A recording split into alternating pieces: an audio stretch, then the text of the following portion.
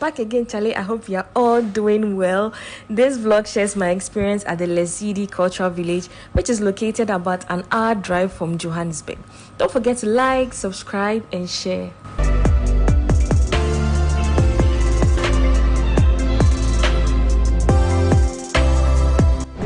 So guys, I really underestimated Johannesburg because the first day we came, it was cold, but it was not that cold. Today is extremely cold, like very, very cold. We go here and the airport AC was like, oh, normal. I was still wearing my dress, feeling all cool and all that. Now we get out and I'm like, no, I have to wear my jacket. Wow, so cold. Like, look at my fingers are like literally freezing right now. Wow, this is how it looks like from here. We're about to leave to our hotel.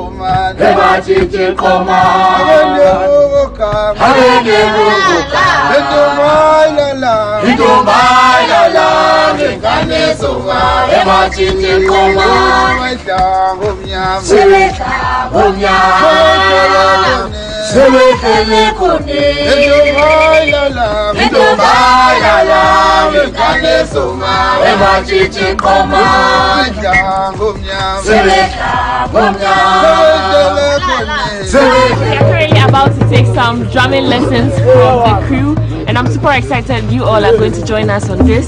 So let's go, let's practice how to drum here in South Africa. Here. The cultural village. The cultural village. Yay! So yeah. Alright, so my friend, good morning once again. Good morning. Yes, let me start with my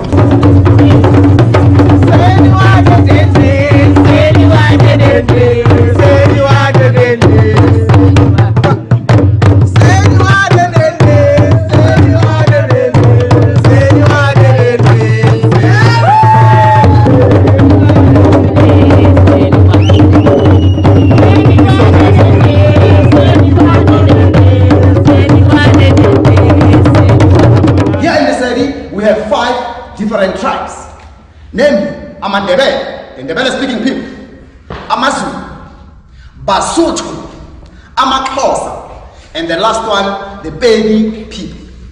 So now, ladies and gentlemen, I'm going to use this South African map to identify those tribes that we have here in the Lesedi Cultural Village. The first tribe that we have the people all the way from the north, Beni people, the sons and daughters of the great king, King Sikukuni. And they had the reign queen by the name of Queen Mujaji. They no longer calling the province Limpopo province. Why are they calling Limpopo province? Because of up here, there's a huge river that separates South Africa and Zimbabwe. Limpopo ring. The second tribe that we have, the people all the way from Mpumalanga, Amandebe, the Ndebele speaking people. We call the Ndebele the artistic of South Africa. For they use colors to communicate.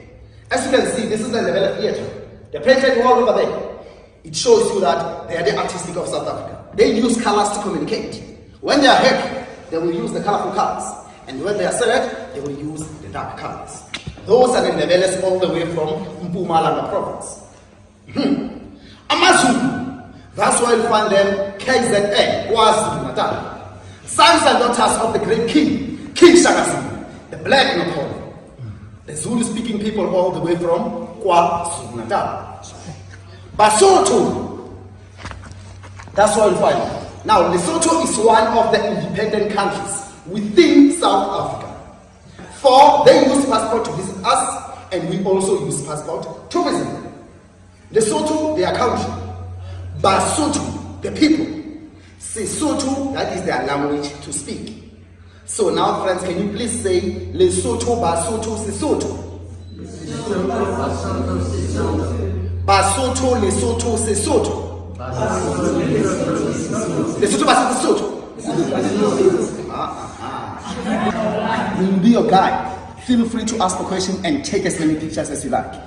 Remember, it's all history. The men to the villages. All right, my good friends, are you ready? Yes. Are you ready? Yes. Let's rock and roll. Follow me. Right here in the cultural village, we are going to take a tour to the villages, how it started before the app now. So yeah. All right. All right, good friends. Let me start by introducing myself. My name is Tolani Ntombela. Tolani means peace. So I'm a peaceful warrior all the way from KwaZulu-Natal. I'll be your host for today, and I hope you will enjoy this journey with me. All right.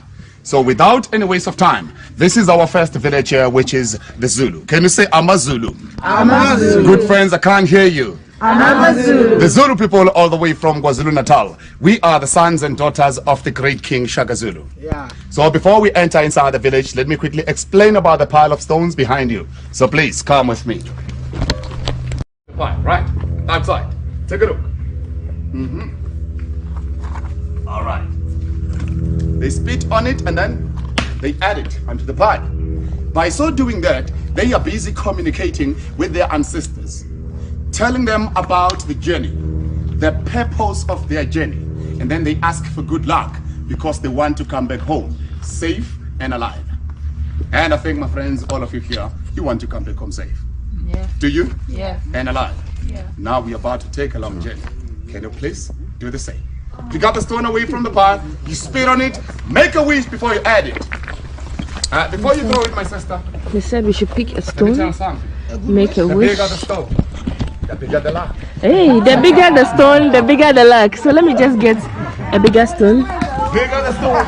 I got a bigger stone here. And we need to spit, make a wish, spit on the stone, make a wish, and throw it in there. So I'm going to make a wish. Oh yeah, all right, okay, good. The biggest I could find. You better go home. Make sure you don't Actually, miss the no. pile. I think this one. Which one? All right, good friends, can I have attention, please? Right, as you can see here, the gate is always closed. You may wonder why. My brother from another mother. Hello, brother. You from KwaZulu-Natal. The gate is always closed. Why? It's because the Zulus, they like fighting too much, huh? Very, very aggressive people. You enter inside their village without asking for permission, you are in trouble. Maybe you will never come back. So permission first. And by asking for permission, you let them know that you are coming with peace. You see the warrior up there? He's a security guard. Our Zulu ADT. You enter inside without asking for permission, he's gonna shout and tell the warriors to get ready to fight. All right. This guy is not strong, man. Really? Hi. Yeah, we able. All right, good friends. Can you say Skulagi Lakaya? Skudeli Makaya! Yes, but louder. Skudeli Lakaya! You see, my brother, now he's passing the message. What does he say?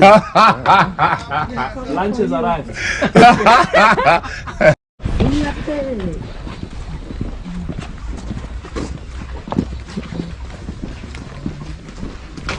This village is a beautiful village. Yeah, this is the Zulu village. Yeah. Yeah. In Domba, I think you know them, my brother, huh? Ladies are not allowed to enter inside the kraal, huh? Zulus, we've got our own way of greetings, and it goes with a handshake like this, huh? It's Sawona, Unjani, Siyapila. Simply means, hello, how are you? I'm fine. My sister from another mother, can you please come forward? If you don't have cows, you are not a respected man in the community. No cows, no wife. All right. No cows, no wife. So to marry a Zulu lady, we pay how many cows? 11 cows. We pay 11 cows for one lady, and they are very, very expensive because one cow costs plus or minus 10,000 rands. All right. In our culture, you can marry as many wives as you can, but it depends how many cows do you have. So many cows, many wives, but many wives, many problems. How many wives do you have? Me, I'm not married yet, my brother. You're not married yet. You know, let me tell you the truth, my brother. There's a difference between the people who are living in the cities and those people who are living in the villages. I think maybe 70% of the people who are living in the villages, they are still doing it. And then 30% of the people who are living in the cities, they don't do it anymore. Why? Because they adopted the style of the Western. Plus or minus 30 people in one village like this. but one lady cooks for everybody. But they take turns. So how to identify our main kitchen? By the openings on the sides, all around until the side. This is for the smoke to come out when the ladies are busy cooking. We call it Into Enkulu or Into Gakoko. You know, when the Zulus are building their village, my brother, I think you know that. When the Zulus are building their village, they start by building this one, Into Gakoko first. Before they build the kitchen or any of these huts. They start by building this one. Why? This is where they communicate with their ancestors. Thank you very much. Let's move to the next one. By wearing the short skirts and the beaded attire. So why they're wearing the short skirts is to show the guys out there that, hey, she's still available. Eh? Available. Available, exactly. Hey, brother, how many cows do you have? Sorry. How many cows do you have? I have 8. 8, not allowed to take it off. During the day or during the night. You sleep with it. Yeah. Oh, let me say, long time ago, they used to sew it onto your hair permanently. Yes, so that you cannot take it off. If you take it off, it's a divorce. So the question is, how do they wash their hair? Huh? How do they sleep at night? So if they want to wash their hair, they slaughter a goat or a cow. As you can see the skulls on top. You see the skulls on top? Yeah. They slaughter a goat or a cow just to tell the ancestors, my dear, that you are not divorcing your husband. You just wash your hair. After that, you do what? You put it back. And then for sleeping at night, take a look. They use this one as a nice pillow. Wow. Very comfortable. The married women were suffering then.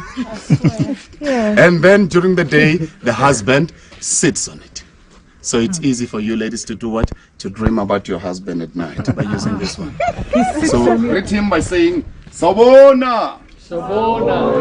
Yebo ngimchazela ngekhali zakaZulu umkhonto ophathwa inkosi senza ngakhona kaJama kaZulu wephathi bemini bemhlali beyishumi ibe lomkhonto ukhala uthi phapha phapha wasekuqamba igama wathi sipha. I think there is no need to translate. Everybody understands Zulu, huh? Yes. Yeah, brother. Brother, do you still remember the Ifetan and the Fatan? Oh, you're the one who... Eh? Oh my God, it smells good. What's so morena? What's up, Morena? All right, my good friends, this is how to identify the Basotho people. It didn't really look like it's a big place from the outside, but then we've been working, learning about the Zulu culture, and this is amazing. These are the things you get to learn when you are on a trip, when you travel. Like, this is really amazing. I know it's very difficult for you to speak Xhosa, but practice makes perfect. So I want all of you to try this one. Can you say ka? Twist your tongue backwards. Ka, e, o, u. Together. Ka, e, o, u. And this, you know what does that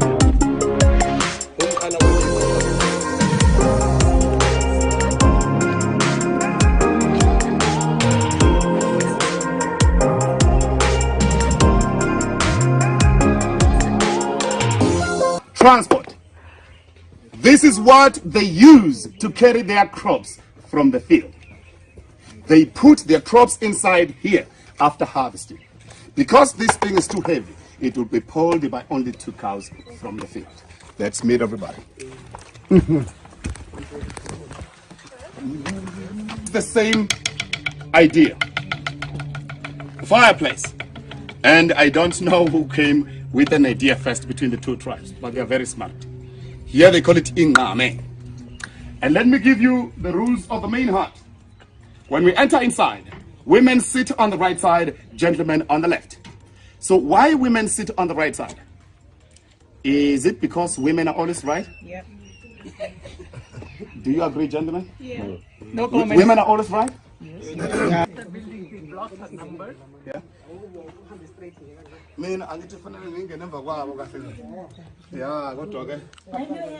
Hello. So we are going to sit here on the mat, right? Yes, okay. In the door, and all beautiful women are protected behind the door. And then the gentlemen on the left will be exposed. So they have to do what? Fight and protect the women. Thank you very much. That's awesome. That's awesome, eh? Yeah. Am I, We're always your so, protectors. so it is for the women. So please don't tell them, my brother. Okay. One is for the men and one is for the women. You know, they say women are always right. So I just want to find out, is it true or not? Okay. Between the two, oh, it is true. Okay. Between the two, which one is for the women? The longer one. The long one is for women. Yeah. Do you all agree? No, I think the shorter one. Way back. All right. The long pipe is for women, and then the short one is for the men. Why the long pipe is for women? They have long patience. Yeah, exactly. But the real reason is because of the Xhosa ladies. When they are going to the field or they are going to the river to fetch water, they always carry their little ones at the back. I mean, their babies. So by using the long pipe, they are protecting their babies from the smoke. Good. So now they're going to sing a quick song for us. Anisele kabele kutapa ngukono twani ikwihale ndela ngukono sele kabele kutapa ngukono twani ikwihale ndela ngukono twani sele kabele kutapa ngukono twani. Give them a big round of applause. Take it.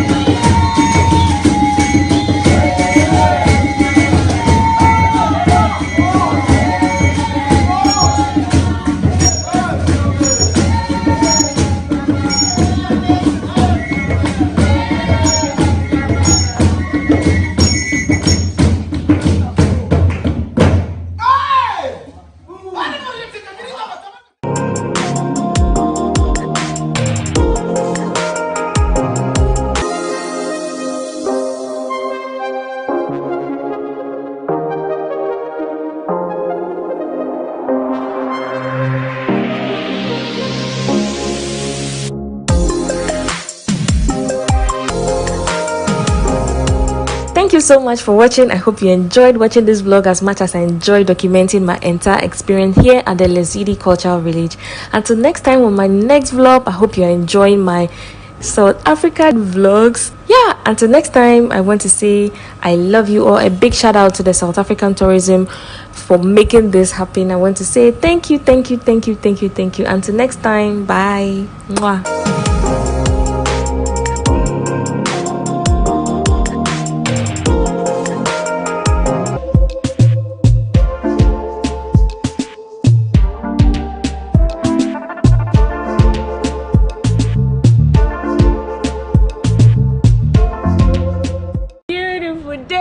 Good morning, my neighbors.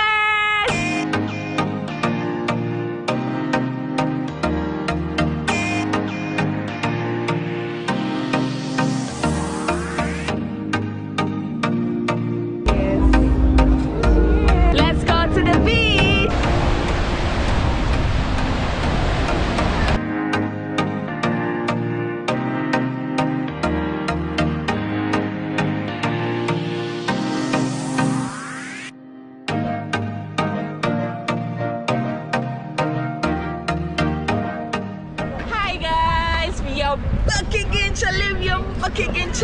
Back again, Charlie. I hope you're doing amazing. I'm currently here, which is the biggest hotel in South Africa. I'm sure you're interested. You want to see how it looks like, you want to see my experiences here. I'm going to be here for a few days. Shout out to South African tourism. You guys are coming along, so let's see what's inside here. Let me share my experiences here, cost and everything. So let's go right into the video. The Southern Sun Hotel is an iconic hotel located on the coast of Durban. It is currently the biggest hotel in South Africa with over 749 rooms.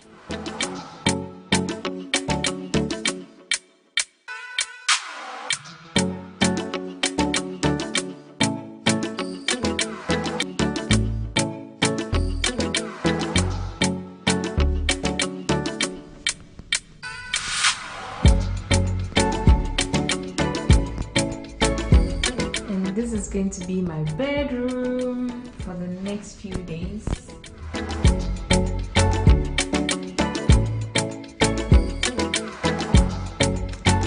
The best part is the view from my room. This is the view. So this is going to be my room for the next few days. Woo! I'm super excited. The room is beautiful. The view is amazing. I get to see the Indian Ocean every day, every morning. Wow.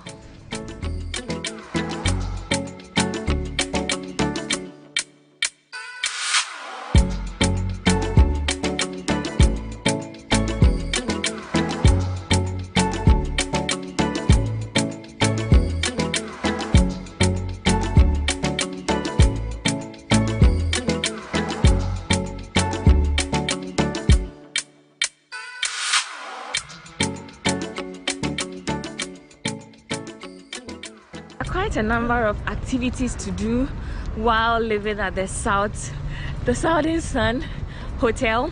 So I'm heading towards the playground. The place is really huge, like it's a big space, so you can keep walking for like 20 minutes before getting to, but chilly, cold at the same time. I don't know if you get me. So the next minute you're feeling hot, the next minute it's cold, the next minute is bright, you know. And this is a good weather. South Africa is beautiful. Hey, look at me, look at the way I'm glowing, look at the view. Wow. And I like the fact that their skies are like blue, so everywhere seems beautiful.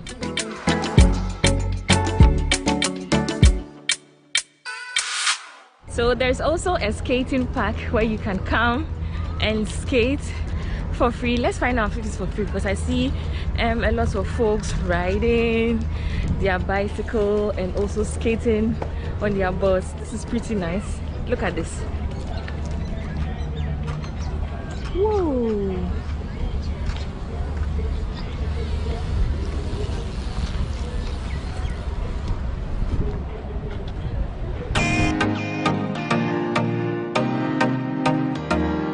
You can come here, have a chill time. The weather is chilly, nice, warm at the same time.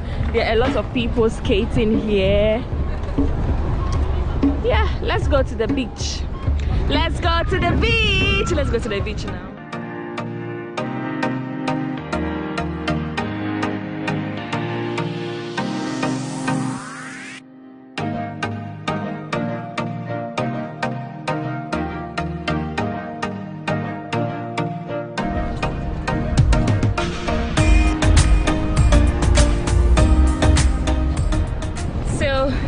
I'm walking to the end of this stretch to have a better view of the ocean, and for you also to see how it looks like. This place is nice. Everyone is walking freely. I'm also like chilling, enjoying my time.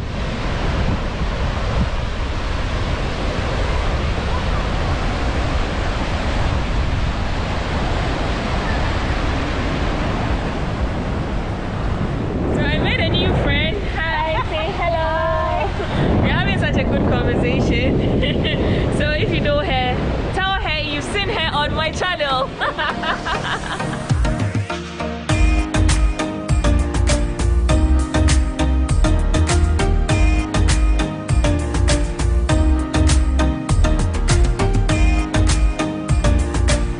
This is the view from the other side. And this is my room number. I was trying to fly a drone from my room so that I could get you this view, like the whole outside, to get this beautiful view. As soon as it got to the green grass, it crashed, and it crashed on top of the building. So I did a lot of follow-up. This is how the drone is looking now. This is broken. This side is broken. This side is also broken. The gimbal, which is this side, is also broken. The glass on the camera is broken. You can see inside of the camera is also broken.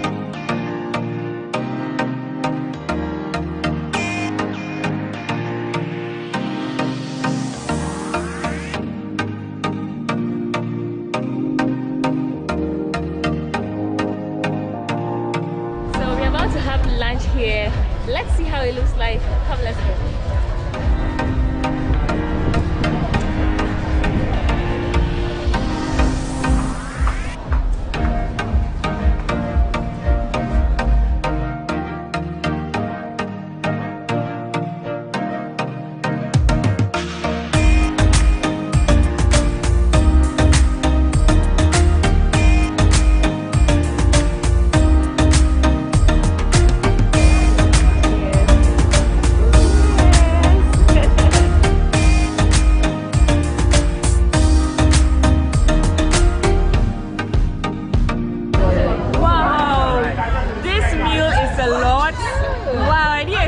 This much.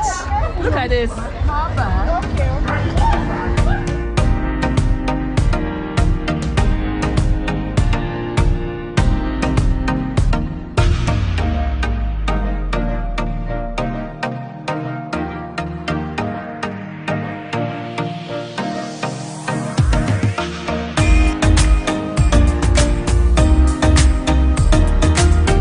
We are done with our meal.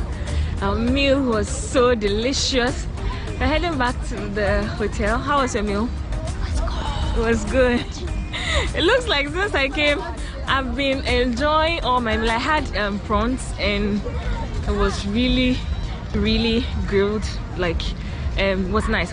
And one thing I've noticed so far on my second day here is their food comes in like large quantities, so you can order for like one.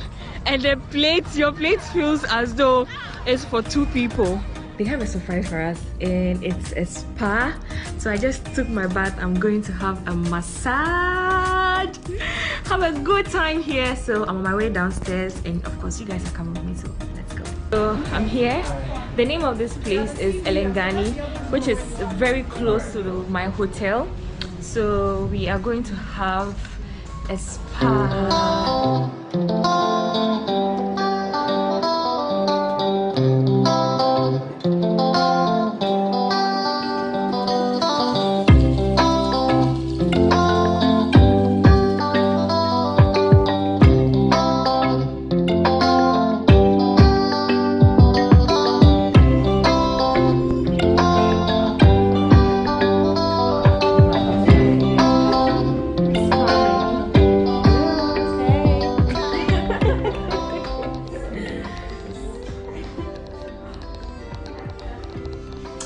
Yay, this is me. I'm ready to get a massage. What are you giving me? What type of massage are we having today? It's a full body massage with hot stones. Okay. For an hour. Alright. Yes. So I'm sincerely used to deep tissue massage. So for a relaxing massage like this, I'm really hoping to enjoy it very well. Like you can tell from the look of my face. My hair ready, Ankasa. So yeah, let's have this party together. Anita, you're having it too, right? Yes, I am. If you don't know Anita, go to her Instagram channel. Hey, her Instagram page. You find I think her. I need to start my own YouTube channel. You guys are making me want to. Please start. The way you are traveling alone. She's going to join the YouTube family soon. So let's go for the massage.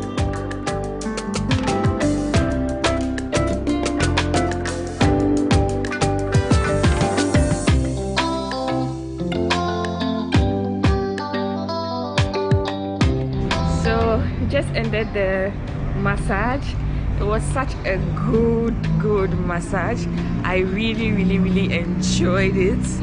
So like it's so relaxing. I think it's a good start for the entire trip. So I'm heading back to my room to rest and have dinner later on. So so far so good. It's been exciting. I'm really having a good time, and yeah, so catch you later.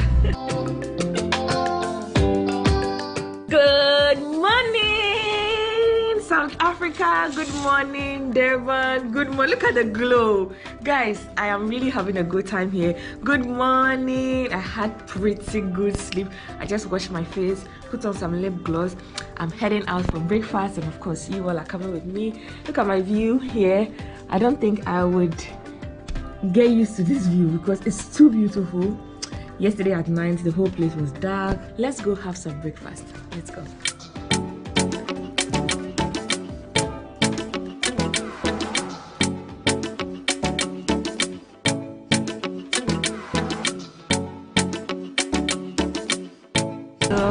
picked everything I'm going to have.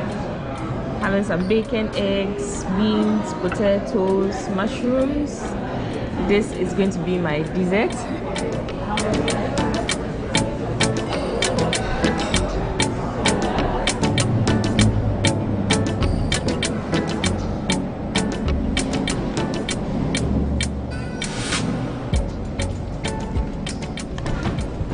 So I'm currently here at the last floor, which is the rooftop, and it's currently winter in Durban, so it's so cold and very windy here.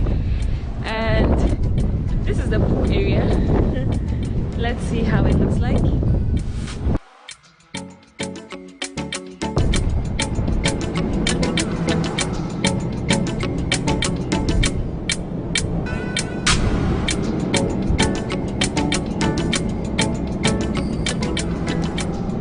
The good part is the fact that everywhere has a beautiful view.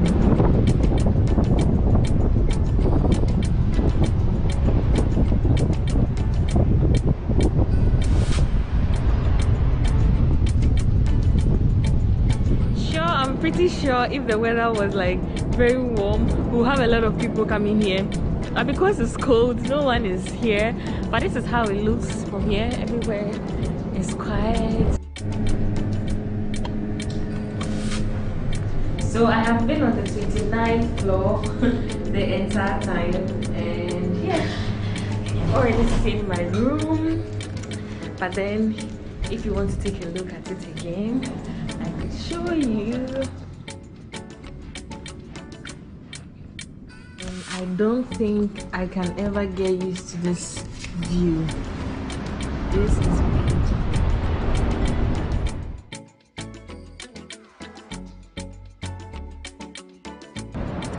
Good morning, it's a beautiful day. Good morning, my neighbors. Good morning from Durban, good morning from the Southern Sun Hotel. And today is going to be my last day here at this beautiful hotel. And yeah, going to have breakfast, go to ITC, and then leave this hotel. I hope you are enjoying my stay here. Look at the glow. Like, South Africa's sun gives you a different glow. So yeah, let's go. Should I close the window? Should I leave it? Should I close? Okay, let's go have some breakfast. Let's go. So one thing I realized here is they usually add cheese to their egg. The first day I came, I was like, oh, let me stick to what I know and just enjoy without cheese. The next day I had the fried eggs omelette with cheese, and I'm like, oh. Since then, every day I have omelette with cheese in it. This is good. This is what I'm having for breakfast. I'm having yogurt, my seeds, and yeah, tea. So cheers, guys. So yeah, cheers, guys. And oh, I forgot to mention that their tea is also very unique and different. I'm really going to miss this view. So guys, I want to say thank you so much for watching this video as much as I enjoyed documenting my entire experience here at the Southern Sun Hotel. A big shout out to the South African tourism for this experience. Follow them on Instagram, show them some love. Until then, don't forget to subscribe, like and share. See you on my next video in South Africa. I love you all. Mwah.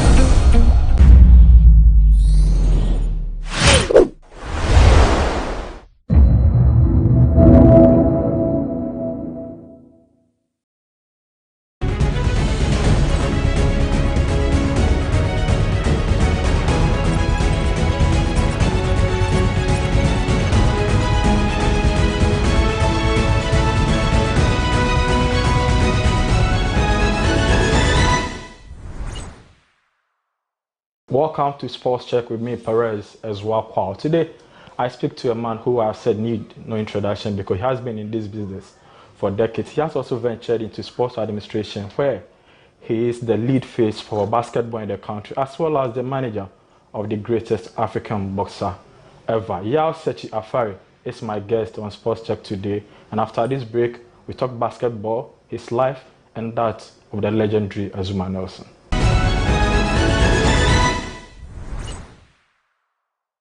Welcome back from the break. Yao Sechi Afari, the CEO of Right Sports, the manager of Azumah Nelson, the face of basketball in the country. You have a lot of titles. And sometimes I wonder how I'm able to share my time. But first, thank you so much for this opportunity.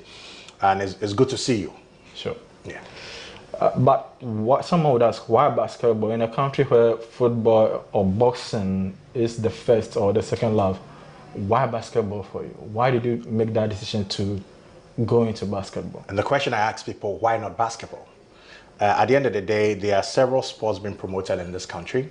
And the last time I checked, over 40 of them with the National Sports Authority. And beyond the federation, private people need to be interested to support the activities of this federation. So my journey or my partnership with basketball started back in 2003. Wow. So we're talking 19 years ago. We're talking in 2022, so 19 years ago. And it started as me fulfilling my responsibility as head of events and promotions with Choice FM. I mean, it's a great journey from where you took it to when. But how difficult has it been for, of course, Coca-Cola have been faithful partners and they keep supporting you, but you know, in our part of the world, people want to see a lot of numbers. They want to see maybe basketball stars in the NBA before they commit some resources to it. So how difficult or easy has it been in your 90-year journey? It's been difficult. And I always say big ups to Coca-Cola for the support. However, the longest we've gone was back in 2010 where we engaged 8 regions. Then it was 10 regions. Why? Because it's all about budget limitation. If Coca-Cola gives you 100 Ghana cedis and is able to do, let's say, 3 regions, but there are 7 other regions yearning to be part of it. So yes, they are doing their best, but if you had extra resources, you'll be able to do more than you're doing. Sure. And so it's been difficult. At this point, I won't say it's as difficult as back then. Sure. It's better because basketball popularity is soared. It's been discussed on radio, television, it's everywhere. But we still need enough corporate bodies in that space. But then, so what would you say for football, for instance? I once said an executive council member saying, if they got, say, $5 million, they will be able to put the league where they think it's supposed to be. Based on your knowledge of the basketball field, how much investment do we think we need if we really, really want to develop the sport? Hey, this question, I haven't put numbers to it, I have to confess. But we need some investment. So I give you an example. We do not have a national indoor arena as I speak with you. The last time I checked, Cape Coast had something, but it's not standard for an NBA team to want to come and play here, an European team want to come here on their training tour. So you need investment in that area. You need to build, at least get one in Kumasi, get one in Accra, get one in Takoradi. If you have 4 indoor arenas, minimum seating capacity about 2,500, 3,000, it will completely change the face of basketball in Ghana. I kid you not. We're going to have a lot of teams travel to Ghana. We can hold international competitions here. And only God knows how many kids would, through basketball, access higher education, get employed, and change their life situation and become an inspiration. I mean, despite all these challenges, you have done really for yourself. And I've followed the basketball for a while, so I know how difficult it's been. I mean, pulling resources together to state some of things, but nonetheless, we've been able to make an impact where we've had stars from this. What are some of the known faces from the Sprite Ball Challenge or from your marriage with basketball that Ghanaians should know? Known faces that we've invited to Ghana? No, who you have produced basically? Oh, so this is the interesting part. we describe ourselves as, and I'm talking about Right Sports, as enablers. Sure. We create the platform that would create other industries or other players out of it. So I'll give you an example. We are promoters. We organize events, get everybody excited, get the media talking about it, get parents coming, get fans excited. But we are not agents. Sure. We don't manage people. Yeah. So we have agents or basketball people who come and sit and identify the players. And it's okay, yeah, I want to work with this boy. I think it's good. I have a connection with this school abroad. And so we don't take credit for everything, but we are the people who bring everybody together. We showcase them and say, what can you do? So out of the work, you now have like Clock. Clock used to play for KSTS, play for Tech. Now Clock is doing basketball attires. He's got a brand company, and we didn't create it, but he takes inspiration from it. Because why? He's seen the need to position himself as a guy who can provide jerseys. Because Yelsichi and his team, we don't produce jerseys. Yeah. So out of the programs, businesses are being formed. Do you understand my point? Yeah. A lot of kids from Sprite Ball are playing in colleges, some are in high school, and all over the place, which can put a list of them there. What we haven't had is, okay, who is playing in the NBA, like the notable leagues. Yeah. Ben Bentel is not a product of Sprite Ball, but Ben Bentel, it's a product of the basketball ecosystem in Ghana. Sure. And so sometimes you can point to Ben Bentel and say, okay, but at least he didn't survive in the NBA, but at least on the Knights drafted 51st by Boston Celtics, that is a product of Ghana. Do you think that in the near future we're going to see, Ghanaian basketball stars in the NBA? I mean, based on the investment you're making, based on the fact that now there seems to be some interest in the sport as well, or do you think maybe the height factor? Are we going to see Ghanaians in the NBA and professional leagues around the world? I say a big yes to it. Once we can stay consistent and begin to monitor the progress of these young kids who have had the opportunity to travel abroad to pursue higher basketball and education. So yes, it's an emphatic yes if we're going to see some kids in the NBA. Do you have some names? Yes, currently there's a guy called Agbeko, there's a Max Olokwampa, there's this kid also called Senna. A lot of them, I don't keep track of them because, like I said, that's not my space. We don't own these players. My last question, what's the future of Sprite Ball? As long as Coca-Cola is committed to this process and they have not indicated anything other than they excited about this opportunity or this platform to see kids grow in the area of basketball and music, we'll continue to be here to do it. And of course, we're open to other businesses that want to come into the space and to help, nurture basketball talents in Ghana. So yes, Sprite Ball has been coming a long way. It's since 2007, and we're still here growing strong. Congratulations. I mean, you've won some awards as well. You've been featured in the Emmys. So. Yes. So I remember 2010, we're recognized by Swag Awards. We're given a Meritorious Awards for the development of basketball. And in New York, there's an award called 3G. And we were there also to receive in 2014, Happy FM organized the Ghana Fan Sports Awards. We also recognized. And in 2017, I think you can see in the background, the big one, the Man of the Year Sports at the Emmy West Africa at Kempinski. It was fantastic. I didn't think I deserved it. I didn't think so because I looked at the category and you had Kwesi Nyantichi, you have Tony Bafu, and I'm like, okay, football people, there we go again. So when my name was mentioned, it took me a second to say, no, hang on, are they just mentioning my name or they're saying I'm the winner? And so you should see that I was running to the front to receive the award, and I dedicated to the basketball people of Ghana. I mean, congratulations. I mean, it's a good recognition. You've sacrificed a lot for a sport that does not get a lot of funding. You've done so well for it. So, Yelsichi has been talking his basketball. We come back from the break and we're going to talk Azuma Nelson. He's also a teacher to one of the most recognized, one of the world known sports personality, so we'll be speaking to him about that as well. This is Sports Check and Perez as well. We'll be back after the break.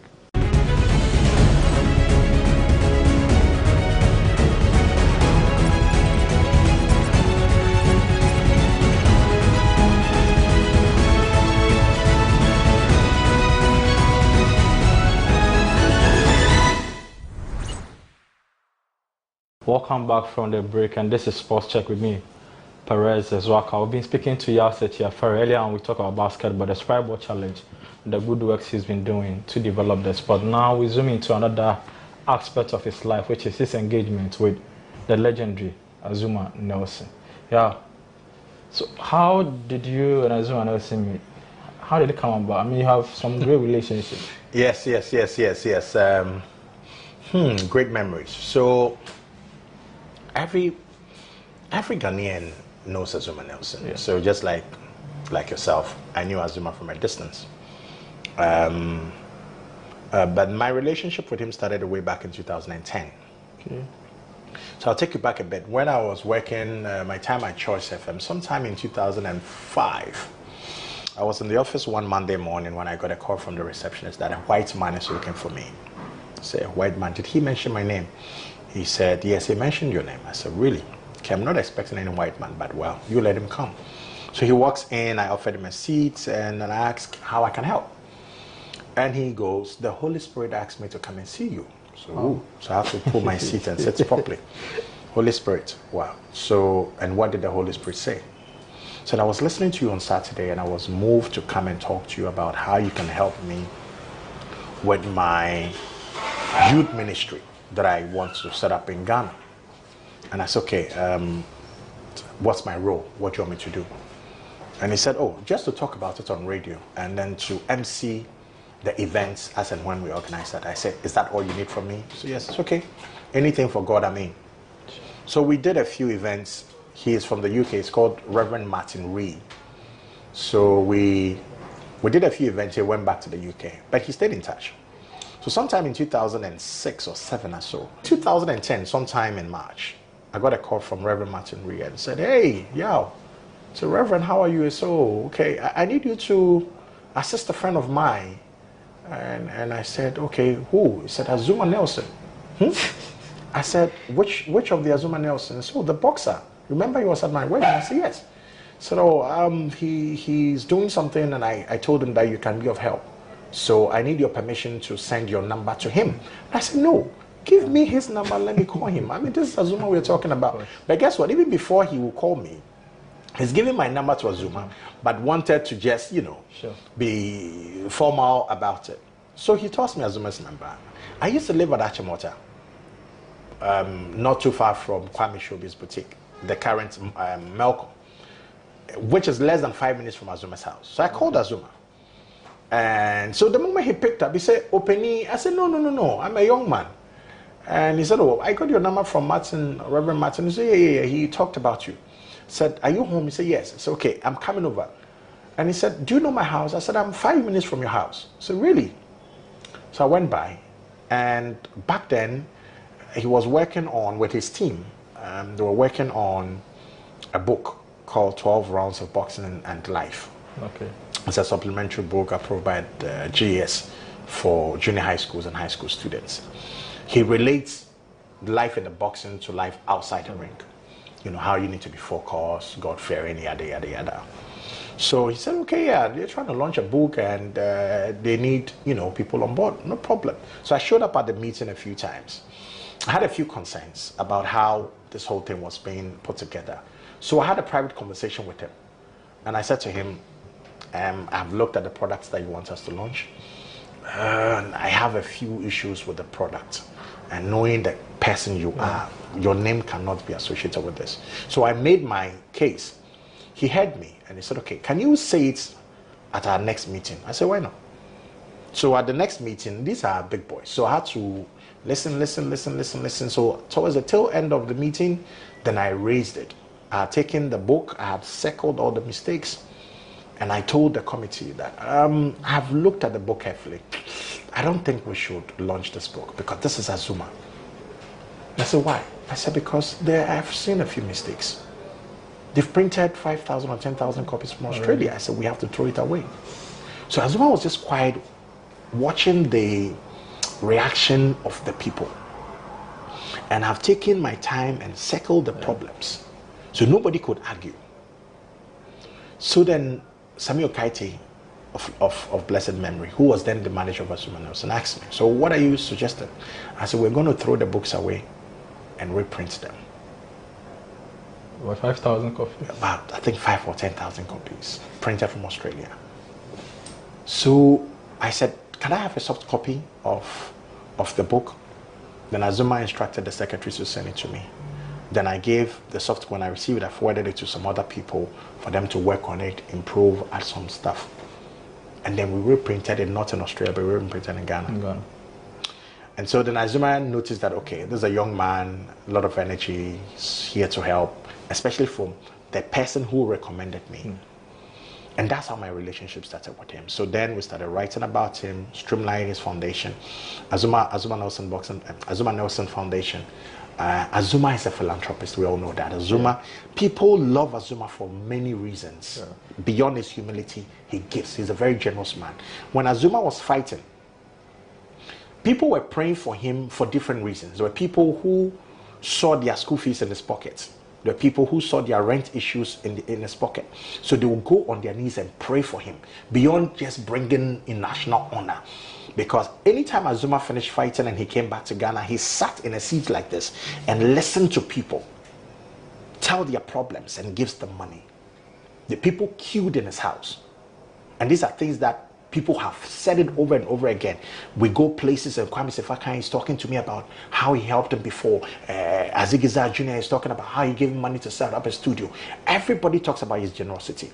So I noticed back then that, look, there are people also who take advantage of such stuff. Yeah. So we needed to streamline the foundation activities. So anytime people came with problems, you have to refer to me. But I'm sure there have been a few down moments, maybe not from Azuma himself, but maybe there are certain instances or situations where you were not happy, or you were sad, or you were perhaps angry. With him? Not necessarily, but because of your association with him. Oh, okay. So there have been moments where, because I know so much and how people have abused their relationship with him over the period, and yet Azuma will be laughing with these people. Sometimes I don't get it. Paris, you understand? Like, because of what I know, I'm like, what kind of man is this? Yes, I know the Bible tells you to forgive, but you know, some people would do you something, you're wondering, why are you still talking to him and being nice and still supporting? And as I said, the man is like, he's just too good. So sometimes I get frustrated over something that I'm not even supposed to be frustrated. And sometimes also when people,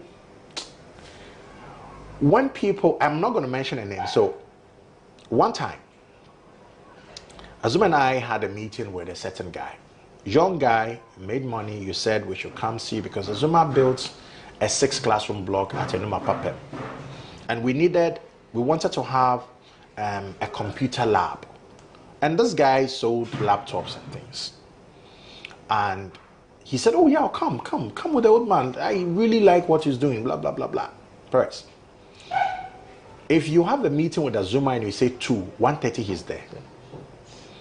I am always the late guy.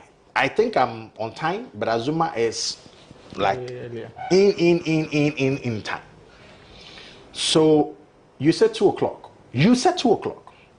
We got there at 1:45. Sat at the reception. There are cameras all over the place, so you can see that we are there. Yeah. I told the receptionist that, Azuma is here to see this guy. Paris, we are there. It's 2:20. It's 2:30. It's 2:40. It's 3. 1 hour. Somebody came. Some government guy, politician came. Within 2 minutes, enter. So I went to the receptionist and I said, tell him it's very disrespectful. Yeah. If he doesn't have time to see us, he should say. In the next 5 minutes, if he's not ready to swear, I said, it's fine, we have to go. I said, look, tell him that if I came alone, boy, I won't have a problem. Sure. But to have the old man seated here for 1 hour without attending to us is very disrespectful. So tell him. So I'm sure he had seen my interaction. I don't know how the secretary told him, but within 5 minutes, the secretary came and said, oh, he said we should meet in the boardroom. And when he walked in, I said to him, I said, bro, in front of Azuma, I said, bro, that's wrong. I mean, I know you're a big man, you want to help, but Charlie, you don't do that. Yeah. If I came alone, and I repeated, I said, bro, if I came alone, it's different.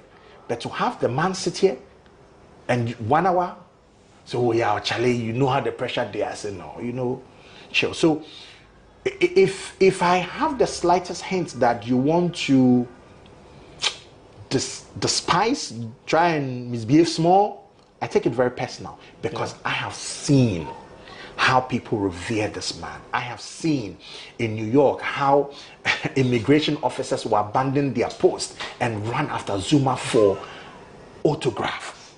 Wow. I have seen how boxers will be gathered in a room and they'll be calling my phone to say, where is Azuma? Because without Azuma, this program is not starting. I have seen in Azerbaijan where the WBC will say, Azuma and Costa Zoo, you are the only two to meet the president and go on television. I have seen the respect. So when we are here and somebody, small boy B1, misbehave, I take it very personal, but he is calm about it. What about the higher moments, your favorite moments with Azuma? I think my favorite moment, Charlie, favorite moment with Azuma, okay, I don't say this in any, he's a very funny guy.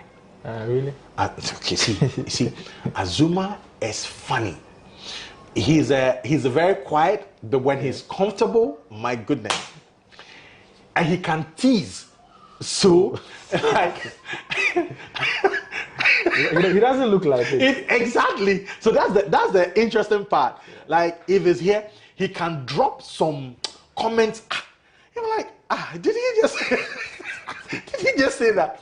That's Azuma. So there's no dull moments with him.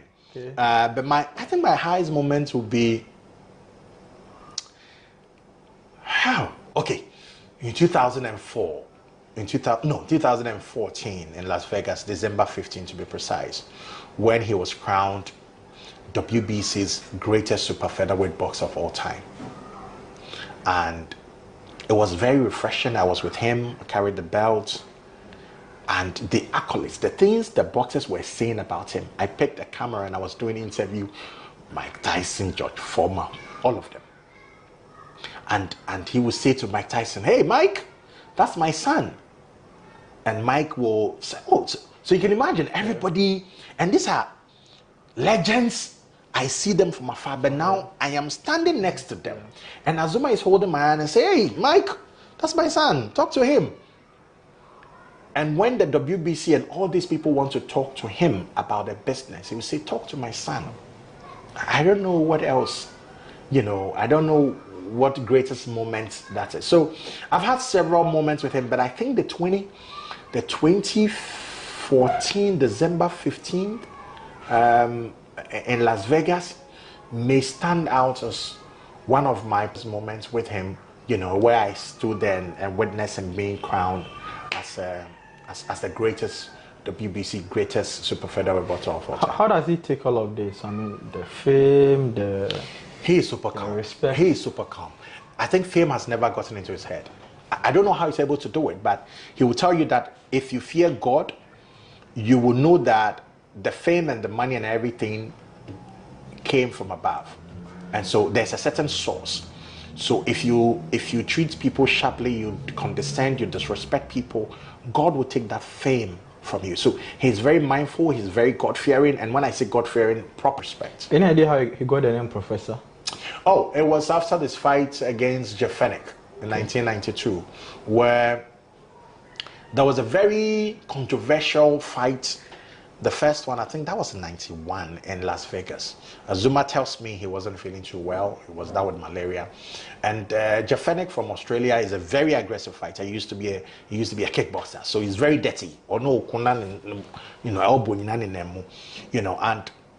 Azuma wasn't completely fit, but he couldn't check out of the fight. So they went ahead and they traveled the distance. They went to the 12th round and the guy did well. So Jefenik expected to be declared the winner and was declared a draw. And he was livid. He was shouting, screaming, accusing everybody, robbery, yada, yada, yada. And Azuma said, okay, no problem. You know why? I was not well. You couldn't knock me out. Choose a venue. Tell me where. And in his own words, he said, your father can be the judge, your mother can be the referee, your kids can be the fans. It can happen in your bedroom. I'll still knock you out because I was sick. He couldn't do anything about it. So it was after the fight. And then he said, oh, this was like a father and son relationship.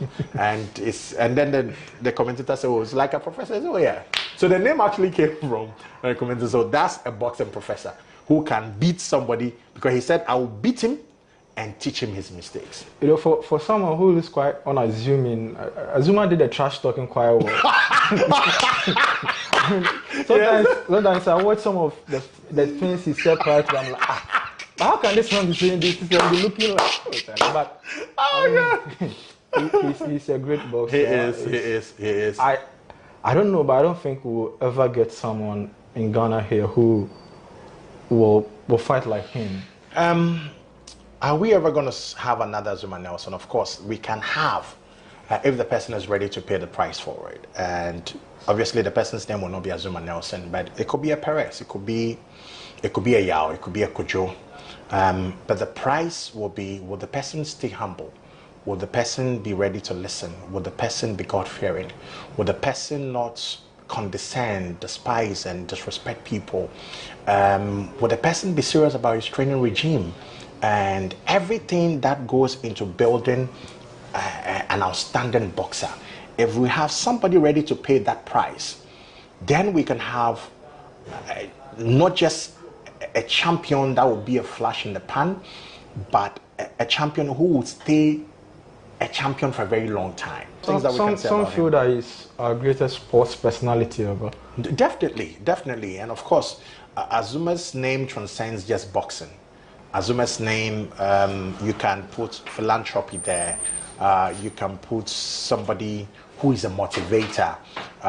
Because in recent times, he's not boxing, but he's inspiring and motivating a lot of people. So there are corporate events where Azuma will go and talk to workers on how to persevere for excellence. I mean, thank you very much, Yasser Ferry, for hosting us. Welcome. In your office. This is Sports Check, and Yasser Ferry, the CEO of Right Sports and the manager of Azuma Nelson, has been my guest. We've been speaking basketball as well as the career of Azuma Nelson and what he thinks the legendary boxer's legacy will be. Until we come your way with another edition of the show, I am Perez as well. Yapon. I'll see Yapon.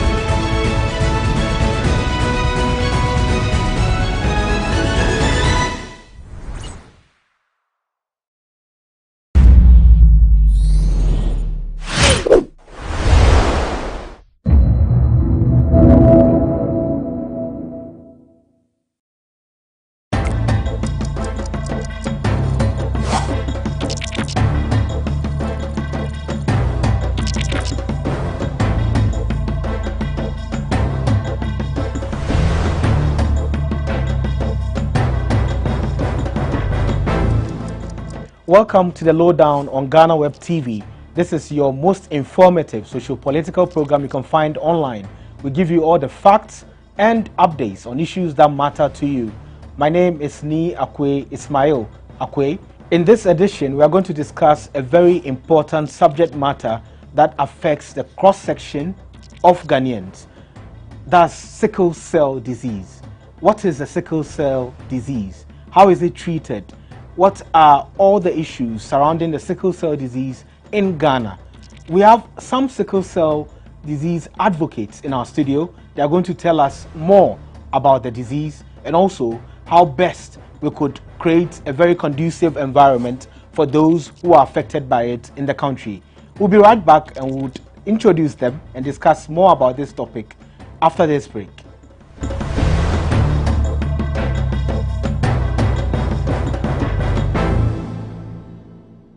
Welcome back from the break. This is the lowdown on GhanaWeb TV. Our guest, as we said earlier, for this important discussion, are Dr. Enam Sefako Bankas. She's the managing director of Sickle Life, and also Nanaisi Duka Makmate. She's the founder of Sickle Cell Awareness Initiative. Welcome, ladies. Thank you. I like your shirts, quite bright red. It matches with our new sets. It does. Indeed, this is not the set we use, but today we're trying to change things a bit. It looks good. Yes. So, Dr. Enam Sefako Bankas, I will start with you. We know sickle cell is a very important subject in Ghana, and a lot of people have a lot of misconceptions about sickle cell. But if you can tell us, what's the population of people who are affected by the sickle cell disease in Ghana, if you have that figure? Okay, thank you very much. So, unfortunately, we don't do a lot of research about this condition in Ghana and even globally. However, we know that about 500,000 people live with sickle cell disease in Ghana, and data suggests that 2% of newborns born in this country have sickle cell disease. So that amounts to 15,000 babies born with sickle cell disease every year in this country. And to make it more real for us, we need to understand that every 1 in 3 people in this country have the sickle cell trait. What that means is that you have the capacity or the ability to pass on the trait to your children. So it's very important that we talk about sickle cell disease, because with this information, we know that the prevalence is high, and so there's a large number of people who have this condition, and there's also a large probability of passing on this condition to our children. That's why we need to talk about it. As a managing director of Sickle Life, I know you reach out to people who are living with sickle cell disease. How many do you have in your circle? So currently, we have a support group that has over 250 people actively on that page. And that's just because of the limitations of WhatsApp. Yes. But then, other than that, we also have a lot of people in the communities that we go to, that we engage with. And then we have people who are not able to utilize WhatsApp platforms, who we are also engaging with through our support group members in the communities. But just on WhatsApp, we have 250 people, and then we have others on other social media platforms. Then let me come to Nanesi. You are the founder of Sickle Cell Awareness Initiative. Do you also have a support group? Yes, we do. How many are you? I would say our reach is in the thousands, just because we don't take advantage of just traditional channels, digital channels. We do a lot of direct targeting, and a lot of our campaigns and awareness outreaches that we get involved in, we make sure that they reach the masses. And so, yes, we do have smaller cells of support groups, but we are not as, I wouldn't say, boots on the ground as well networked as Sickle Life, which is why we do a lot of work together. But combined, our NGOs reach thousands of people every day. So there's one statement, it's very unpopular, that people say that sickle cell is a death sentence. Is this something that you would agree to or disagree to? Absolutely not. Vehemently disagree to, just because I think that in itself is symptomatic of the national narrative around sickle cell disease and why we have morbidity rates that are so high in the country vis-a-vis in developed countries that also have a sickle cell prevalence, but they are living well into adulthood. And so it's absolutely not a death sentence, but a lot of these deaths associated with sickle cell are preventable. And so it's conversation and language that we should move away from. The sooner the better. Who is the oldest person you know living with sickle cell right now, and what's the age? Maybe that could give us an idea. Mama Lucy, yes, she's a part of our group. She is 92 this year. Oh. Yes. And she's living with sickle cell? Living strong. Living strong. That's quite interesting. Yes. What about your group? Do you have an oldest person? Same, Mama yes. Lucy. We would want to meet her one day and have a discussion. Absolutely, yes. We can arrange it. Now let's go into the health part of it. How does one get sickle cell? I know there are some misconceptions that it's either a curse or the other popular one is through the foods people or women eat when they are pregnant. I've heard that as well. Okay. How does one get sickle cell? Okay, so sickle cell is a genetic disorder. What that means is that it's something that is intrinsic to you. It's something that you are born with. It's not acquired from what your mother eats or being associated with someone who has the condition. So the only way you can obtain it is if your parents happen to have the trait for the condition. When I say the trait, it means that they have the mutation or the genetic change. And so maybe as we talk, we'll explain this further. Yes. But then a person has sickle cell disease when they have two of this change gene, right? And so what is called the normal variant, which we don't like to use that kind of language, is A. You hear people saying I'm AA, I'm AS. Yeah. Yes. So the unmutated form is the hemoglobin A, and then the mutated or changed form is the hemoglobin S, and then other mutated ones. So there are other types like S, like C, like E, like O. If I discover one today, I'll call it enam or bankers, right?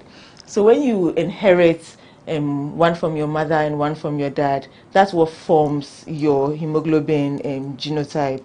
So your parents may be, let's say, AS and then AS, and then when they meet and then you have one from them, each of them, then whatever you have, if there are two of these non-A forms, then you have sickle cell disease. Okay. So a person has sickle cell disease when they have a hemoglobin S and any other mutated form, right? So hemoglobin SS, hemoglobin SC, hemoglobin S beta thalassemia, all of those are sickle cell disease. Okay.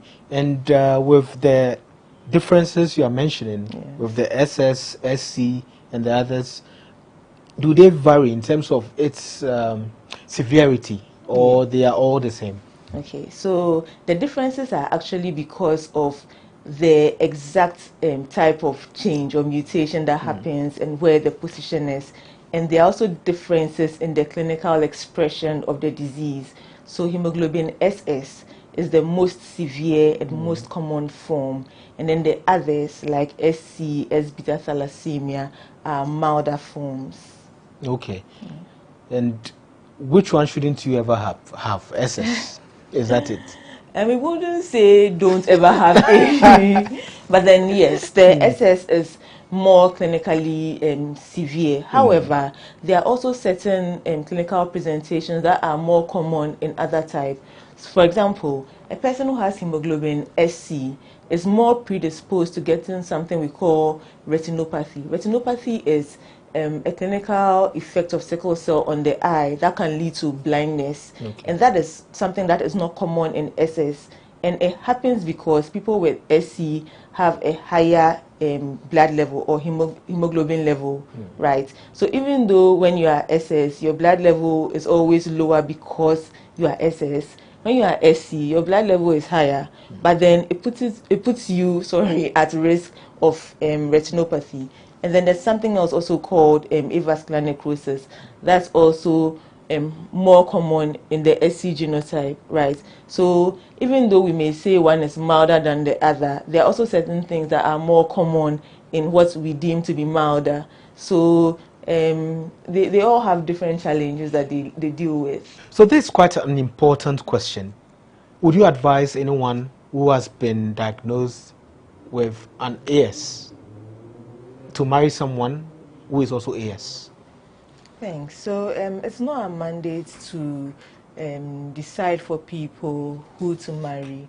Ours is just to educate people, give them all the information, and then we leave them to make that informed decision. And we know that elsewhere people are regulating who can marry who and what should be done. But then for us, the important thing is that we tell people not to wait until it's time to get married and then you go and do the test, because at that point you're already biased in your decision making. So even when we give the information and people are not willing to listen to us and to make any informed decision. However, what we do is that we give you the all the information about your risk or chances of having a child with sickle cell disease. So in this example, for an AS parent, we know that the chance of having a child who is AA is 1 in 4. And then the chance of having a child who is SS is also 1 in 4. And then the chance of having a child who is AS is 2 in 4, right? But this is with each pregnancy, right? So it's not like when you have 4 children, then it's 1 AA, 1 SS, and then 2 AS. That's not it. Every time you get pregnant, it resets. So we just put this information for you, and then you have to decide on your own. But then we also know that there's advancements in medical knowledge. And so when we are giving the information, we also have to let them know that there are various levels of prevention. So there's primary prevention, where you want to avoid the condition altogether by not even trying, right? And so in this case, there are some people who really, they may have those genotypes and they don't want to have kids at all, right? So they may get married and not have children at all. There are some who will get married and also opt for IVF with genetic selection. It's a very valid option. There are some who will go in for adoption. It's an option that is available. There are some who will go in, leave it to genetics, chance, whatever will happen, have that child with sickle cell and opt for all the medications that we've mentioned, the hydroxyurea, the crizanlizumabs, every medicine that is now available, right? And there are some who can even afford this bone marrow transplant or will go in for gene therapy. All these things are valid options, and our place is just to put this to the people, and then you do that assessment on your own, that am I in a position to afford a bone marrow transplant? Can I assess gene therapy? Do I have the social support to care for a child with sickle cell disease? You know, so it's a person by person decision, but then at the end of it, you just need to be able to make that informed decision. So that's all we do.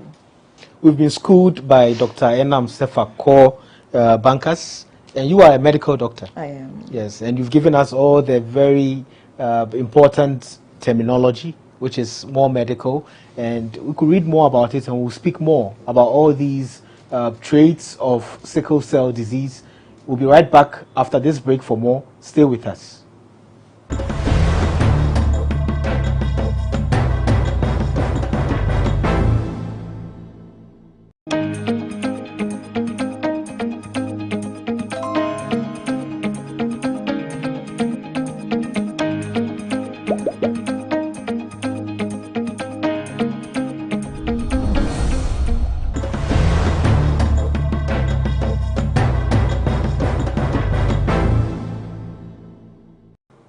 Welcome back from the break. This is the Lowdown. My name is Ismail Akwe, and we have our guests here. That's Dr. Bankas and also Nanesi, and we are talking about sickle cell disease. So you were giving us a lot of terminologies about how the hemoglobin and also the whole blood cells come together to create the disease. And it's something that happens genetically as well. Now, what about the effects? After a child is born and the child has been diagnosed, is it diagnosed? Yes. Diagnosed. The child has been diagnosed with sickle cell, maybe SS, maybe SC. What's the first thing that's done at the hospital? Well, it depends in every circumstance. It's one, I think a lot of it has to do with where you are born, and so the interventions that can happen. There are some countries and in some parts of the world, everyone is screened when they are born. Okay. So you're able to detect sickle cell disease at birth. And where there's advancement in medicine to that level, it means that treatment and interventions can begin straight away. You go on certain medications that aid with the management straight away. You go on certain medications that help to prevent infection straight away up until you're at the age of 5. And so monitoring is easier. In Ghana, it's a different situation. Over the last 2 decades, we've made a lot of advancements with regards to newborn on screening and what have you. But I, for example, didn't get diagnosed with hemoglobin SS until I was 8 years old. Oh. And so I in didn't. Ghana? In Ghana, yes. I found out in Ghana. I was unwell, and my parents took me to the hospital, and the doctor said, you should probably check for sickle cell, and that's the first time they tested. So I was fine until I was 8 years old. There are other people who will be challenged in terms of their health and other things right from birth. And so with that, they are able to diagnose and then find a solution. I mean, currently research suggests that up to 90% of births that are sickle cell disease births, those children will die before they are 5 years old. And so with that is, in this country, a lot of people, and there's been some conversation in the past about sickle cell deaths being attributed to malaria. They died from malaria, they died from malaria because there was no diagnosis of sickle cell disease. And so I can't say that there's a specific thing, but the most important thing is that you know when screening happens as soon as possible so that the right interventions can take place. So it's quite important to know that you have sickle cell, Yes. the disease, Yes, and I I do. don't know if you also do.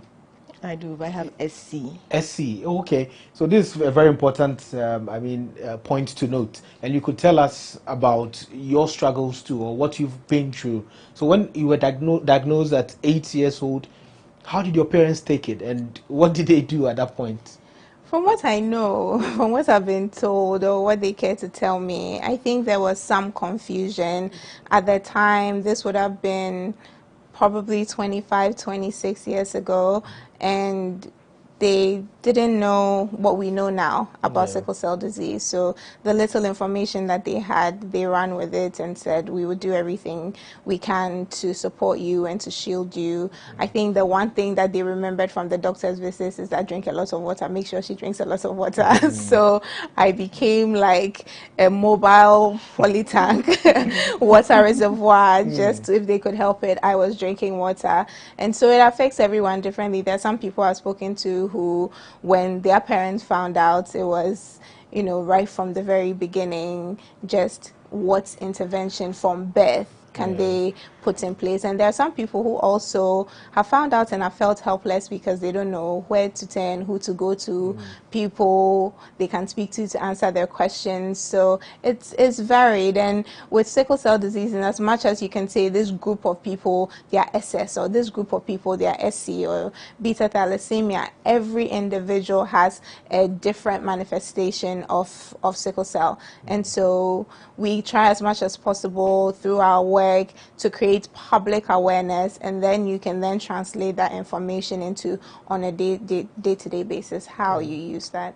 Do you have the same experience? When were you diagnosed? Was it from birth or later in, your childhood? Yes, it was in infancy. Okay. I had one of the earliest symptoms of sickle cell disease. So it's called foot syndrome. Okay. So what happens is that you get swelling of the fingers and toes, and it's just because of the sickle cells blocking the vessels in there. And so my parents, of course, took me to the hospital, and they ran the sickle cell genotype test, and then that was when the diagnosis was made. And my mom is a health worker, and so from that point on, we started doing a lot of the interventions. So the drinking of water, the staying hydrated at every point, avoiding a million things, the taking of the medications, and every single thing that, we are told at our reviews, just to ensure that I live as full a life as has been possible. And so yes, that's also my story. So it started very, very early for me. And was it difficult for your family as well? Yes, it comes with a lot of challenges because it's a chronic medical condition. So you live your normal life, but then it's interspersed with acute pain episodes and acute illnesses. So sometimes you'd have to be admitted. Sometimes somebody would have to leave work to come and stay by you. And sometimes it's emotionally challenging.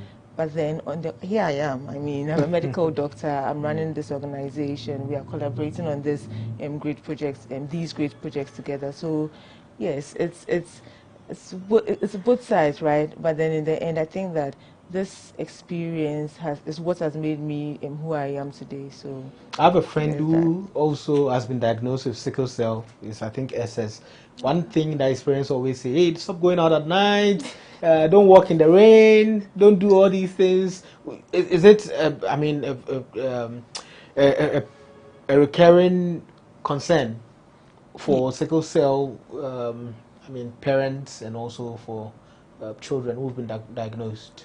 Yes, so there are certain defined things, we call it pathophysiology in medicine, that would cause the crises or acute pain episodes or the various things that happen in sickle cell disease. But then we know that there are some physical things that may contribute to them, right? And so we call those things precipitants.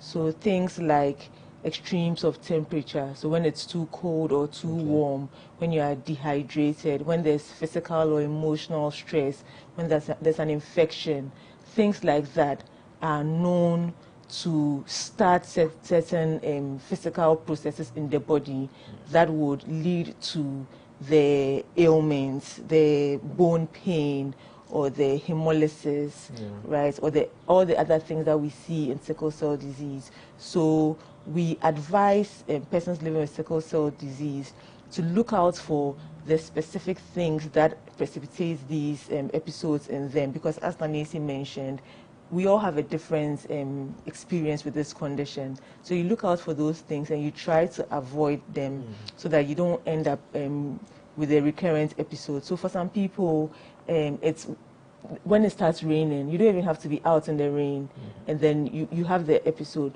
For some people, it's being in a cold room, and then for others, it's that very hot temperature, and sweating, not drinking water. So you see that when a child has sickle cell, we always encourage them to drink a lot of water, have your sweater, don't be out in the rain, don't run around as much as the other kids, because you get exhausted, you'd sweat, you'd be dehydrated. So all these physical things that we are telling these kids or adults with sickle cell to do are just contributory factors, because we know that there are things that happen in the body, right? And so these physical things will just start the process of sickling, and so we want to prevent that process from starting. That's why we do these. In terms of climate and also our region, is Ghana a very difficult place to live in as someone living with sickle cell? I would say every climate has its challenges. Like Dr. Enam said, if you were somewhere where it's winter throughout the year, then that's an extreme. Naturally, the human body has a way of acclimatizing, does it not? And so there are some benefits to having one temperature throughout the year. But every climate has its challenges. Naturally, I would say for Ghana specifically, it's tropical, so it's very hot. And so that makes people who are living with sickle cell disease in Ghana prone to dehydration. So the remedy for that is make sure you are not dehydrated. And so that would mean just constantly drinking a lot of water, making sure that you're flushing toxins out of your system, you're flushing breakdowns out of your system, and you're healthy, you're well hydrated. You're well hydrated against the climate, yes. So still on climate, but this time is the culture. So the culture of our people, culture in Ghana, how does that affect people living with sickle cell? Because I know a lot of people have a lot of misconceptions and a lot of prejudice and stigma all around, all over. So how do you deal with that? And what are some of the worst ones you've ever heard about? Well, I think to answer your first question, the biggest thing would be the stigma associated with sickle cell disease. And it's owing to the fact that people are not well informed about sickle cell disease, right? And so if they don't know, they will just put in a narrative where they don't know. Unfortunately, it's been more of an ignorant narrative because in this country you just don't know what this thing is and there isn't enough information to fill in the gaps. And so I would say the climate here just lends itself naturally to undue stigmatization, and therefore stakeholders, families, caregivers, and those with sickle cell themselves then feel the psychological effects of this disease in their lives. And so the big things that we do as advocacy groups is high up on our agenda to push anti-stigmatization campaigns and to create support systems for those who are dealing with these challenges so that they have someone to speak to. So how many stigmatization, public stigma cases have you dealt with so far, with your organization? Too many to count. Oh, too many. Too many. I thought it was just the most recent one. Oh, no. We'll talk about that soon. However, I just want to see if there were previous ones that you were dealing with. There have been. What are the ones that you can remember, readily remember? I wouldn't want to mention names, but then every time something happens, we get calls and messages. Have you seen this? What are you going to do about it? And sometimes we just go there and just observe what is happening. And in one instance, it was just really unfortunate to observe what was happening because it was called out and the person just kept going on and was not remorseful. And I had to think about it and wonder if it was a space I wanted to enter, because it was going to be very hurtful to go there and not even be able to reach out to the person and make any change. And so on a personal level, I decided, let me just let this go, because the person was being spoken to and there was absolutely no remorse. There was another one quite recently. Again, the messages kept coming. This person has done this. Don't you want to say something? And I was like, really? It keeps happening. And buttressing the points Nana is making, we've normalized the stigma around sickle cell disease in our setting such that so many people don't even recognize it. So you are saying something very derogatory about sickle cell, or you are doing something that stigmatizes somebody with sickle cell disease in your workplace or in your school, but then you don't even notice that what you are doing is stigmatizing. And even when it's called out to you, it doesn't even click. You don't make that connect, because to you it's normal. Like, how dare they even complain, And it's really something that we need to be more, we need to think more about, because these are people like you, like anybody else, that are living their lives, and it makes it very difficult, because if you listen to them, you listen to us, tell our stories, talk about the challenges that we are going through, and we are excelling despite all of these, and then we have people adding on to this, it makes it very, very difficult, and we keep on hearing these things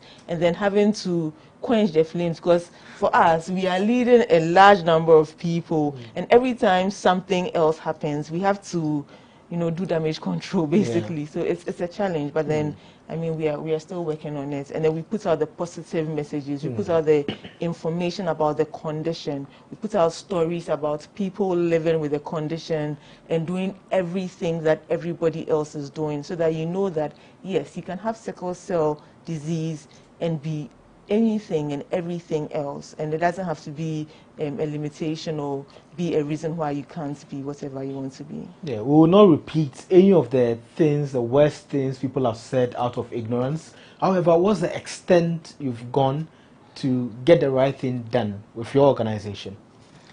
Speaking to people as much as possible, because people say things, or their utterances or their actions is usually as a result of their thinking. And so you want to deal with the roots, which is that you deal with their thinking, you deal with what they say and what they think. And so for me, anytime someone will lean towards stigmatization, it's just an opportunity for me to have a conversation with them, or for the organization or volunteers or people to reach out and say, I think you're missing some information here. Let me help you fill in the gaps. And for us, that's the extent to which we go. We are constantly, last year, we ran a very successful campaign called I Am Not a Sickler. And that was a message we put out with some high-profile people, some medical people as well, saying, I'm not, this word that has been used to describe people with sickle cell, sickler, it's terrible. It's derogatory. So it is indeed. And we try, if you've ever used it or you know anyone who has ever used it, you have an opportunity to say, they are not sicklers, they are more than that. And you saw real faces of people say, I'm not a sickler, I'm a mother, I'm not a sickler, I'm a student, I'm not a sickler, I'm an entrepreneur. And seeing people's faces and them telling you, I don't want to be addressed by what you see as my limiting factor. And who coined that word sickler anyway? And what made you think it's okay to address me as such? I think those are the things that resonate with people, not, attacks and fighting back. And no, is that speaking to the consciousness of people and saying, if we can think about how this is registered in your psyche and we can update that thinking, hopefully we will update your utterances and your behavior as well. This is quite an important information, and we'll get more from Dr. Bankas and also Nanesi right after this break. There's a lowdown. Don't go anywhere.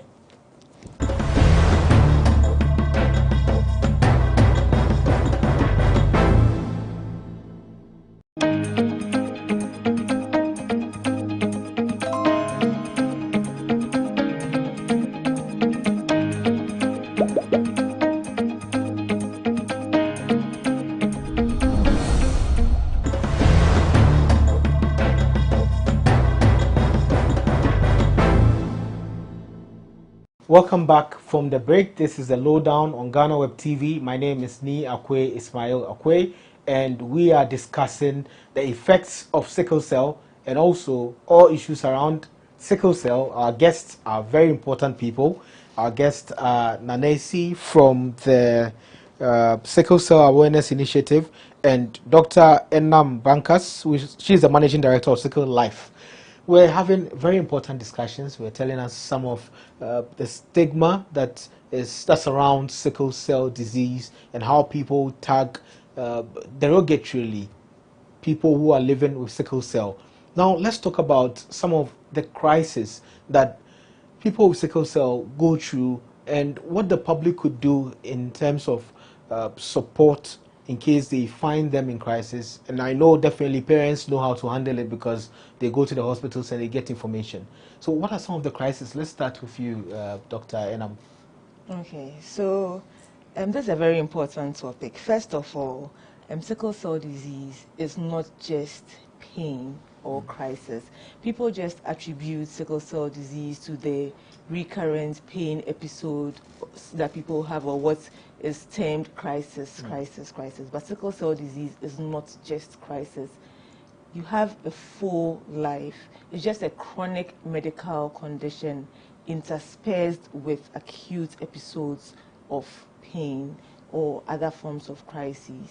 Right. So the first one are these acute pain episodes that people commonly know, and this is because of the sickle-shaped red blood cells, which are because of the mutated genes. And so what happens is that the red cells, they are usually donut-shaped, and they're able to go through your blood vessels easily, sending oxygen to every part of your body.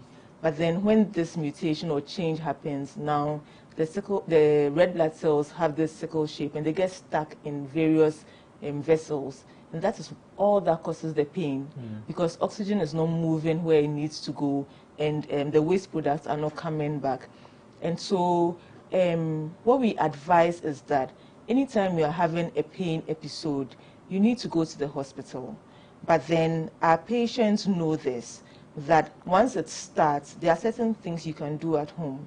Right, so the first thing is to hydrate, drink a lot of water, because we've said that dehydration precipitates it and aggravates it. So you drink water so that your cells can flow, right? And then also you take your painkillers. Our patients, especially those who go for regular reviews, they usually have some mild analgesics at home. So you know that when your pain starts, there are certain painkillers that you can take at home that there are no problems with. So you take the mildest one, and then if it doesn't work after a while, you take the next one, and then if it's still not working, you need to rush to the hospital. There are some instances that if you have pain, and for example, there's an accompanying fever, you're having chest pain with your, like the pain is not just a limb or something, that one you don't wait for anything, you go immediately. If they are in a place where maybe there are other factors, for example, it's also cold in addition, you need to mitigate those other external factors. So you ensure that the temperature is regulated. So for the pain, you ensure that you do those things and then you take them to the hospital. In addition to that, other things may also happen in sickle cell disease. As I said, sickle cell is not just pain. We have something that we call hemolytic or hyperhemolytic crisis.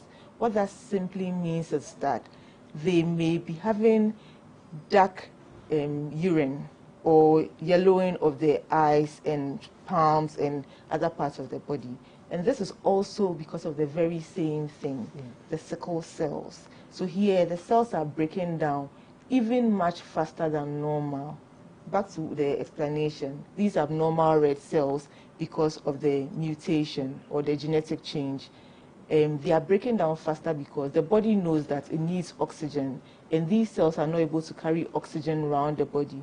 So they break down much faster, about 10 to 20 days, compared to the regular red cells that will break down in about 120 days. Now, if you get an additional factor, such as an infection, they'll start breaking down even faster than the faster rate of 10 to 20 days. And so a person with sickle cell who might already be a little jaundiced, that's having yellow eyes, will start having even more yellow eyes, and then their urine will become dark, right? Now this is something that you need to show up in the hospital immediately, because what it means is that your red cells are breaking down, so you're going to become anemic, right? So that's something you need to show up at the hospital for, and that's because there's something that is causing it. So it could be an infection, you know, so you need to show up. There's another thing we call a sequestration crisis. A sequestration crisis just means that the sickle cells, so everything is because of the sickle cell, right? It's pooling in an organ. It could be your liver or your spleen. So when that happens, and you would feel, you know that like your tummy, the tummy may start getting larger, they may start having pain. So for the kids especially, the pediatricians teach them how to palpate or press their children's abdomen, so that if there's any change, they're able to detect it and rush them to the hospital, you know. And then there's another one we call an aplastic crisis, where the blood level just drops drastically because of a certain infection, you understand? So these are all very, very different things that happen primarily because the person has sickle cell disease, because of a certain genetic change, right? But then they cause very different things in the body, right? So it's very important that we understand this. What can all of us do? As members of the public, if there's a child in your community who has sickle cell disease, there needs to be some level of understanding. Because, for example, if their blood level is low, so they are anemic, they obviously may not be as active as the average child. So if you maybe send them to do something, they may not be able to run at the same pace as another child. And even if they do that, they may probably be dyspneic, be like panting or something like that. So you need to be considerate of that child, you understand? In the classroom, we've said these children should be drinking a lot of water. If you are drinking a lot of water, you are going to be peeing a lot. So if you have a child with sickle cell in your class, you need to understand that this child is going to be going to the washroom a lot, right? And so teachers need to be more considerate and not see it as these children being stubborn or wanting to go out to play. It also means that we've said that stress could be a precipitant. So what it means is that around exam times, these children may be unwell. So there needs to be those kinds of concessions in schools such that if a child happens to be unwell during exams, it shouldn't be a reason not to allow them to write their exam. In certain schools, I worked in the university hospital, for example, you'd see people with sickle cell disease with their IV fluids on their arms writing their exam. That concession is made for them. Other than that, what keeps on happening? And it's so heartbreaking to see so many people with sickle cell disease held back in school over and over and over again, because preparing for exam is a stressor. So what it means is that every time you have an exam, you are going to be held back, you know. So this is like something that, and teachers are amongst us in the public. So it's something that we can all do. So when you think about it, you can do it. At a workplace, if you have a colleague who has sickle cell disease, the person needs to be going for reviews from time to time. And it's not just when they are sick, it's also when they are not sick, to prevent them from falling sick. So it means that you need to be considerate, you need to be understanding that they are not just leaving work because they don't want to work. They are leaving to prevent them from falling sick. So bosses and colleagues and everyone else needs to be understanding of this fact, that this person really needs to pace themselves in their work. If they say that, can you turn off the AC, it's not because they are being fussy or something of the sort. They are just trying to maintain their health. If they are being slower at something, it's just because they are pacing themselves. If they are going for reviews, it's because they are trying to maintain their health. So there are certain very basic things that people with sickle cell do, certain adjustments that they have to make in their lives to ensure that they are able to live like everyone else. But then without that understanding, you think that they are making life difficult for everyone. But then all of us have a role to play in doing this. Even for the media, it's very important that, like today, you've given us this platform to talk about this, and then we are making all of these things known to you, and so many other people are going to learn about these things. So you come to see that every single one of us has a role to play. The government has a role to play in terms of policy, every one of us. So it's very, very critical. This is very, very important information. And I was just startled because there are a lot of things I also don't know, as you said. And I'm sure a lot of people are going to be educated, if I may say that. So, Nanesi, did you also go through some of these crises while in school? Were your teachers very accommodating of your situation? I did go through some crises. Sometimes yes, sometimes no. You just never know what you are going to get, but that's human behavior, is it not? And so we just have to keep it moving. You do the best that you can, take each day at a time. Sometimes I've had the worst of it, you know, which needs the most advanced interventions, and then sometimes it's slight pain here or there where a simple painkiller will just knock it off, and then I can go about my business. But again, like Dr. Enam said, sickle cell is not just crisis, so my life is not engulfed with crisis. I am not bothered by crisis. It's when it comes as something that has to be dealt with, I deal with it and then I move forward. My biggest thing that I try to say to everyone is that try to think of yourself or your family member who's dealing with sickle cell, or your colleague or your classmates. Don't think of them as, don't be fire service. Don't think of them as a solution that you have to do when there's a fire, you put it out. It's more, how can we ensure that they are living a healthy life, they're living a happy life, they're living a fulfilled life. It's making sure that they are managing this condition well, and they are putting preventive measures in place as opposed to reactive measures in place. So it's not, oh, there's a crisis, we're at the hospital. We want to change that narrative around sickle cell. How can I take care of myself with these cost-effective, simple interventions that we've discussed to keep you well, to keep you healthy, to keep you out in the rain if you have to be, for lack of a better expression. But that's what I think our focus needs to be on. Okay, so the Sickle Cell Awareness Initiative, when did you found that organization? Formally in 2018, we started working from 2015, but we weren't formally out in the media. We launched 3 years later. We had to do a lot of research, speak to a lot of people. We were entering a very interesting space and in a climate that is also very particular. And so we launched finally in 2018, and we've been doing some good work since. So what have you been doing? Wow, okay. Besides the advocacy work that we do, just making sure that we will take as many of these interviews as possible, speak to people directly, speak to as many of the stakeholders that we can, from the individuals to families to caretakers to the government. Besides that, we make sure that we conduct blood donation drives, screening exercises. So we've spoken a lot about genotype. You don't know if you're a carrier to make a decision that's informed if you don't know your genotype, right? So screening people for free, encouraging them, school outreaches, all these campaigns like I spoke to you about, I'm Not a Sickler. We've also embarked on an infrastructural project. So we built an outpatient department at the Kolebu Teaching Hospital so that we know there's a space for people with enhanced facilities, that they can visit.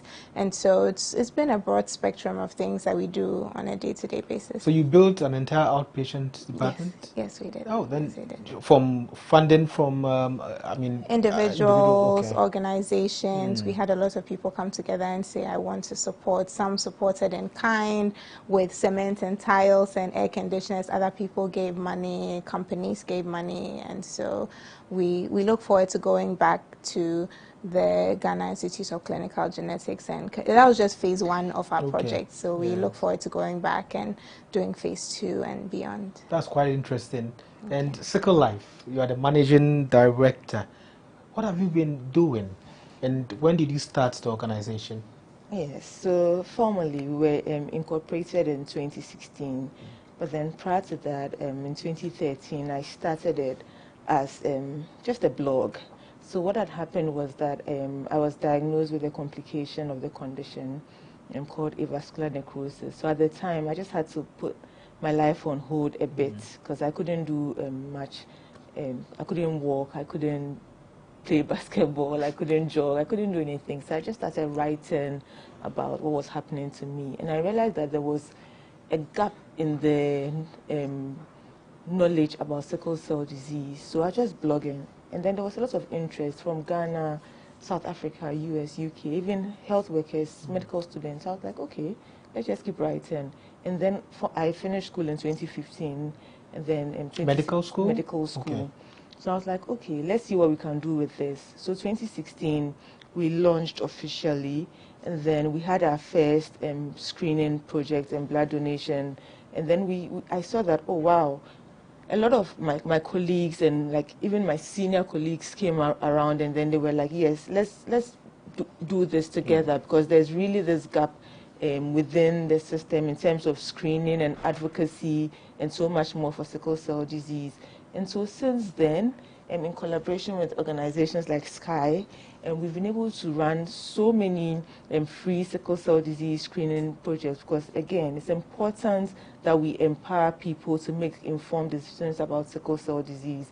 And once you are not providing the screening for them, they are not able to do that. So we do the screening, we do the genetic counseling, and then we do the health education through these health talks. We also do a lot of online engagement through our social media activities, and then in-person interviews such as this. And then we have a very strong support group system where we are able to engage persons living with sickle cell disease. And then they get to know that, one, you're not the only person who is going through all of this. You're able to learn from other people, like how to manage some of the challenges that you are going through. And then we have a welfare system such that if you are having a particular challenge with a condition and you need some support, we're able to finance some of it. We also have something we call the mentorship project, where we have young people who have sickle cell disease, and we bring them in contact with adults who have the condition. And then it's just for mentorship, because there are these one of the myths out there, as you mentioned, is that it's a death sentence. So we're able to show these young people and their parents that this is us. We have sickle cell disease. We are past 18 or whatever age that we were given or people give, and we are still here, right? And so it's a mentorship project that is really good for these young people.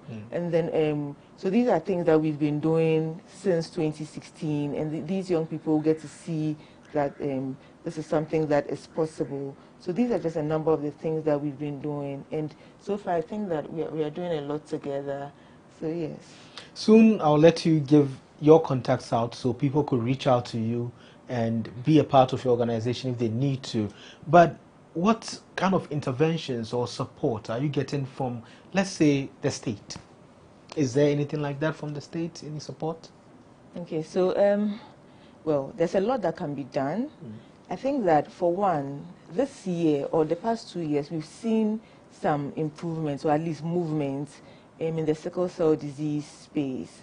So, Nanisi mentioned hydroxyurea. It's a disease-modifying medication that people with sickle cell disease are given. And there's been work towards putting it on NHIS.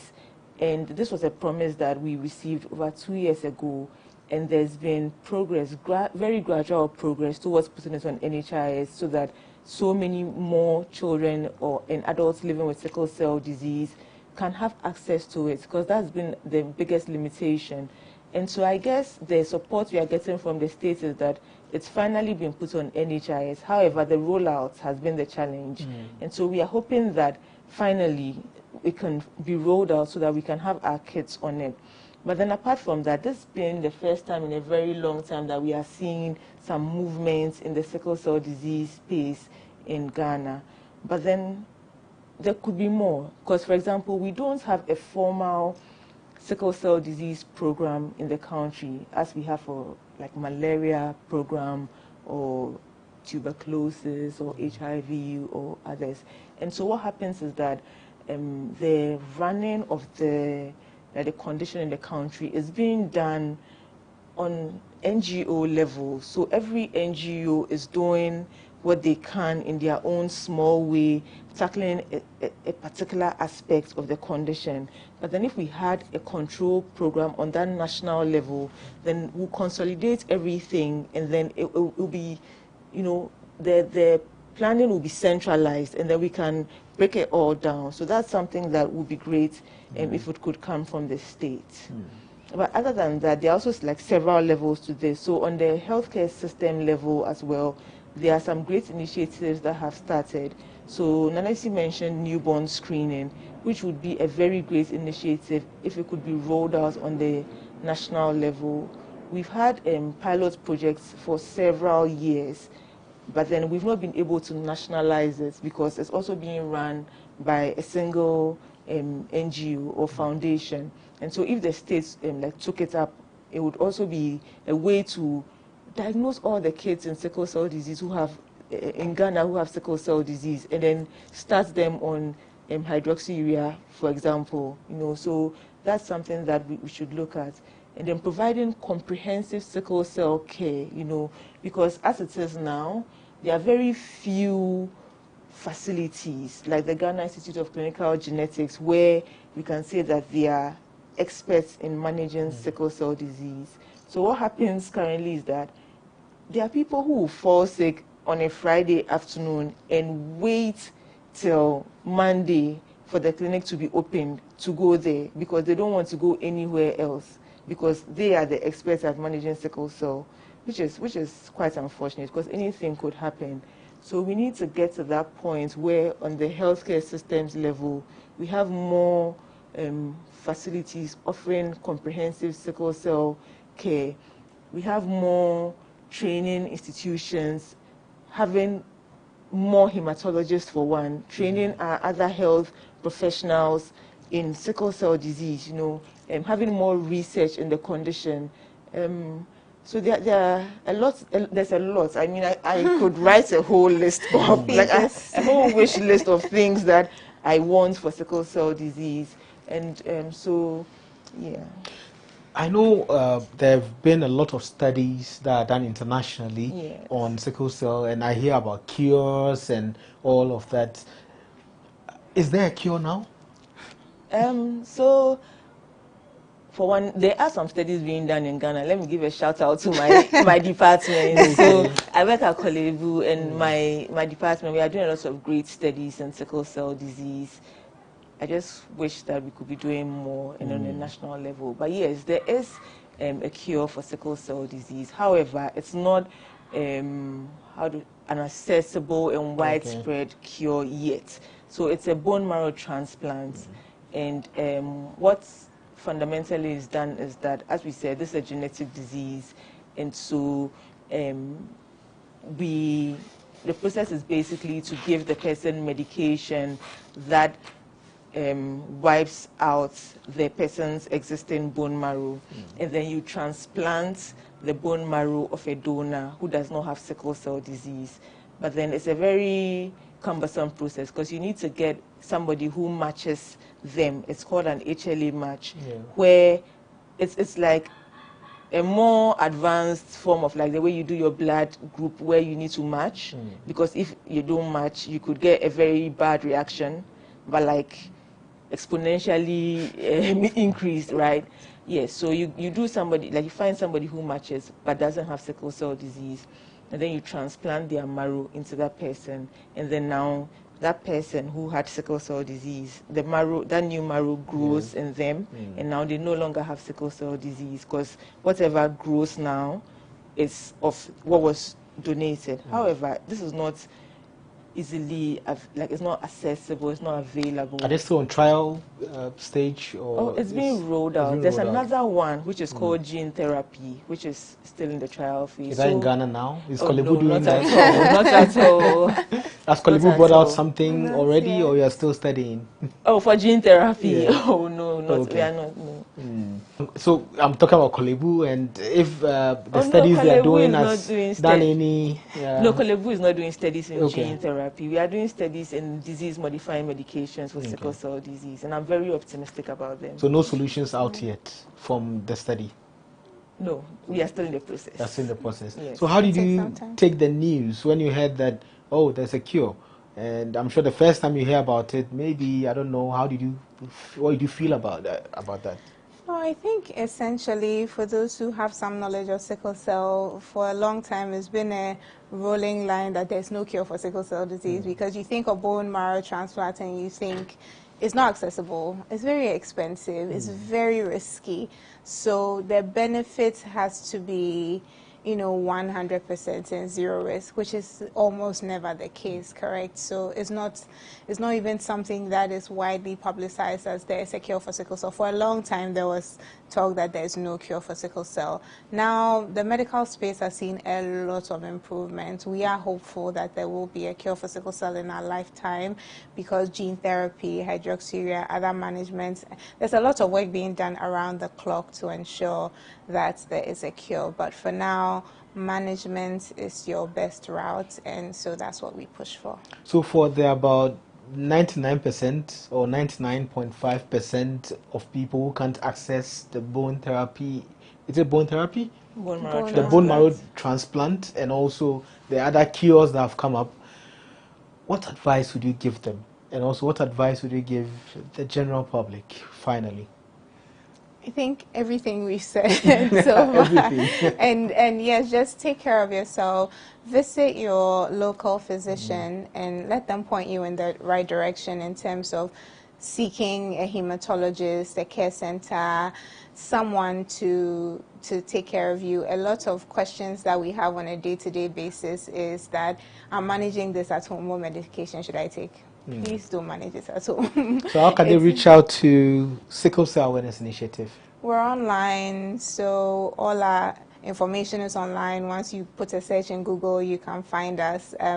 We're on all the socials as Sky Ghana, so Sky is SCAI for Sickle Cell Awareness Initiative, Sky Ghana. You can find us. All our information is online. So is there a special thing they'll get when they join? Support is very special. Very special. And then Sickle Life, how can they reach you? Okay. So we're also online. So you'd find us on Facebook, sickle life. And then Twitter, Instagram, sickle_life. Then LinkedIn, sickle life. Okay. You also provide support. Yes, we do. And no true pillow, something like no. Thank you very much, yet. Dr. Enam Sefako Bankas, Managing Director of Sickle Life, and also Nanesi Duka Makmate, founder of Sickle Cell Awareness Initiative. Thank you very much for coming to the Lowdown. Thank you. You've just watched an exciting episode of the Lowdown, and we brought you all the information you need about sickle cell disease. Watch us every Monday on GhanaWeb TV and all of our digital channels. This is the Lowdown. My name is Ni Akwe Ismail Akwe. Be safe.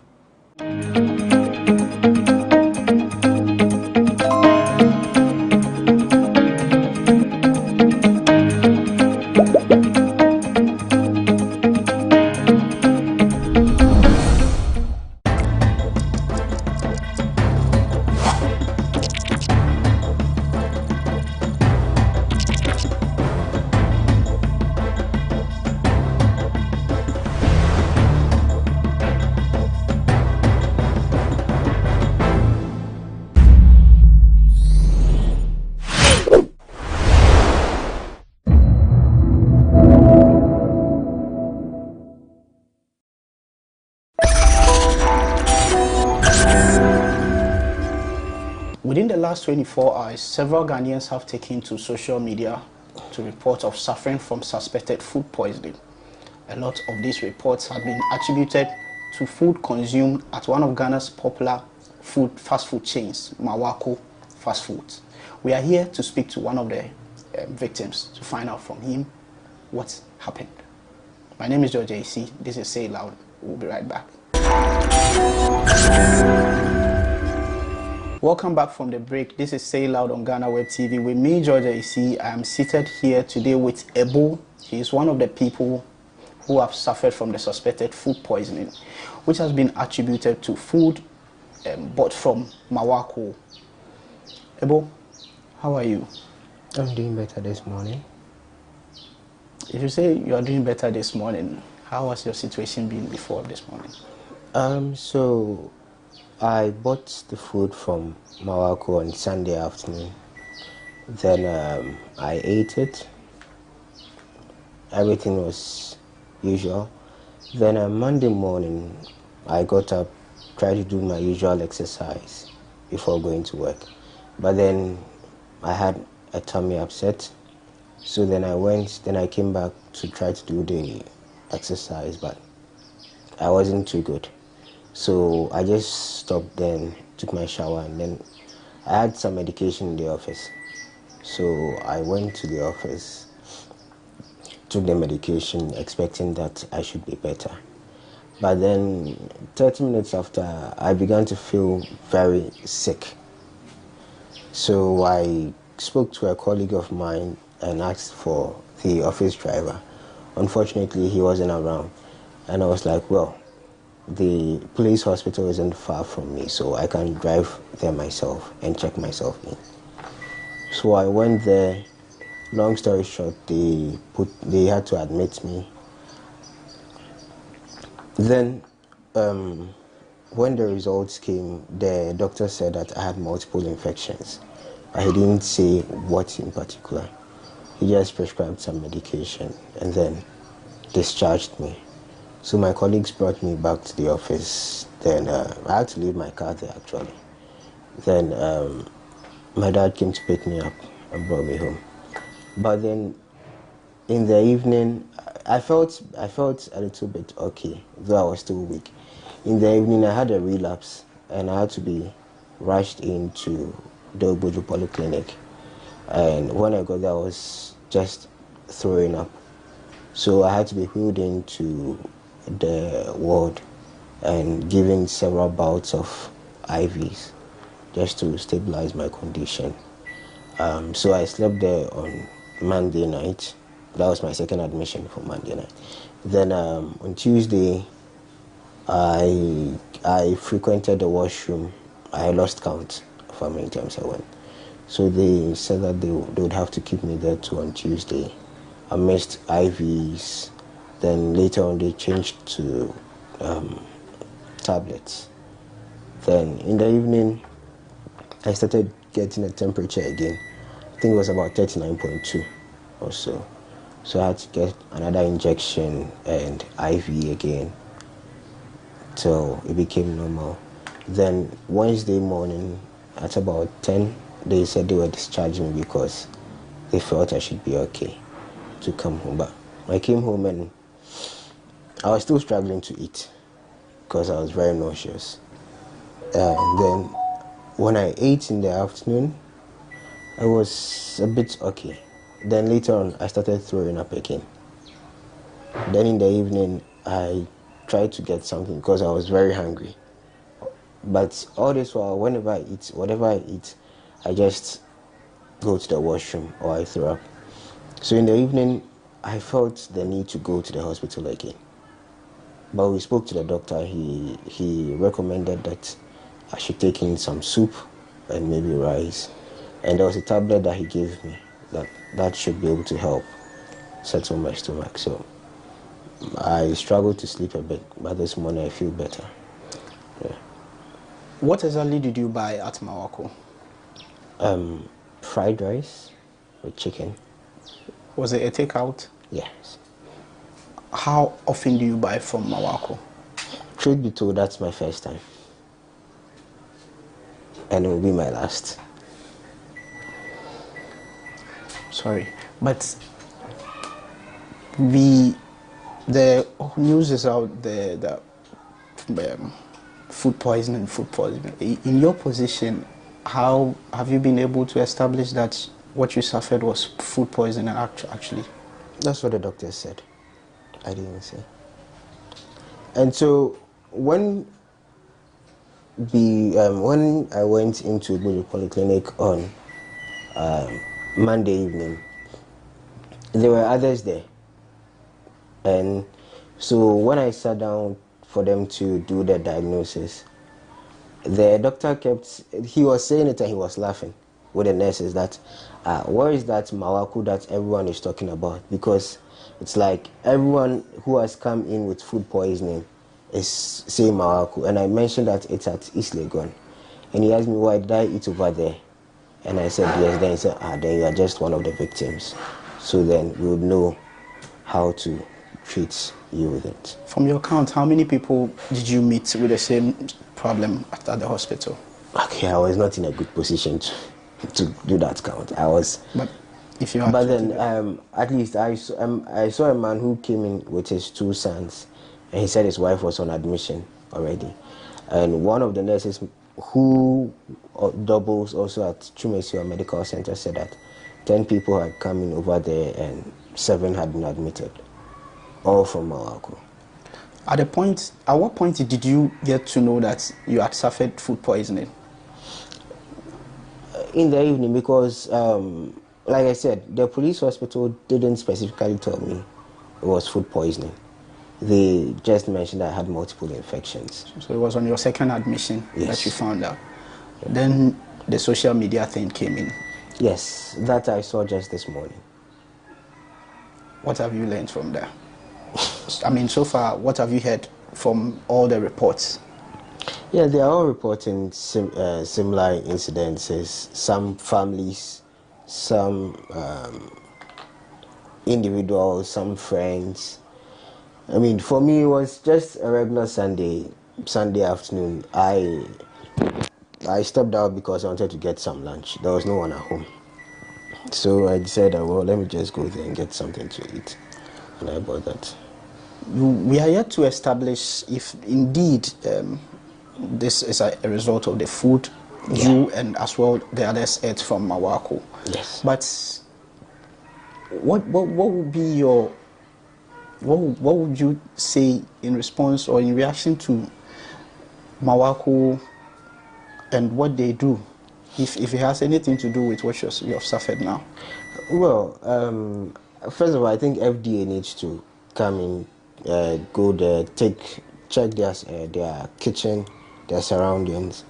If they can get some of the food samples that they have used, they need to test them and see. I mean, it's vegetable, so it's likely something could have gone wrong somewhere, and maybe it's a case of hygiene, more or less. But have you received any have you been contacted by Mawako? No. FDA? No. I mean, I saw the Twitter trend just this morning, so I also just tweeted what I had suffered as well. People are advocating for a class action suit against Mawako.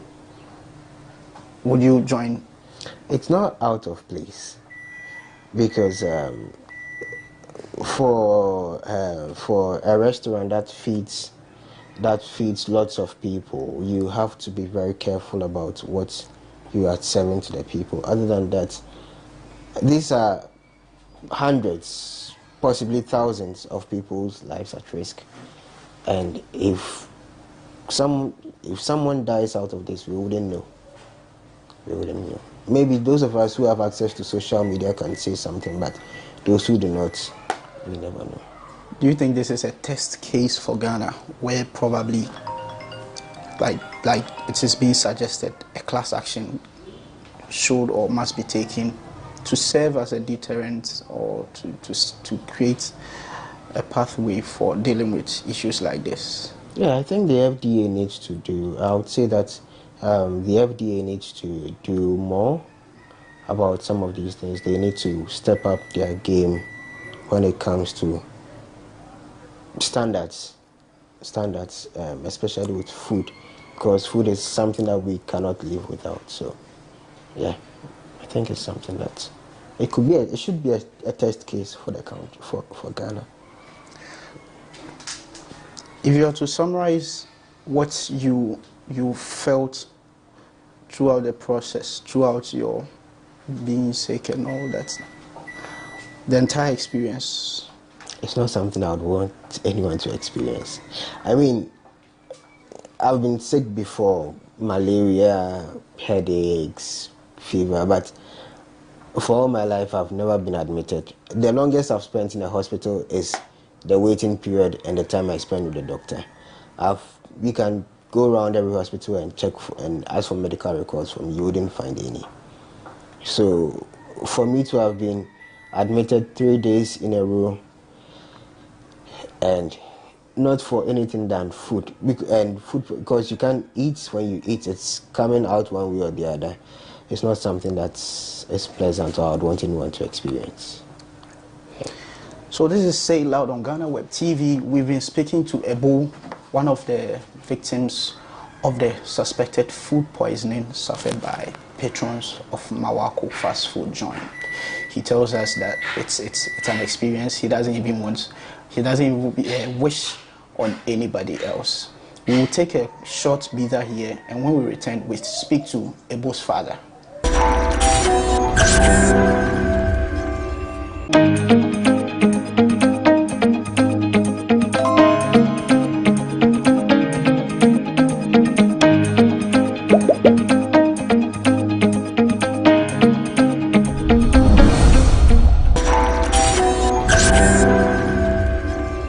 Welcome back.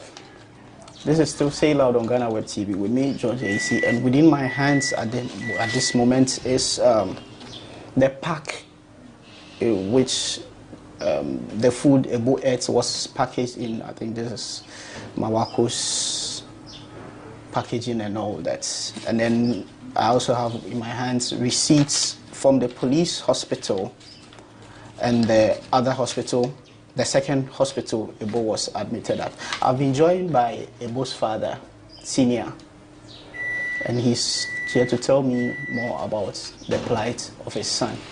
Daddy, at what point did you get the call about your son's situation?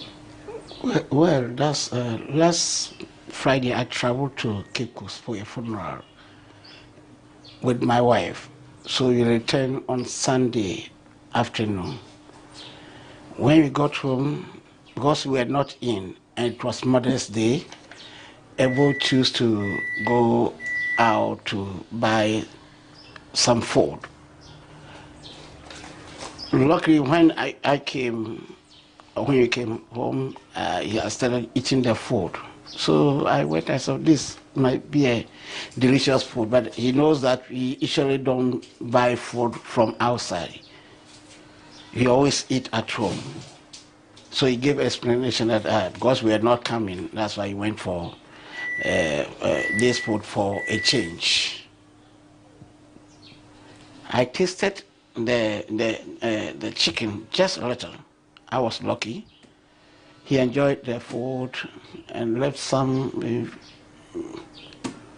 Then usually he doesn't get up late in the night. But when we were sleeping in the midnight between 2 and 3, he woke up. I said, "It's not yet 5 for able to bath. Let's see." Then before 5, normally he wakes up to take his bath. He went to loo again. He dressed up and went to office. At what point did you realize things had actually gotten serious? I was, apart from traumatized, at age 65, I've seen people struggling to die. When briefing, when you are passing, I mean, you know, if you go to hospitals, you see. So that made me, that fear put me that no, I cannot keep him overnight here. When it is midnight, where do you go? Between 2 and 3, that's when people usually pass away. Between 2 a.m., 3, 4 a.m., that's when sick people pass away. I just read that in the one of these social medias. So that motivated me to send him to the for you, your greatest fear was losing your son? Yes. Taking care of a child from day one, passing through all the education for him to get where he is, and by somebody's mistake, you lose your son. It's he who has to take care of me through my old age. He has to bury me, but not I bury him.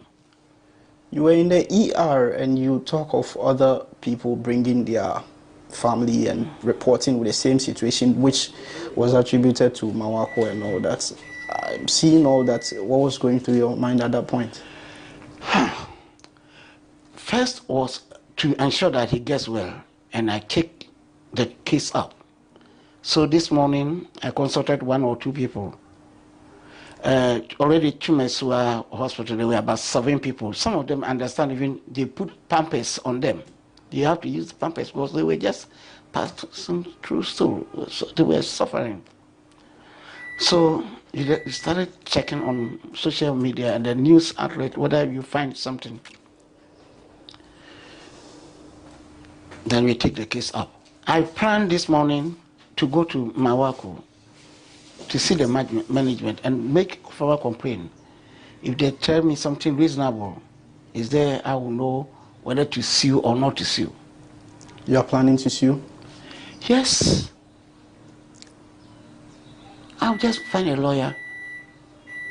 But if they tell me something, I mean, unexpected bills, I'm a pensioner. Suppose I was not having money and we're at the hospital. How much has this cost you? I have not total, but I mean up and down fuel. I was at the hospital 5 times. Go and bring this, go and buy this. The inconvenience and trauma. Can you pay for it? Goes that beyond services? monetary expenses. Money, you have to buy the drugs. You have to buy the drugs. It's not free. The inconveniences, unbudgeted inconveniences, because of somebody's interest or profit. If the management is working well, that's my uncle. They have to put all this into, see the people they employ. Did they test the food before they ate? They sold them out? That particular food, which has more than, I won't know how many, but social media is estimated in hundreds. Did they themselves eat some of the food, the workers, the management? There are calls for victims to come together and probably sue in a class action. Do you believe that we have gotten to the point where probably this should become something that we do in Ghana? Because we are yet to hear anything of such sort in the history of Ghana. I don't want to talk about my experience somewhere, which people let me down. Otherwise, I would have been a millionaire. I got sick overseas and people were advising that we should take that action, but we didn't. And I've suffered for that. So this one, if the management have a way of compensating quietly, yes, and then they do their work well. No, we want investors, we want an open society. But open society doesn't mean that you can do anything anyhow. Some of these vegetables, how they are being treated with this spray and others, how it was treated. The kitchen staff. How well were they trained, or they just pay people for anybody to just go and work there?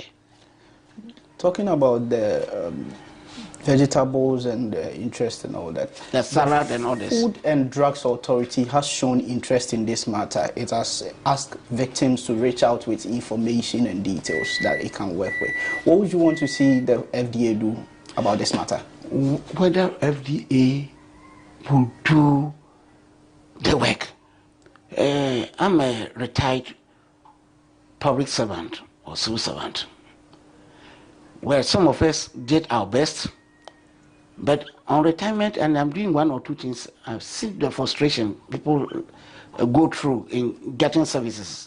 So if only FDA will do their work, if somebody is not going to take the file and put it in his drawer, put weight on it before they take action, that is the problem.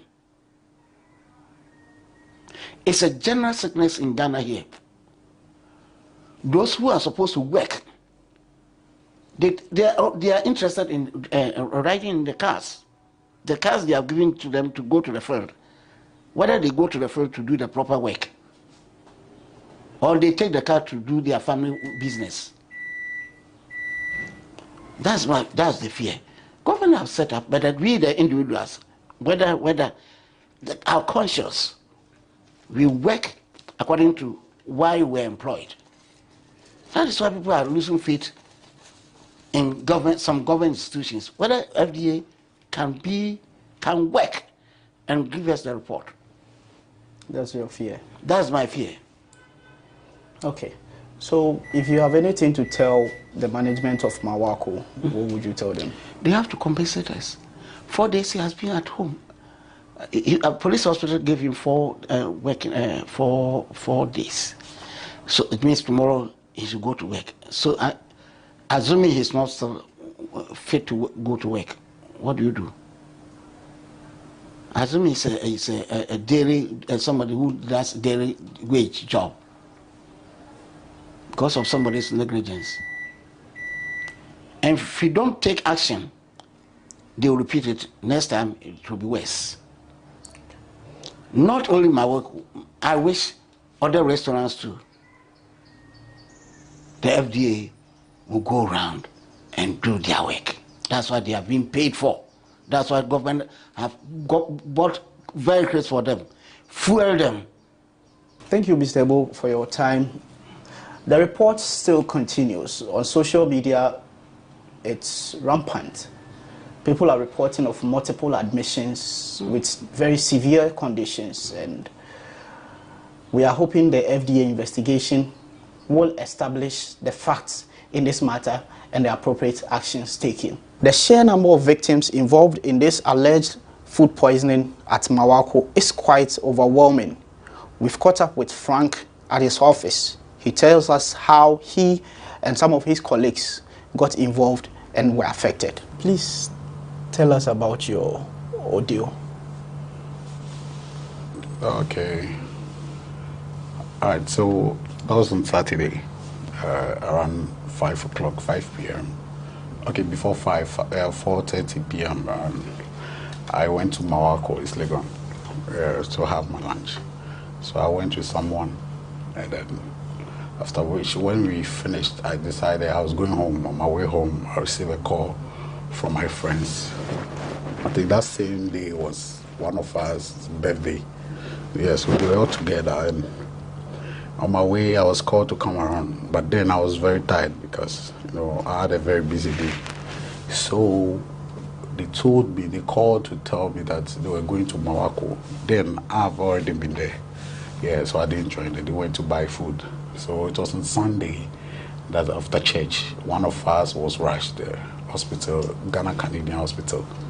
So immediately, another one too, started reacting and also was taken to a different hospital in Ghana. So we were there. After 5 minutes, another person too was rushed in the same hospital in Ghana. And then the fourth person too started feeling like had a reaction, but it wasn't that severe. So the following day, on Monday or so, she couldn't go to work, and then she also was rushed to the Obojo Polyclinic. So after work, we have to go there to visit her. So immediately we got there, we met at 3 gentlemen who just, on arrival, they were like, you guys, what are you guys doing here? But we met at Mahako. I said, look at what these people have done to me. So the guy was just like, just look at what's happened. He also started complaining. So we all met there, trying to, talk. And then, in fact, they were very disappointed and they're very angry. So later on, we left and then we went back home. So personally, I started reacting on Tuesday when I came to work, and I think my colleagues even saw that I was reacting. We had a departmental meeting, and then immediately after the meeting, I was even shivering. And then for the first time, I got sick, and then I was running my stomach. I didn't understand. I go home, and then I was just going. And the following day, that was yesterday, and Wednesday, I was so weak, I was still going. So, but fortunate for me, I was given something to take to just flush out the poison. And that was how come I was okay. But so far, wherever we go, and the people, especially those who have met there, are also complaining the same issue. And this is to the extreme, because even if it's a slight food poisoning or anything, not everybody will have reacted. So, but it's like every single person that visited the place on that day, Saturday, have reacted and has been rushed to the hospital. And who knows what has happened to those who have not been able to come out. Because a friend of mine even asked a question that, so what, I hope, the person asked, I hope that nobody has died out of it, but how would you know? Yeah, this is just a question. Since we don't have any proof or so, we will take it like that. One of us to have, I think the food, we have samples to there. So if they are interested in getting the food sample, we have it in the fridge, so we can make it available to any approved entity or organization that would demand for it, and then they reach out to me for the information. But I wouldn't. But it's still there, as I said, we still have samples there. You went to the hospital. What did the doctor say? Was it specified to you that this was as a result of food poisoning to you or any of the people that you know suffered this? Okay, so to my colleagues, it was there. That was confirmed, food poisoning. That was what was confirmed. But personally, as I said, though I reacted, I didn't go to the hospital. I did a self-medication and I'm okay. Yeah. For you and the people that you know that were affected, how much did this affect you? I think... Are there some stories to share around this? We are greatly affected because, for all you know, we are expecting to go to work on Monday. And then we have a lot of things to do. Some of us are even preparing towards marriage ceremony and all of that. And then this thing just happened. And in fact, yeah, because some of my colleagues are even getting married this month.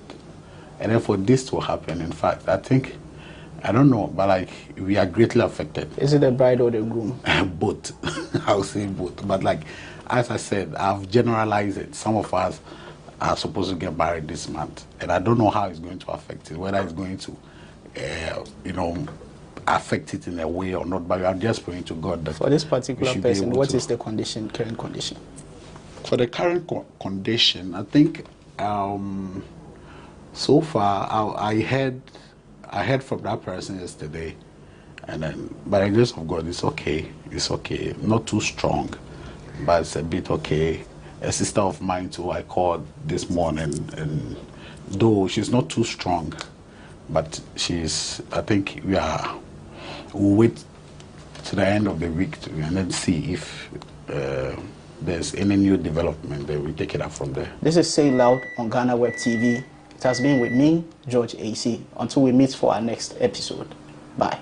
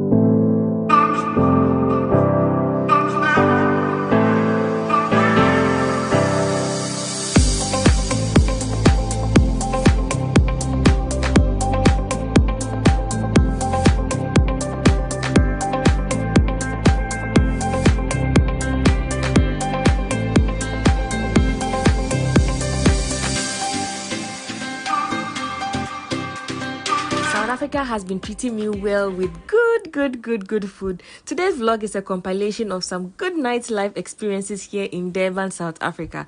Don't forget to like, subscribe, show me some love, and join the family. I love you all. Mwah. So one thing about this trip, right? Even though it's very fun, it's stressful because you come back for a drink, the next minute they're like, you are going for dinner, you are going to enjoy. Now we go back like an hour ago and we've been given like an hour to quickly rest, dress up and go. But because I also want to take some pictures, take opportunity and get nice pictures of this place before I get back, I have to like quickly dress up. So today I decided to wear some makeup, lipstick, and look sweet. Final look. Then I put on heels, ready for nightlife. Of course with you. Let's go, guys. Right now, just got to. This place is really beautiful.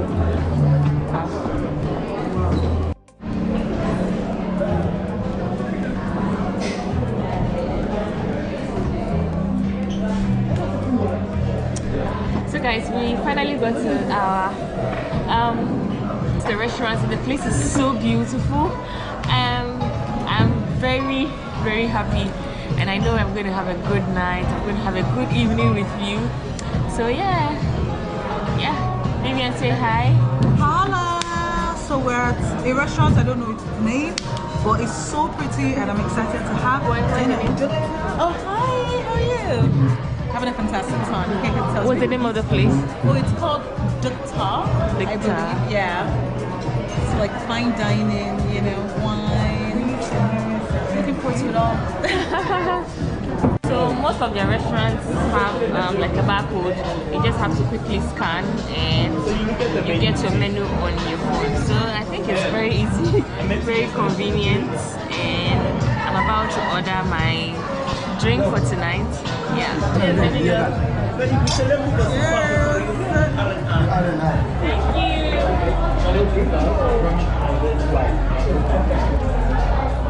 So happy. It's spicy just the way I want it. The chicken is so amazing, just like Celestial. Have you tasted it yet? You need to try it. I don't know, but you know, spiritually, it tastes good. What am I on you? You know, I was editing the vlog, damn it, the energy, man. Oh, what are you supposed to say? No, tomorrow.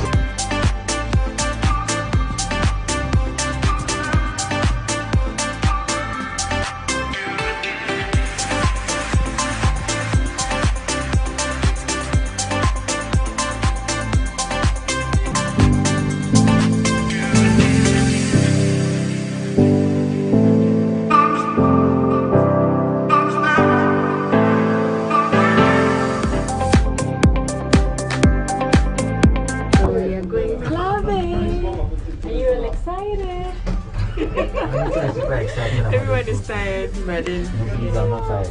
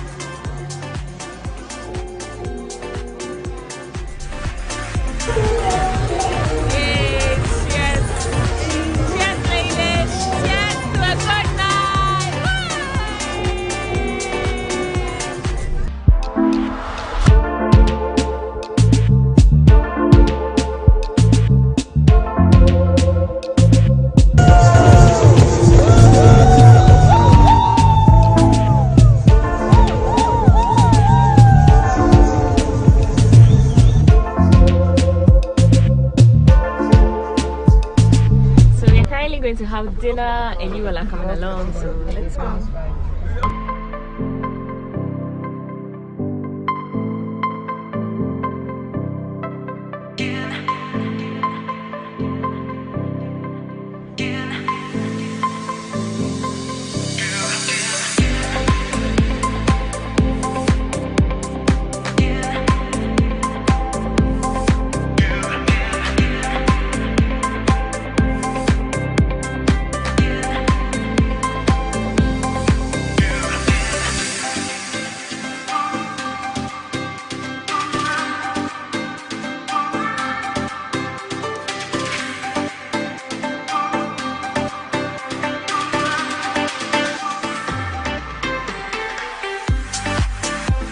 So I ordered a cheesecake, but it came with chocolate. So I'm just eating the ice cream. You're all invited. This is dessert. The ice cream is good.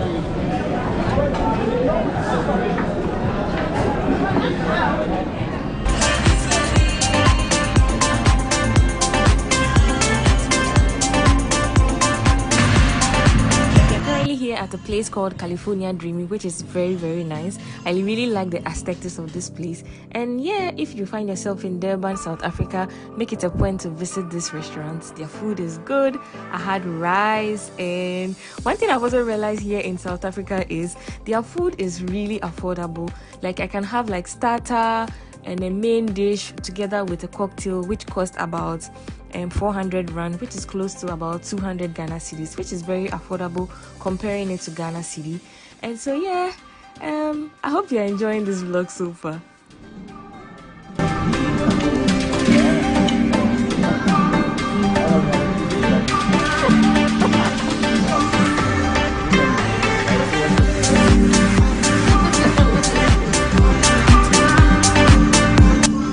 So I'm having rice and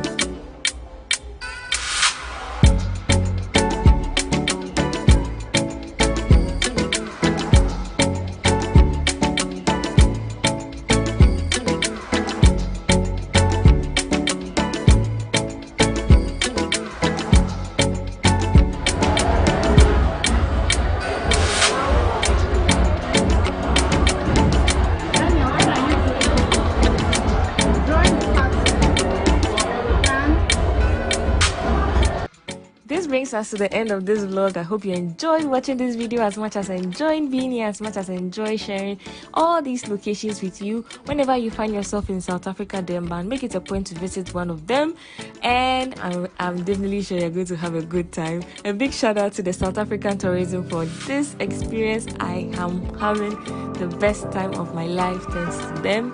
So yeah, I hope you enjoy watching this video. I love you all. Kisses.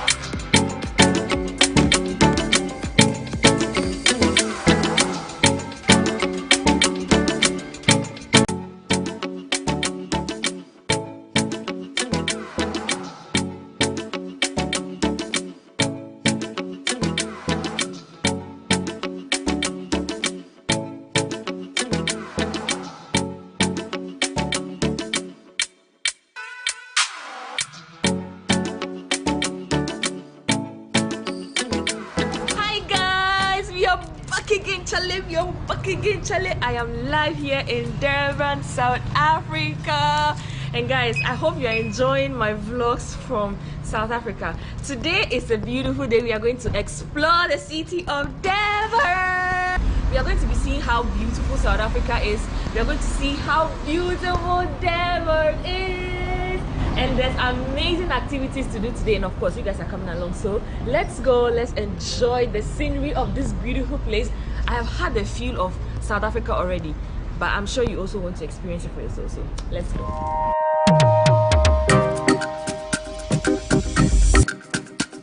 The Blue Lagoon at Umgeni River.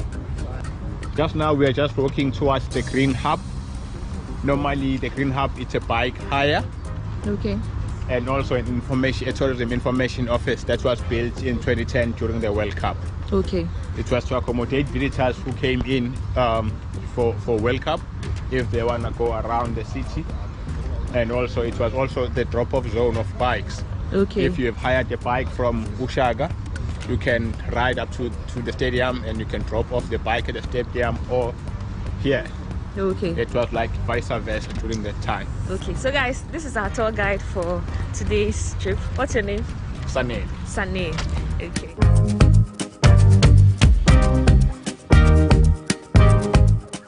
They also do different tours. There is a bicycle ride that starts from here to Ushaga Marine. They also have the city cycling tour. They also have a cycling sip tour whereby you also go for a wine tasting.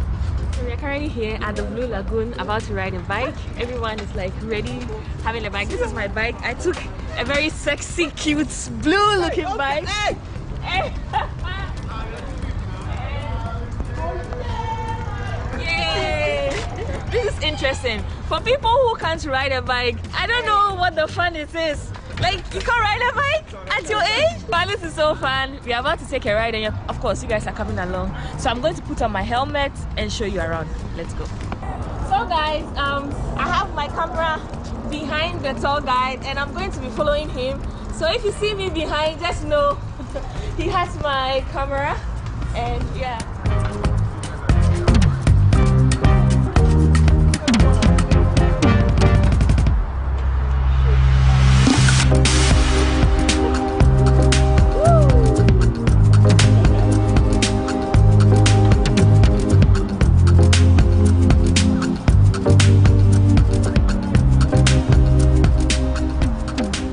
Now we are next to Kingfisher Canoe Club. This is where they normally launch when they train for Canoe Tuesday Marathon. So just across from this bridge to that bridge, that is the mangrove forest. Does anyone know the mangrove forest? Yeah, we have some in Ghana too. But the mangrove forest has like there are three different types of mangroves. You'll find the black, the red, and the white mangroves. Then there are specific animals that are commonly found from there, and also birds that are commonly found there. Animals that you could find, you'll find mostly crabs and frogs.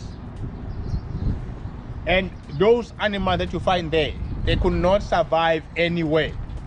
They only survive from that forest. And also those plants that you see, they only survive there. Then the yellow one.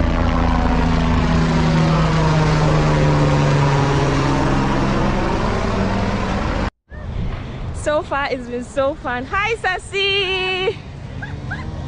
What happened? Oh my God, it's been amazing, guys. Like, it's, you know what, Durban, I wasn't expecting this, but it's just been so lovely. Like, biking, the views. I'm a fan of views. It's so beautiful. Just the vibes, everything. The vibes, yeah. And the fact that the weather is so calm, we've been riding for some time now, we are not even sweating. Like, yeah, so let's go, guys. So we just ended our cycling tour at the Blue Lagoon. We are going to the next, and of course you guys are coming along. So this is the shuttle behind picking all of us, so let's go, guys.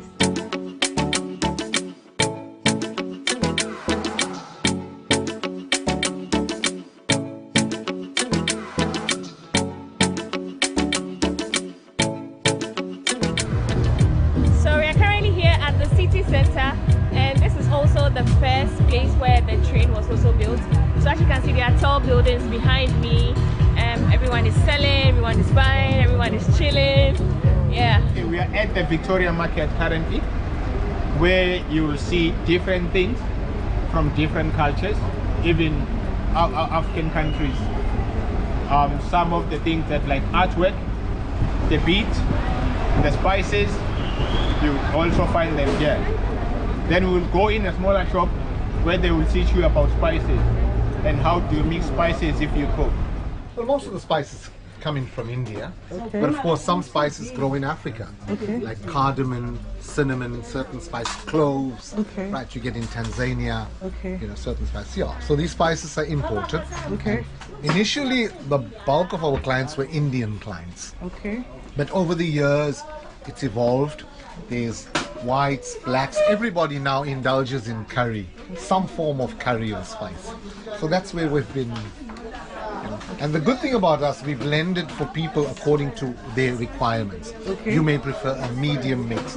She may prefer a hot mix. You know, somebody wants a more turmeric in it, color. You put more turmeric, by the way. Can you And of course, break it down? Yeah.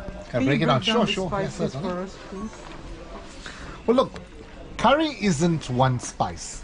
Curry is a fusion. It's a blend of different spices. And you'll find in the Indian kitchen spices like coriander. You know coriander? We call that dhania. Then you get another spice called cumin or cumin. That's the one. That's cumin. These are seeds, by the way, ground into powder. This is fennel. You know fennel? Fennel is very good for digestion, for heartburn, etc. You'll find Indian restaurants after dinner, they give you fennel coated sweets that you chew on. It's for your heartburn, your digestion, etc. So that's the fennel.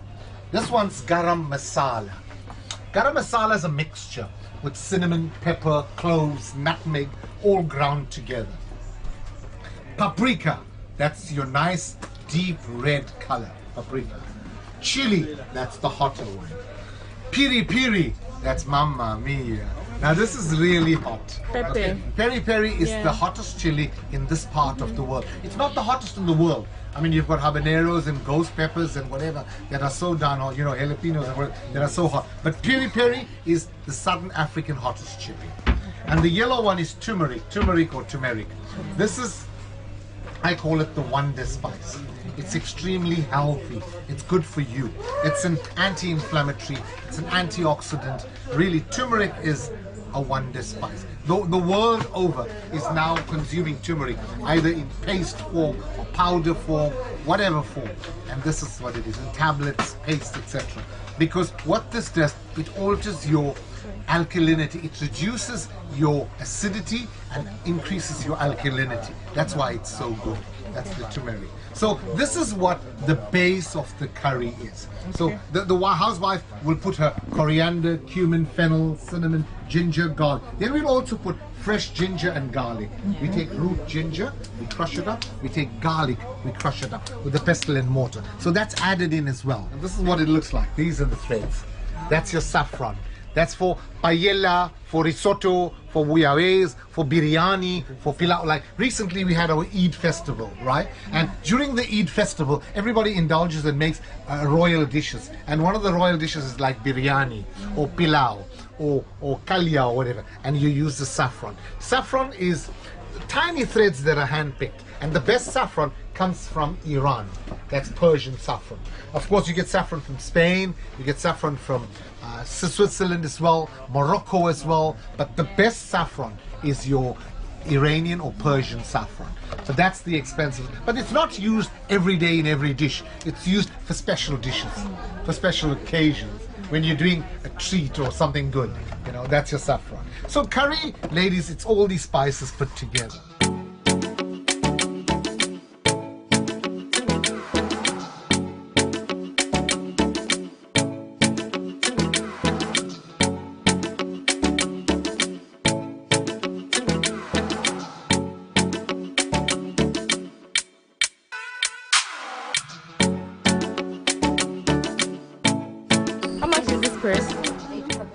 $8.50. This is $8.50. Guys, let me know in the comment section if it's beautiful, because I think it's beautiful.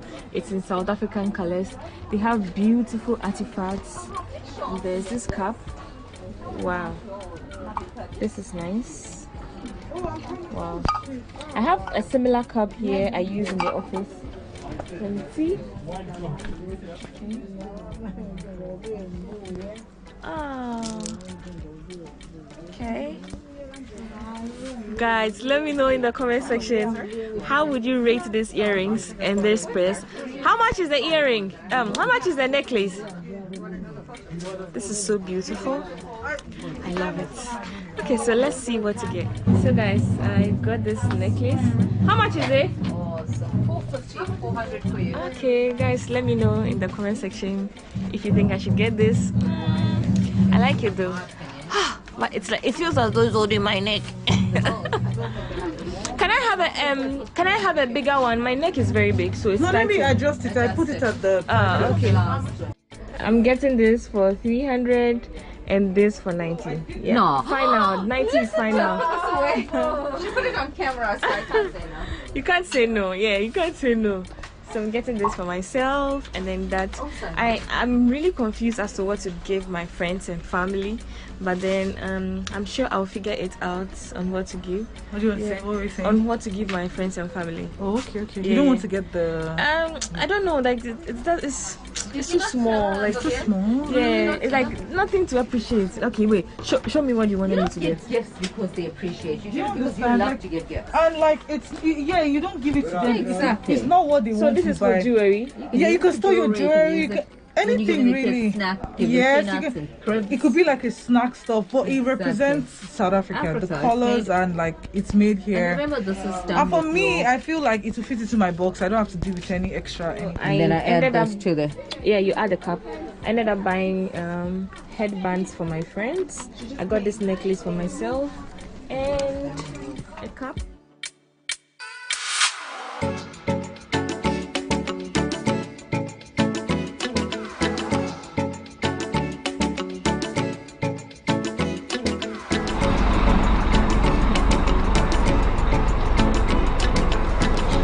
So we're about to go on a city tour on this bus behind me, and I'm super excited you all are coming along with me. So let's go. This gives you a better view of Durban. This gives you a better view of the city.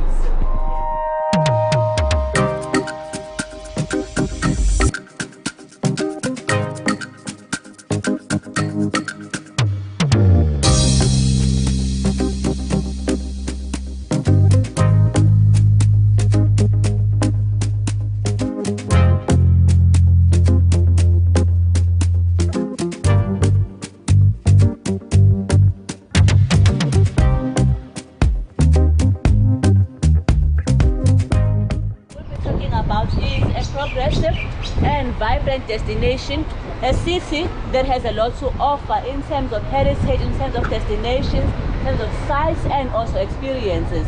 we have 5 tourism regions altogether. The central region is the one that we basically cover in this tour.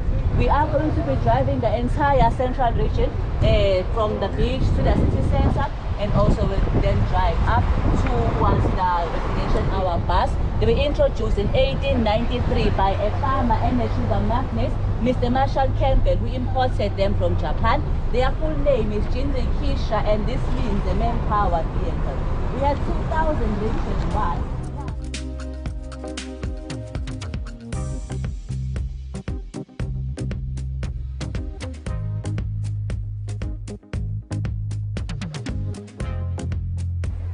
Our left-hand side here in the circle, we normally have the rickshaw carriages. The rickshaw carriages are a namesake of our bus. They were introduced in 1893 by a farmer and a sugar magnate, Mr. Marshall Campbell, who imported them from Japan. Their full name is Jinri Kisha, and this means a man-powered vehicle. We had 2,000 rickshaws once. Now we are just left with about 20 of them, and all of them have a unique design and pattern on their bodies. They have one thing in common. That will be the horns that are symbolic of the Pule's ancestry, because they are mostly pulled by people of Zulu culture. On our right hand side, we have the rickshaw monument here to celebrate the presence of the rickshaws on our mile. So one thing I've realized is the coast of Durban has like high-rise building, which is really cool. So everywhere you are close to the coast, you can get like amazing views of the Indian Ocean, and also you get to experience Durban, like Durban, because Durban is like the coastal part of South Africa. So yeah, so far so good. It's beautiful out here.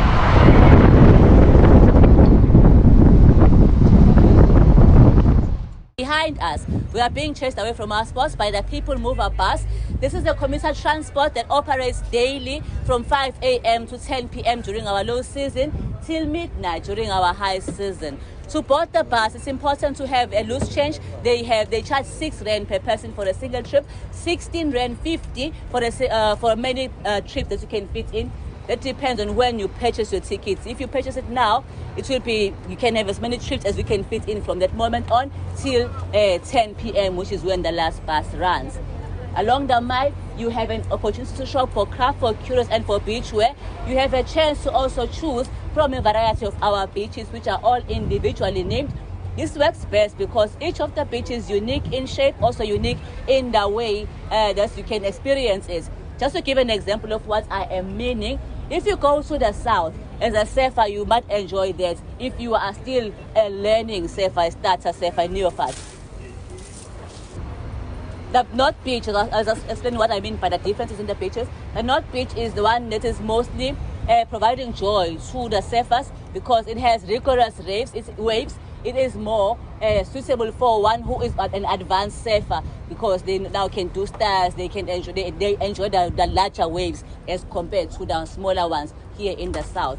There are other things also that are making the beaches unique from one another, and we have piers in between with only just one pier that has a structure in it, and that will be just down by the Shaka Marine World. I'll talk more about this as we progress.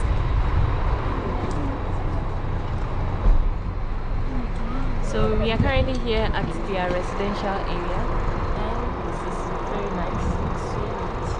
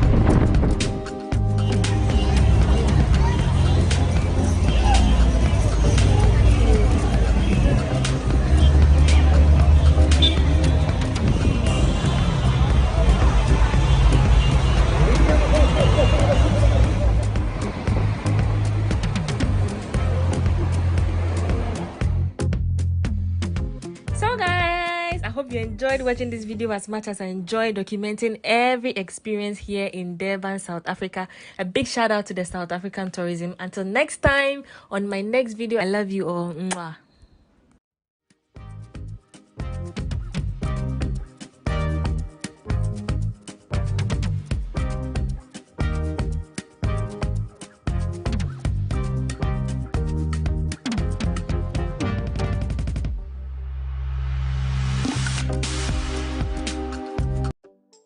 Hi guys, we are back again. Charlie, I hope you are doing amazing. While here, don't forget to subscribe, like and share.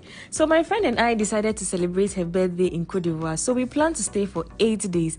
In this vlog is a summary of all our experiences from cost to the entire stay in Cote d'Ivoire. I hope you enjoy watching this video with us. Let's go right into the video. So let's start with the flights. This flight cost us $410, which we bought about 3 weeks before the travel day.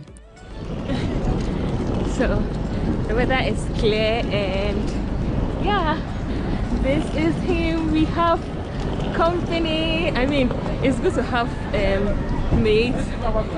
Oh, Jonathan! Hello. Good to see you. Thank you so much for picking us.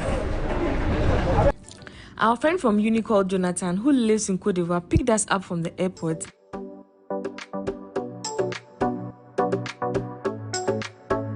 That's everything about Abidjan. Everything we should know. Everything. There is a lot of things to say about Abidjan, but the most beautiful things here is like we're free. There is a lot of space to enjoy. Food, the venue. Ooh, I can't wait to try the food. Everything that you can imagine. Yep. So we had drinks together and ended up at a place called Blue Coast, where we had some good acheket and tilapia with fried plantain called aloko here.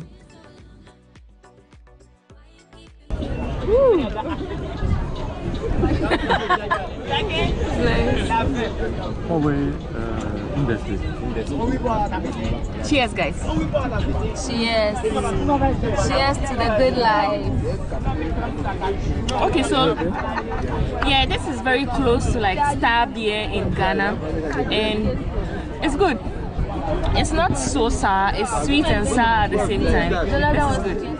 So Celia and the family are serving us with this delicious meal. Charlie, give me more.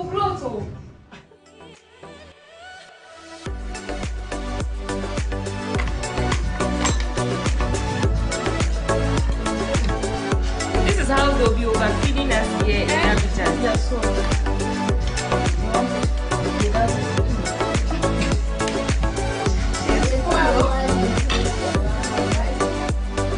The second day, we woke up very early to hike the forest in the middle of the city. Say hi. Hi, Sydney. Hi, guys. So, Sydney, where have you brought me to? This is Parc National du Banco, Abidjan. Okay. We just about starting our hike. We are going hiking today. We're gonna do 20 kilometers of hike. Someone is gonna have their lunch. I'm super excited. Guys, I'm so happy I met someone here who lives here and he brought us to this place. He picked us from our Airbnb and I'm super excited. I mean, I'm going hiking here and at least you get to feel something different here in Abidjan. The weather is a little calm, it's a little cloudy. I pray it doesn't rain. I'm super excited. You all are coming along. You're coming along. What happened? What happened? What did he say? Thank you. You don't see it. So I didn't come with hiking shoes, so he got me some running shoes. Oh, Sydney, thank you so much. That's so cute of you. So yeah, we're about to go and you guys are coming along. This forest is called the Parc National du Blanco. We hiked together with Sydney and his friends. We had an amazing time. The only thing is we hiked for about 11 kilometers, which was really stressful for a trip like this, but it was worth it.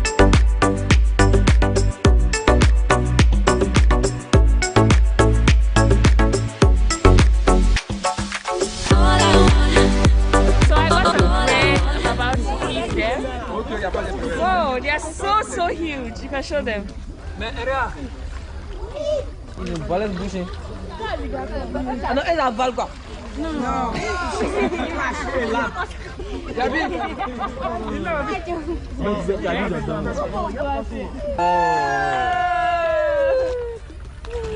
Okay, another one. Wow.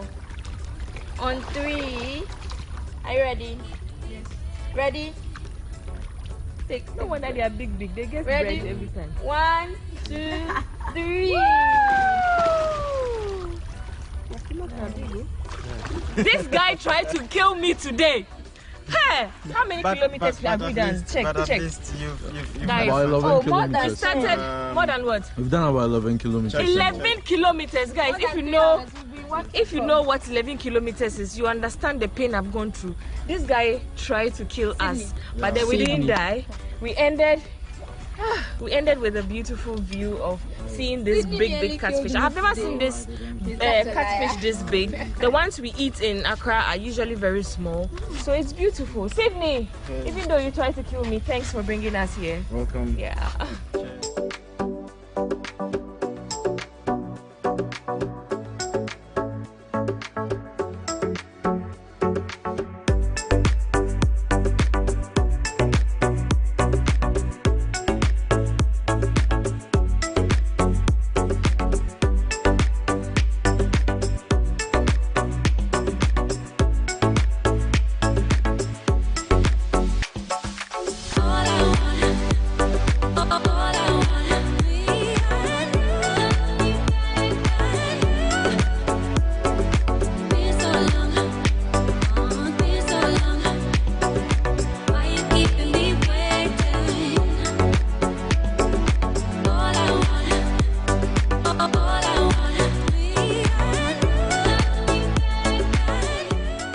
Ended up having a chicken and fish just like we had yesterday, and it was so good.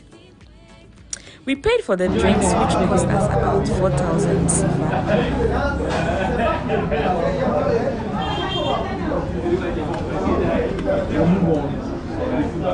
Compare this to the one you had the last time. And picked an Uber home, which cost us about 400 CFA. This is how our Airbnb looks like. It cost us $65 per night to stay here. Our host was amazing. He bought us pizza and drinks. He really had a conversation with us and made us feel at home. This is the entrance, and our Airbnb host is Moroccan. He's from Morocco. So when you come, you take off your shoes. That explains why the shoes are outside here. And this is how it looks like from here. I really like the space. This is how it looks like.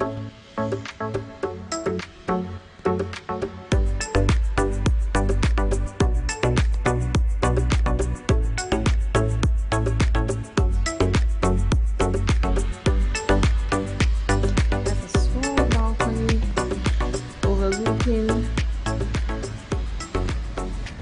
Côte d'Ivoire. I like the fact that everywhere you pass in Abidjan has water, as you can see from the top here. That's how it looks like. And yeah, I've really enjoyed my time here. This is how the hall looks like from the small balcony. Yeah, let's go to the kitchen. So when we came, he said we could take anything we want, and I think that's so sweet of him. He got us pizza yesterday. This is how it looks, and he literally has everything. So he also mentioned that whenever we needed to wash our clothes, there's a laundry person here. So yeah, here has been so comfortable. Like the fridge is even stocked like with stuff. The only thing we bought was oranges yesterday, which we haven't. I don't know what we are going to do with it. The space looks like I've really had a good time here. And yesterday we were here chatting with the Airbnb host. He was so sweet. Like, I really like him.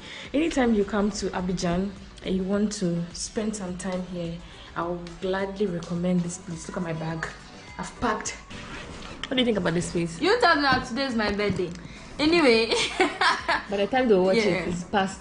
Okay. So, this place is very nice. We highly recommend 5 stars. Yeah. The host is very sweet, and the space is nice. It's in a quiet neighborhood. No noise, no bars It's very easy to locate. With Yango. Since I came, we've been using Yango because Yango is like very common. The next day, which is day 3, we woke up to pick a bus to Yamoussoukro, where we wanted to see the biggest church in the world. So we picked the Uber from an Airbnb, which cost us about 700 CFA to Yamoussoukro. We got to Yamoussoukro and paid about 4,000 CFA each for the bus to Yamoussoukro, but we had to wait for about an hour before getting the bus to Yamoussoukro. On arrival at Yamoussoukro, we picked a loading taxi, which cost us about 500 CFA.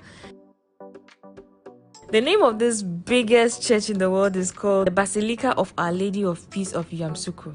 Before the tour, we paid about 2,000 CFA each. Locals pay 1,000 CFA each. Before the trip back to Abidjan, we tried some local meal in Yamoussoukro. We tried their local sandwich and their hard bread, which was really delicious and different from the ones we have in Ghana, which everything should cost us around 700 CFA. So later that evening, our friend invited us for dinner, so we didn't have to pay for dinner. We had an amazing time here.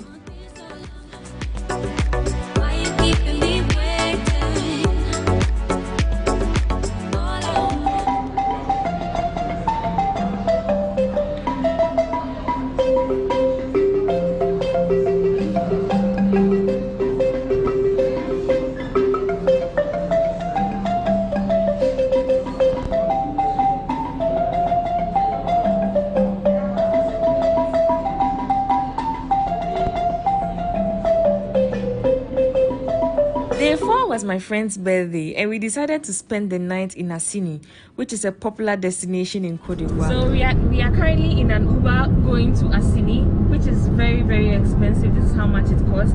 And usually they said that if you go to Assini, they won't get anybody coming back. So we have to pay double the price. So Jonathan, our friend, spoke to him in French. We just called him, and then we've negotiated to add extra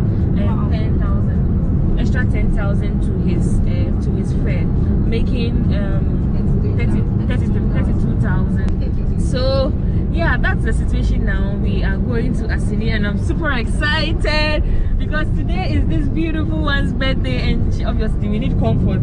Going by bus is a little tedious because we have to pass through 3 towns before we get to Assini, according to my friend, and so that's how come we are paying this much to go to Assini. But the Uber is very comfortable, so I'll share with you how the journey goes. So we had an invitation to Akula, which does this brunch on Sunday, so we were invited, so we went there, so we didn't have to pay for anything. The experience here was really amazing. Really had a good time. Good food, good people, great experience. I would highly recommend you come to Akula whenever you're around on Sundays.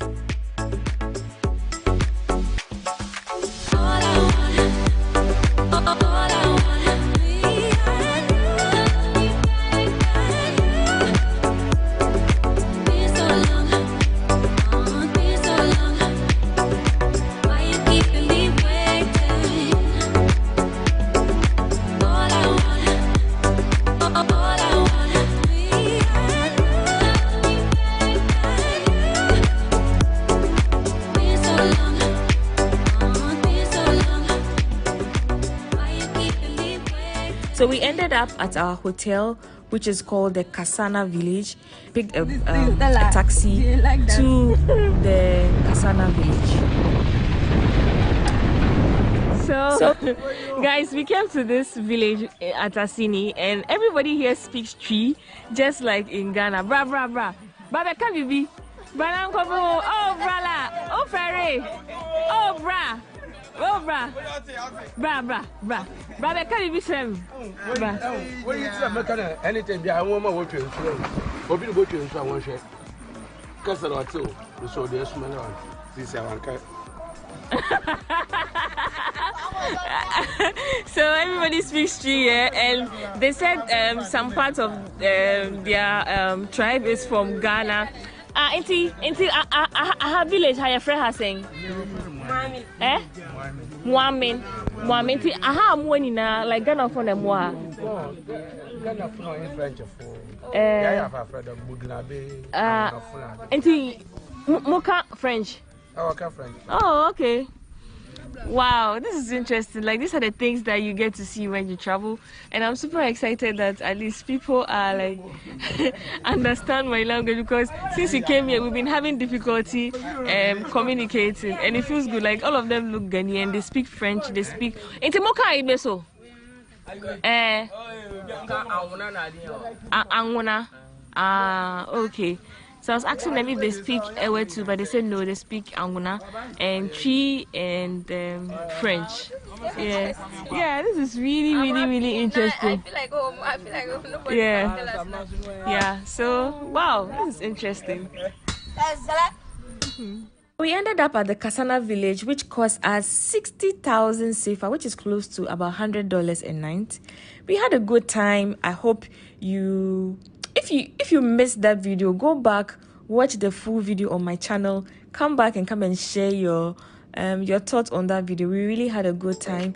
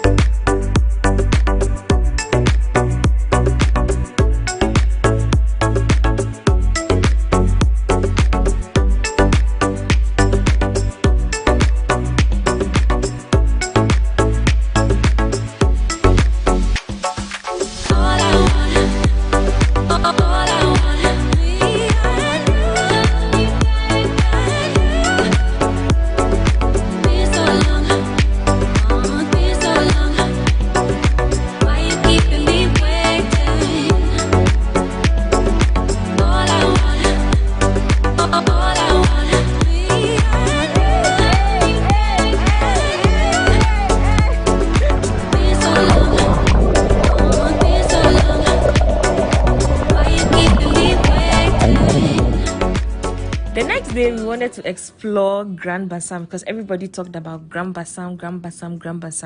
So we wanted to explore Grand Bassam before going back to Abidjan. So we moved to Grand Bassam the next day and we decided to find a place to stay. And we were fortunate while leaving the Kasana village, which is in Asini. The hotel staff were actually going to Grand Bassam, so we didn't have to pay for transportation. We had a lift in their pickup from Kasana village to Grand Bassam. So we are currently on our way to the bus station, and the hotel pickup is taking us there. So we are so fortunate. This is how it looks from here. So we are like in the village of Asini. We are going to the bus station to pick a vehicle to Bassam. So let's go, guys.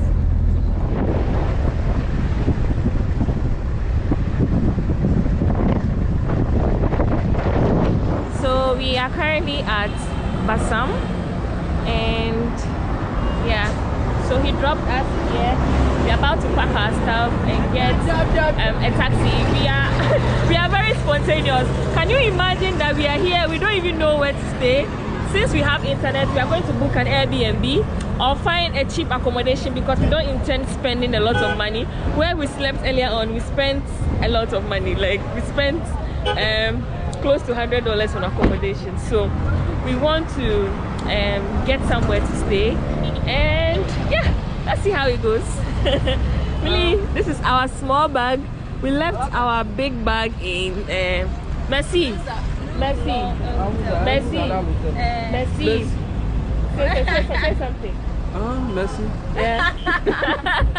So he doesn't speak English. We've gotten a taxi here. He just stopped the taxi for us, and we are going to figure ourselves out. So of course you guys are coming along, so let's go.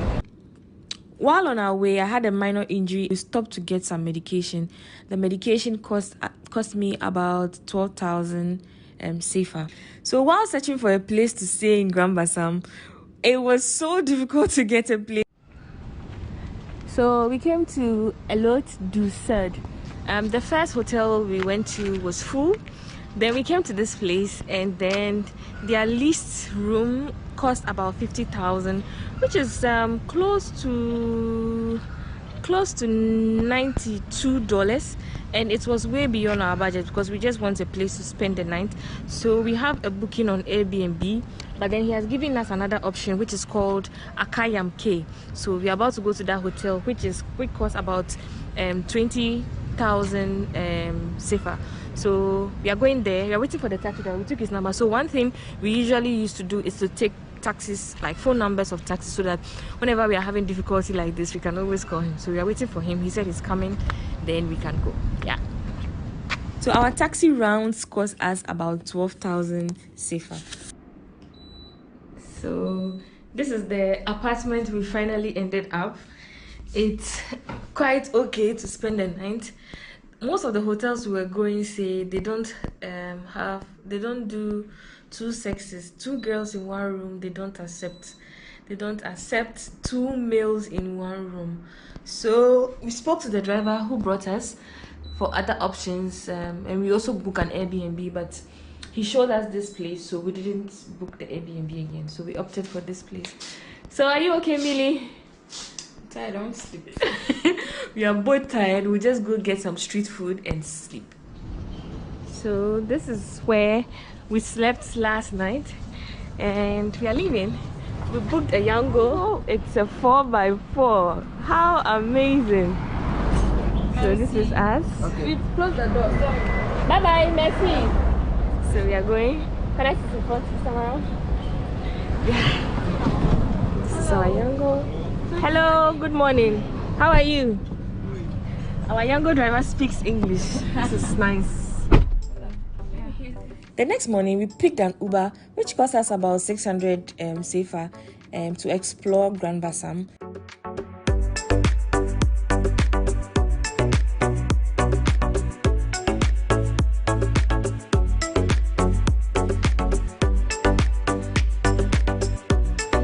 The whole toll and transportation was about 8,000 sefa for both of us, and we ended up having a bougie lunch at Coco Grill, which cost us 30,000 sefa on meal. So I think it's expensive, but for the experience, I think it's worth it. The aesthetics of the place is nice, the ambience, the music, the whole experience with the cocktail in the watermelon, the whole watermelon and the whole pineapple was really an amazing. I shared my experience on YouTube. It's still up on my channel. If you missed it, please go back, check it, and let me know what you think about the place. Is it overly priced? Is it too expensive? Let me know in the comment section.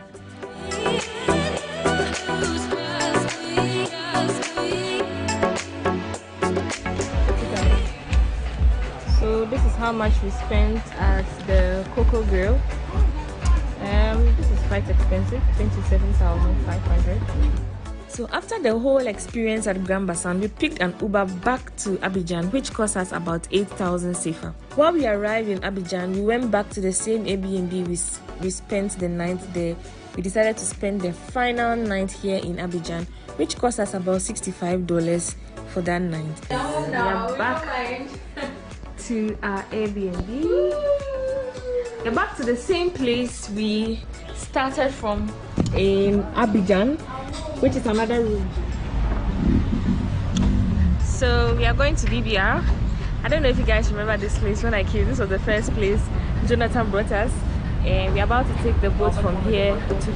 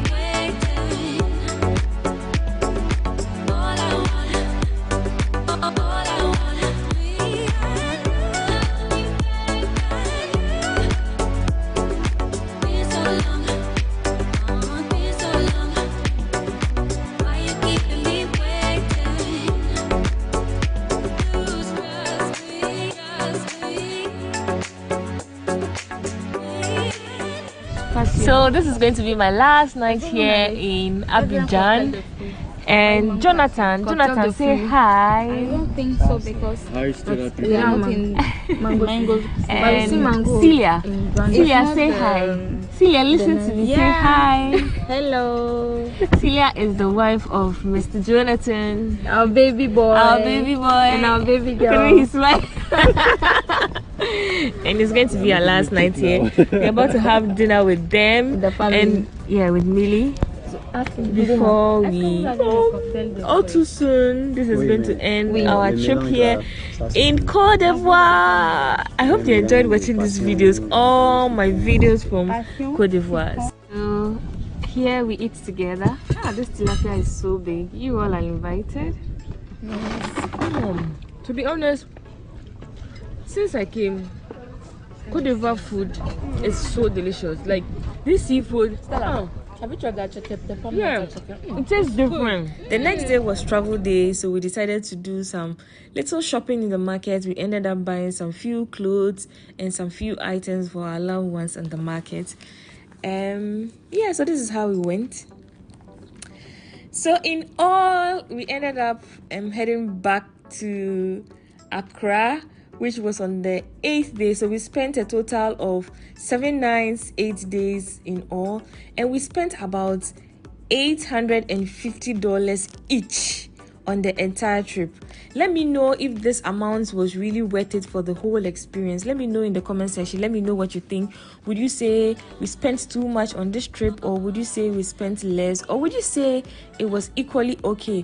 There are petty things that I might have left out because I didn't account for it, but they are like transportation, water, food, tips here and there. But then I think in all, we really had an amazing time. Côte d'Ivoire is beautiful. I encourage anyone who wants to see Africa for the first time, come to Côte d'Ivoire. Côte d'Ivoire is beautiful. It was my first experience, and I would definitely go back again to experience this place again. I had an amazing time with my friend Millie. Millie has been my childhood friend, my childhood friend from uni. Yay! We've been friends for over a decade, which is over 10 years. Yeah. So I hope you enjoyed watching this video as much as I enjoyed documenting my entire experience. I hope you enjoyed watching this vlog. I hope if you missed any video on my YouTube channel, please head back, check it out, and let me know what you think. Until next time, on my next video, I want to say I love you all, and thank you so much for the love and support. Until next time, on my next video, I want to say Meda say I love you. Bye. So guys, we are finally here waiting for our luggage. This was the smoothest flight ever, and the fact that we came and we didn't have to do COVID test, has saved me like $50 here, and I'm super excited. This is good. I mean, now traveling will be made easy. Yeah.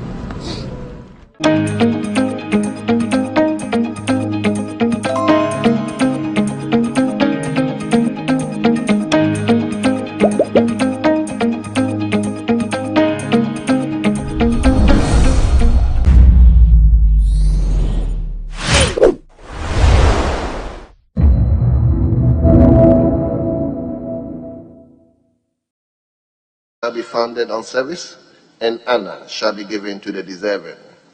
A country of peace, where government shall rest on the wills of the people and the love for common good. Bless the effort of those who struggle to make this vision a living reality. Inspire and strengthen our people that they may give time, thought, and sacrifice to speed the day of the coming beauty of Ghana and Africa. Amen.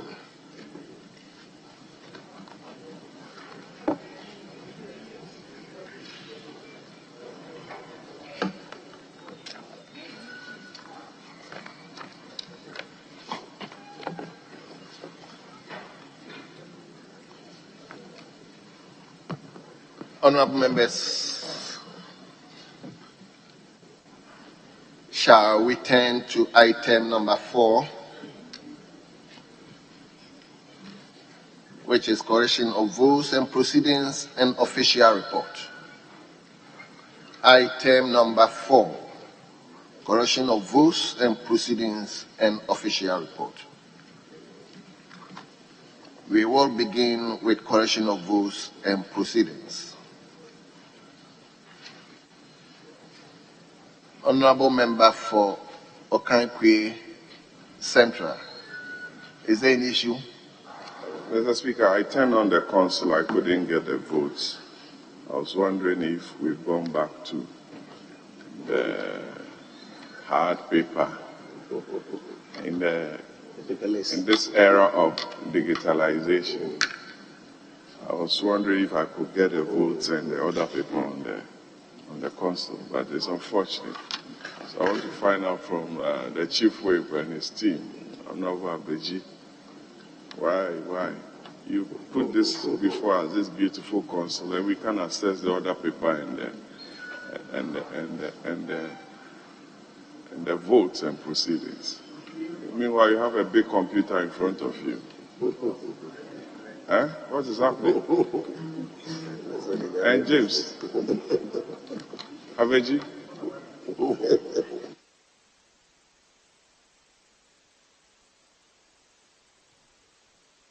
Mr. Speaker, Yes, leader, let me hear you. the Honourable Member Patrick Boama is accusing me as if I'm the IT director in charge of the consoles and asking that why can't we access the votes and proceedings on the console. I am not the one in charge. I am not the one in charge. So, if I'm a member of the business committee, I'm the deputy ranking member of the business committee. In fact, the chairman and the vice chairman are all from your side. So it will be appropriate to ask them rather than me. So, Mr. Speaker, I just want to put on record that I'm not the one in charge of it. Yes, my majority whip. Speaker, with respect to my colleague, not only that, there are other considerations that House Committee leadership is looking at. Already, I am aware of a meeting that has been scheduled to deal with all these matters in proper context. So, my colleague should hold his fire and just give us some few dates. We'll come appropriately and respond to all these concerns. But certainly, it's been taken into consideration and will be dealt with. Honorable Patrick Boama, we'll get there one day. Don't worry. So, honorable members, let's begin with page 1, votes and proceedings.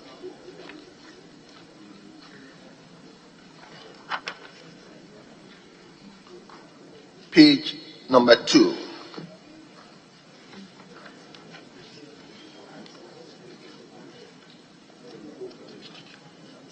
Page 3.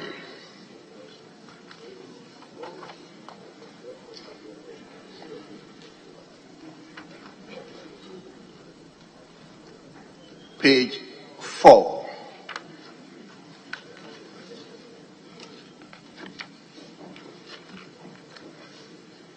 Honorable member for Doma East, are you up? Okay. Page 5.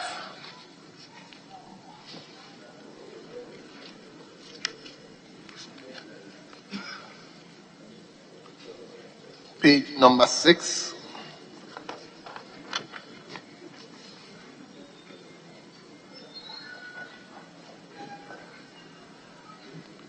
Page 7.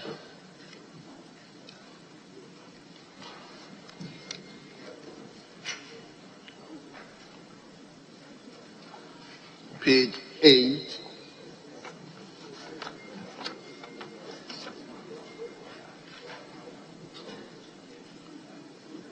Page 9.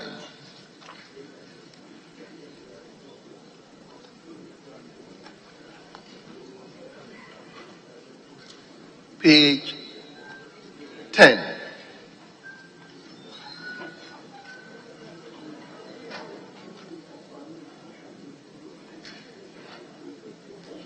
Page number 11.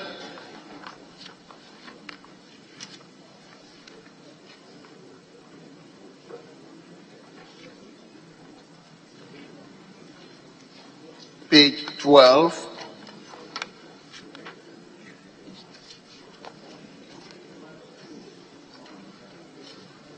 Page 13.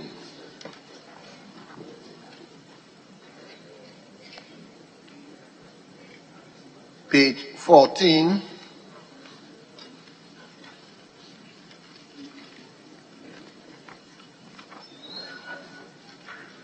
Page 15.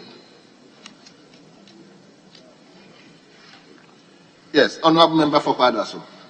Honorable Speaker, a small omission on page 15, Roman number II, annual reports on the management of the energy sector levies and accounts for the year 2021. So D was omitted, so if it could be inserted. Thank you. Table, have you taken note of the issue is raising? Very well. Let's turn to page number 16.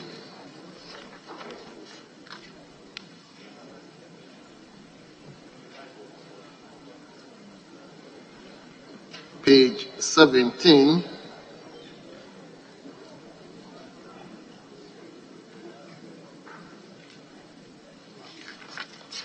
And finally, page 18.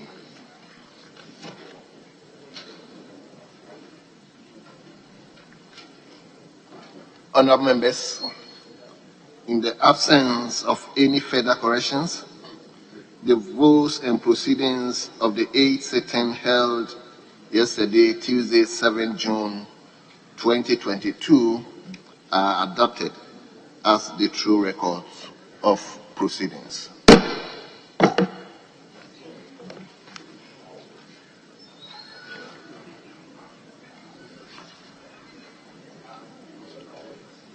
Oh, Honourable Member, I didn't see you. Right, Honourable Speaker, thank you for the opportunity. I rise under Order 48 of our standing orders and Article 102 of the Constitution. And may I read, a quorum of Parliament, apart from the person presiding, shall be at least 1/2 of members of Parliament. Mr. Speaker, I don't believe we have the requisite number to conduct any business at all. So, Mr. Speaker, I'm drawing your attention to this.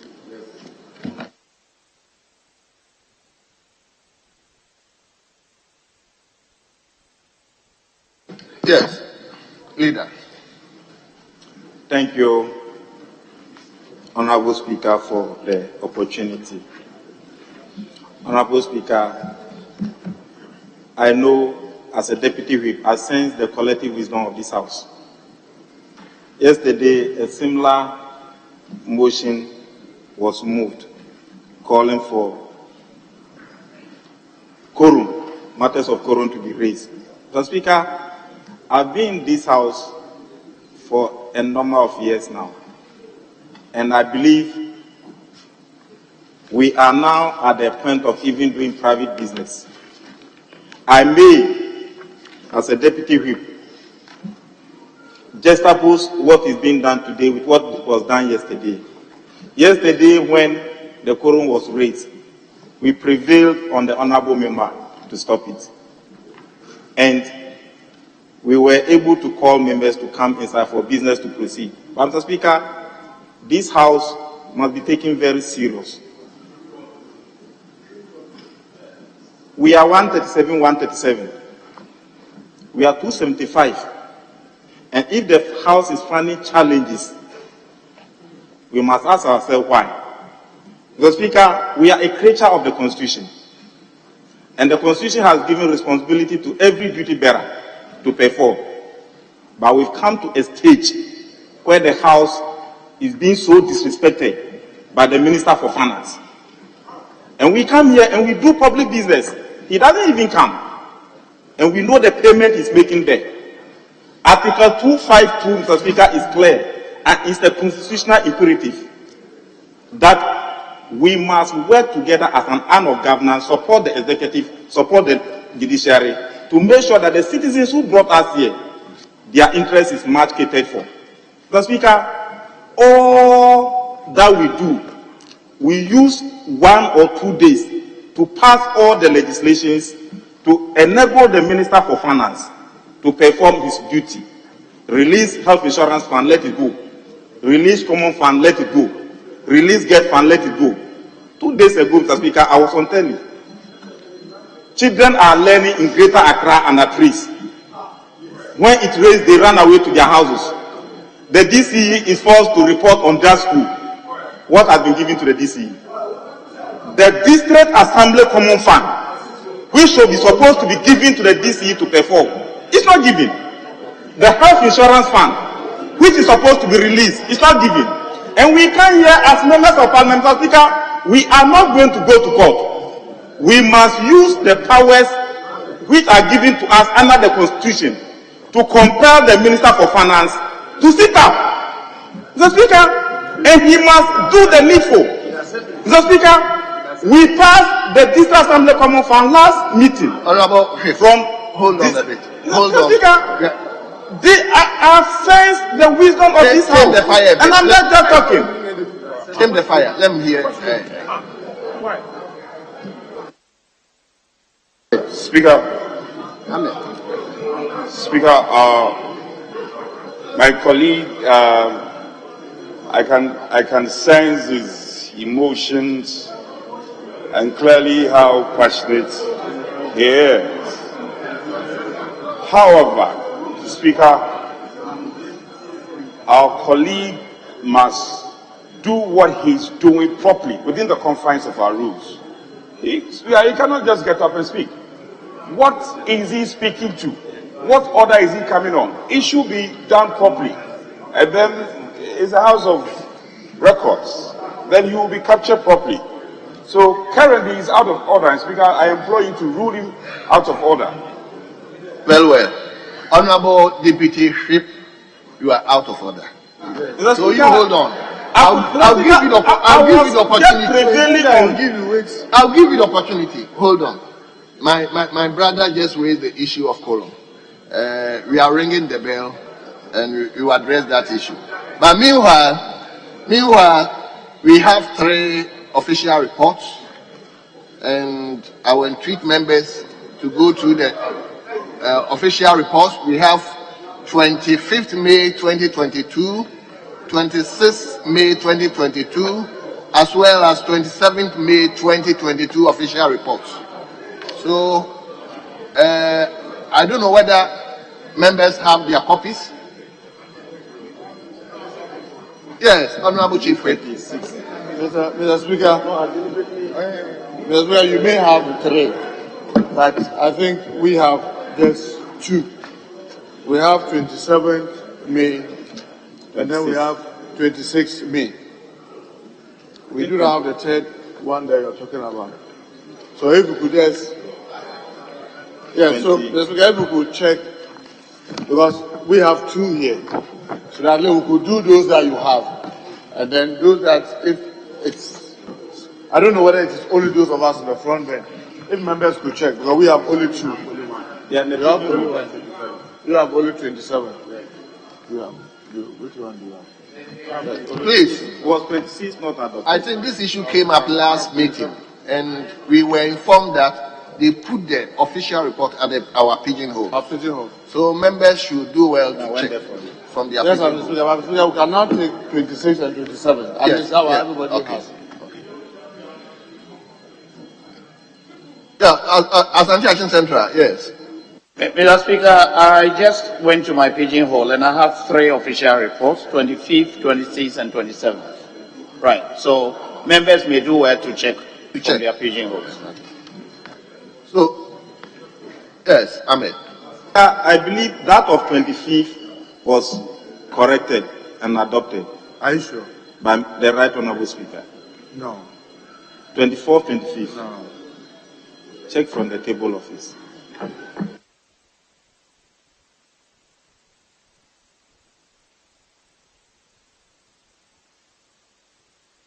Okay, meanwhile, while they are checking, we can start with the 26th.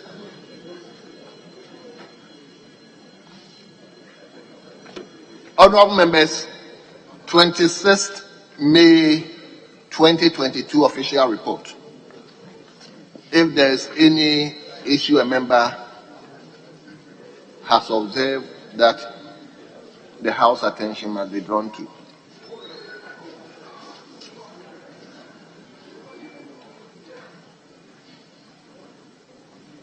So in the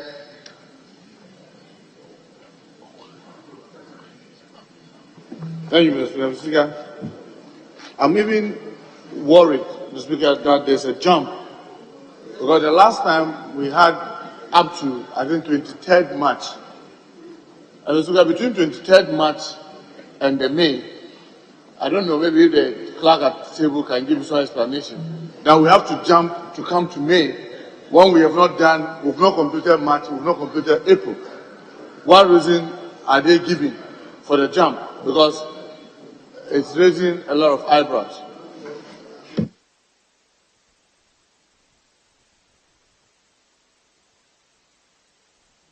Yes. Speaker, I have no reason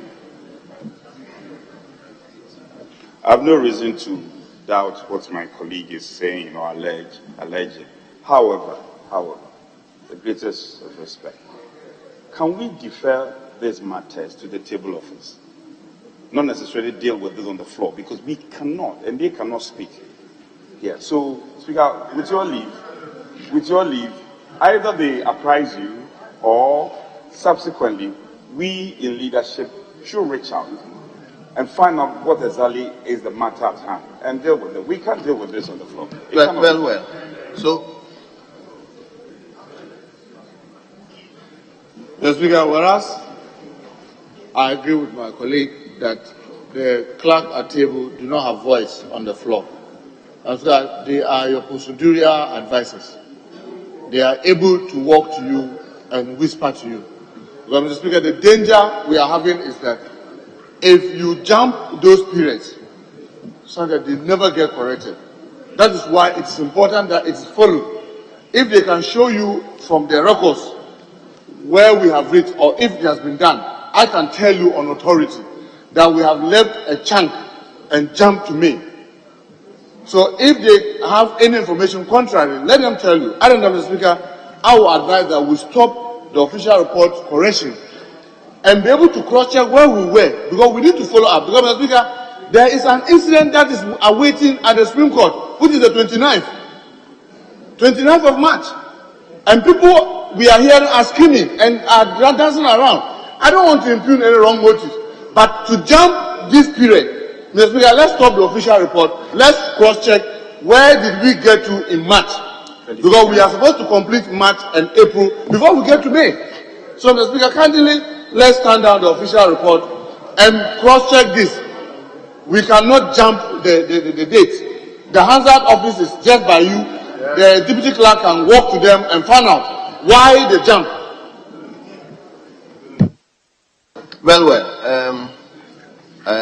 Honourable members, I think it's a genuine issue is raising. Clerk at table has indicated to me that the House will be informed that, with respect to the update of all the official reports by tomorrow. So meanwhile, we will take the three, and tomorrow the House will be informed the position of the official reports up to date. So I think we have to allow the process to go on. Start with 25th May 20. So if there's any issue, 25th May 2.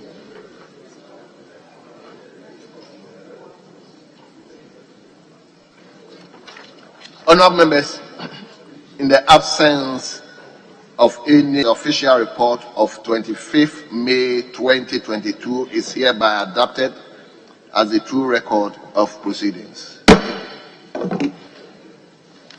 We move to 26th May. 26th May. 26th May. And I repeat, 26th May. Honorable members, in the absence of any corrections, the official report of 26th May 2022 is hereby adopted as the true records of proceedings. We now turn to 27th May. 27th May. 27th May. Yes, Honorable Member for Padaso. Honorable Speaker, column number 23, the first paragraph, the last line, not exceed USD, and the symbol pen. So I think that we should cancel the symbol so that it's USD 10 or USD goes and the symbol remains. Table, are you taking note of the issue is raising? And if you come to V, the same issue is repeated. USD, the symbol 2.8 million. So that one can also be corrected. Very well. Table, kindly take note of. Then respectfully, column 31, the fifth line, University of Energy and Allied Sciences, UNEL. So I think they wanted to indicate University of Energy and Natural Resources, UNEL. Which column? 31? Yes, please. The fifth line, University of Energy and Allied Sciences. I think it should be University of Energy and Natural Resources. That is UNEL. Very well. Very well. Very clear? Okay.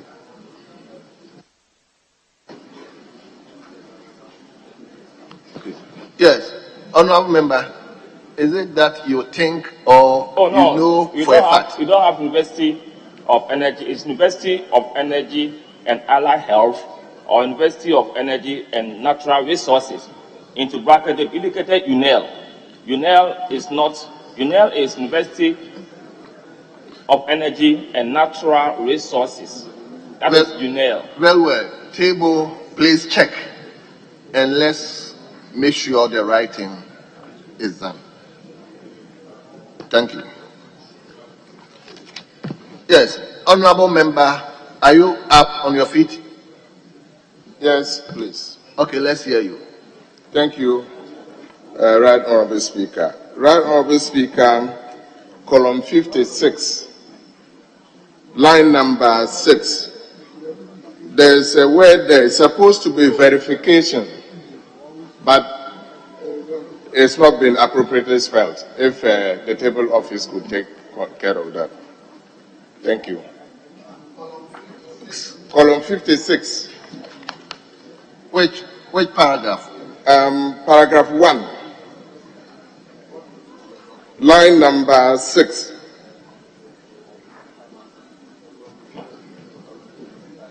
Verification. Very well. So, table, can they take note of that? Thank you very much.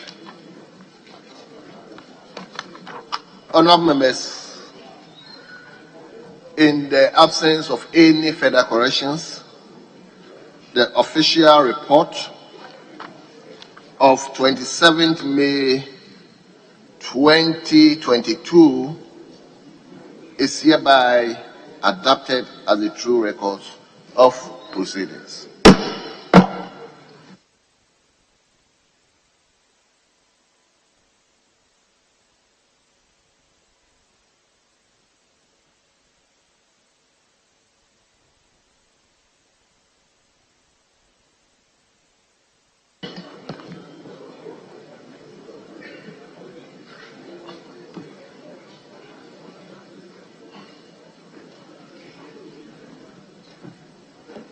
Speaker, I'll seek your kind leave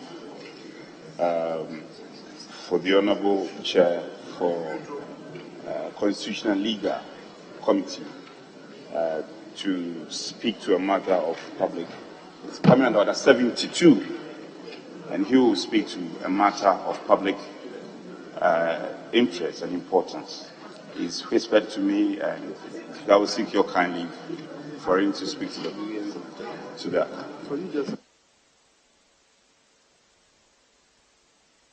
Yes, leader. Thank you, Mr. Speaker. Mr. Speaker, my colleague knows very well that if you want to come under Order 72, it is something that the member should have had the discussion with the Speaker. And then the member just have to do it. It's not for you as leader to seek permission for that to happen. So if the member has not had the discussion with the Speaker, because that's what the rule says, I don't know under what circumstances are you, leader, seeking permission from the Speaker to do that, because he's supposed to do that himself if he has done that. So the Speaker, if he has done that, Honorable leader, I've been informed that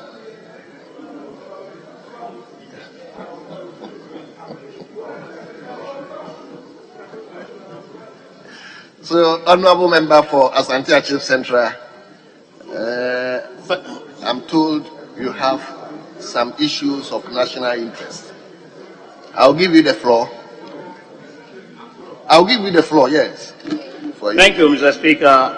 Mr. Speaker, with your leave and with the indulgence of the House, let me draw the House's attention to item numbered 19.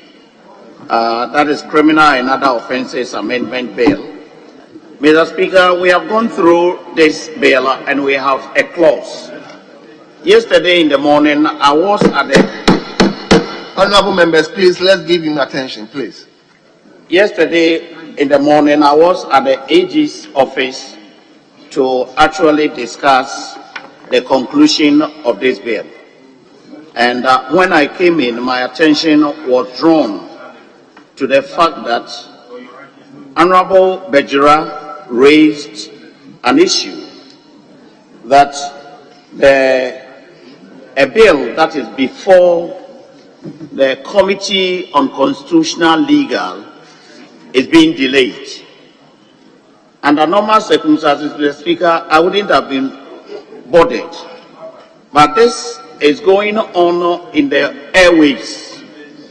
And I heard the Deputy Minority Chief Whip add his voice as if he was doing the chairman some good, said that the chairman is a fine gentleman and he takes his work serious. But on the bill that had been referred to the committee, the bill is being delayed.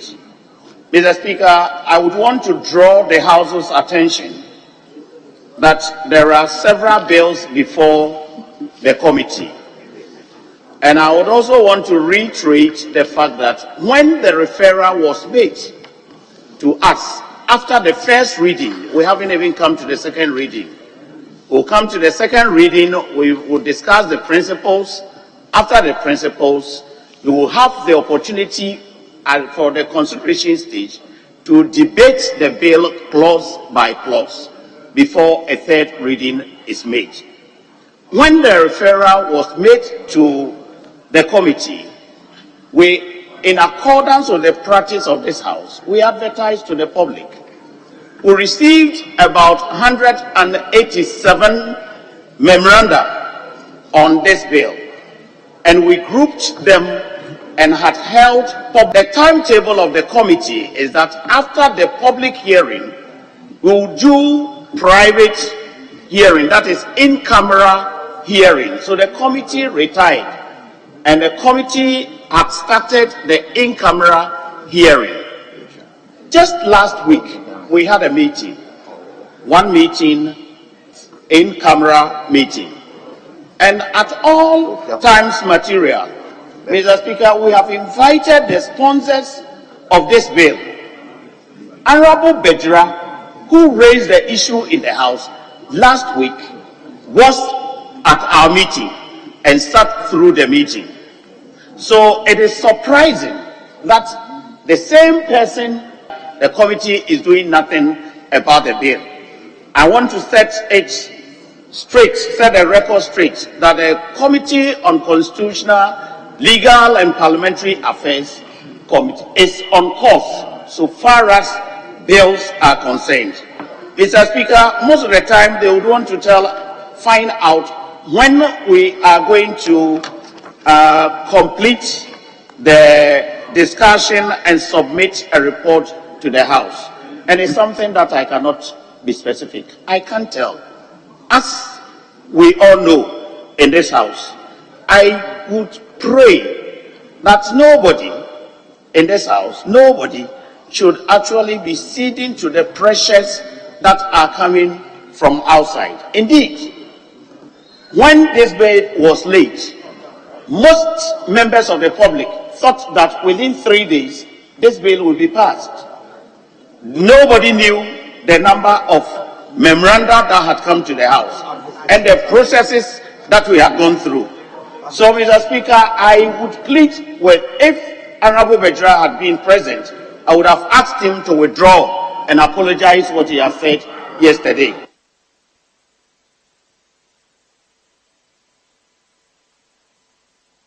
But unfortunately, I am informed that he has another meeting to attend. I had already explained to Mr. Speaker and to the House that I referred to clause 19, maybe you were late, and I said that this is pending, so I needed to actually be at the Attorney General's office and find out how we could go on with item number 19. So the Committee on Constitutional, Legal and Parliamentary Affairs, we have never rested. We are, and especially when they refer to the chairman of the committee as delaying this House, and I'm competent enough. I'm a senior member at the bar, having passed out in 1995, Mr. Speaker, having practiced and having gone through the laws. This is a bill that we have to go through the processes, and we have to take the time so that we will pass a law that will withstand the test of time. We just cannot rush through this. During the recess, Mr. Speaker, the committee planned to travel and have some experience, what we call best practice. I only saw the memo when we had resumed sitting. We never got the opportunity to go on with the timetable. So I would urge the House, if a question is raised and you are not a member of the committee, you may refer or defer to a member of the committee to actually give you an explanation so that we could go forward. The members of the public are very much interested in this bill, and we are leaving no stone unturned to make sure that we pass a law that will withstand the test of time. Thank you, Mr. Speaker. Yeah. Yes, leader. Thank you very much, Mr. Speaker. Mr. Speaker, unfortunately, Honorable Bejra is not here today. Mr. Speaker, the concern of members about the unnecessary delay. Chairman, I need if you could listen, Honorable. The unnecessary delay obviously had to be blamed on the chairman. And they were right, they raised it on the floor of all this private conversation we had. Mr. Speaker, one of the largest bills we had in this House was either the Public Health Bill or the Companies Amendment Act. They were very large. And I showed him, in managing bills that are very controversial, what you do is that you hire a big hall, call all those who have got the memorandum. You are talking about 178. If you had a hall that could seat 300 people like the DF Annan Hall, clause 1, all those who have the amendment, raise your concerns. They raise it. By the time you get to the last clause, you will be done. But you opted to use a vehicle that gave people unfettered time. Meanwhile, you know of the constitutional provision, and I will refer you to Article 1064. Mr. Speaker, and with your permission, I read, a bill introduced in Parliament by or on behalf of the President shall not be delayed for more than 3 months in any committee of the plenary. In inference, remember, we could not introduce a bill in this house until Professor Akwe, with his magnanimity, worked out to enable members to be able to introduce a bill. So in this sense, it's referring to bill. And for more than 3 months, if you realize that there was going to be delay, the only fair thing that you do as a chair is to come back to this house to tell the house that because of reason 1, 2, 3, we have to have a delay, and the members will then be able to contribute to even your way your procedures, the proceedings are going. Leader, let's get the intervention. Mr. Speaker, the constitutional provision my respected colleague quoted to fortify his submission was very misleading, and I don't want the records of this House to hold that to be true and factual. The bill in question is a private member's bill. He's quoting a provision in the Constitution that has to do with a bill introduced by the executive. And we cannot sit here and assume that such a submission is correct within the context of a constitutional provision.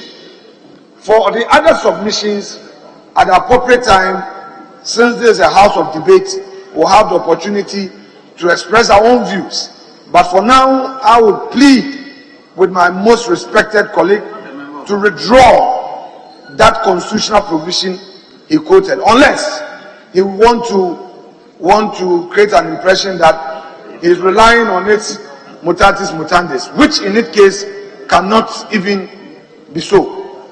I thank you, Mr. Speaker. Yes, Leader. Thank you, Mr. Speaker. Mr. Speaker, I'm surprised at the point of order by the Deputy Majority Leader. I want him to know that when we talk about bill, this is the only house that you can introduce a bill. If he is telling me that there's any provision contrary to this, that says that after a bill, if it is coming for a member, that one suffers a different time period, he should point it. But so far as this constitution is concerned, when you introduce a bill to this house and it's referred to a committee, that committee must not spend more than 3 months without coming back to this house to tell us reason why it has to go beyond the 3 months. Mr. Speaker, I want to refer him to Standing Order 136, which is just a verbatim time limit. What do you call it? Lift of the Constitution. And the side note, Mr. Speaker, this is what the side note is, and that is what guides. He is a lawyer. He should even know better than I. He's supposed to know better than I do. This is the side note. What the side note is? Time limit for delay of bills in committee, constitutional provision, Article 106(14) of the Constitution. Mr. Speaker, that's what the side note is. It's about delay in committee. So, Mr. Speaker, if the chair have decided to adopt a method that gives him room to be able to leave the committee work and travel for 1 week, 2 weeks, and come back, and they cannot continue the very tortoise method of dealing with the bill at the committee, well, then maybe we have to serve notice to our colleagues. Since this is the method that the chair of the Constitutional and Legal wants to use to delay that bill was in this house before so many other bills. I can assure you that any other bill you introduce in this house, we shall resist it. Even if it is to provide water in Aswansi, we will resist it. We will make sure that that bill, as long as it stays there, no any other bill passes through this house. If you try to do that, we shall oppose it, because we see that it's deliberate. You are deliberately delaying the bill. So don't make excuses. Because if you wanted it to be fast track, you know what to do. If the government wanted to get that bill done, they know what to do. And what you are doing at that committee, Mr. Speaker, I'm repeating it to the chairman on his face. You are deliberately wasting time on the bill. You don't want the bill to come to this house. If you say what I'm saying is a lie, work hard in a week, you'll be able to bring the report. But you are deliberately wasting time because you don't want the bill. And that is a fact, Mr. Speaker. Because if you look at the method that he's using, This is not the first time a bill has been referred to him in his committee. And we know how you work. When you want to expedite things, we know how you do it. So this one, you are deliberately wasting the bill at your committee. And the truth was told you yesterday, and I'm repeating it to you, that you are deliberately wasting time at the committee with the bill. And I can assure you, and assure the front bench, with what he has done, and trying to justify it, no bill will pass through this house without our resistance, even if it is going to provide water in Asawasi. Thank you very much, Mr. Speaker. Yes, leader. Mr. Speaker, one day when I leave this house and I meet Honorable Muntaka, I'm sure we will miss each other. I've been wondering why chief whips are referred to as FOD. I've been wondering why, and I'm still wondering. Mr. Speaker, now let's get into the substance. They are the forces of darkness. Mr. Speaker, I will not want a constitutional provision to be misquoted and to be relied upon to mislead the public, including this house. Mr. Speaker, for the avoidance of doubt, and I place this submission in context, the Order 136, the minority chief whip relied on, is very specific and has to do with a bill introduced by the president. Let us get the context right. I'm not saying that you don't have any right to ask, please. I'm not saying that you have no right to make your submission. But I'm saying that don't misquote the Constitution and give effect to it in the standing orders to mislead anybody in this house. For that one, Mr. Speaker, it is wrong and you will not be tolerated on that score. Now, Mr. Speaker, let's come to the substance of the matter. As for blame. Why has the chairman, why is it being personalized? We have leadership of a committee.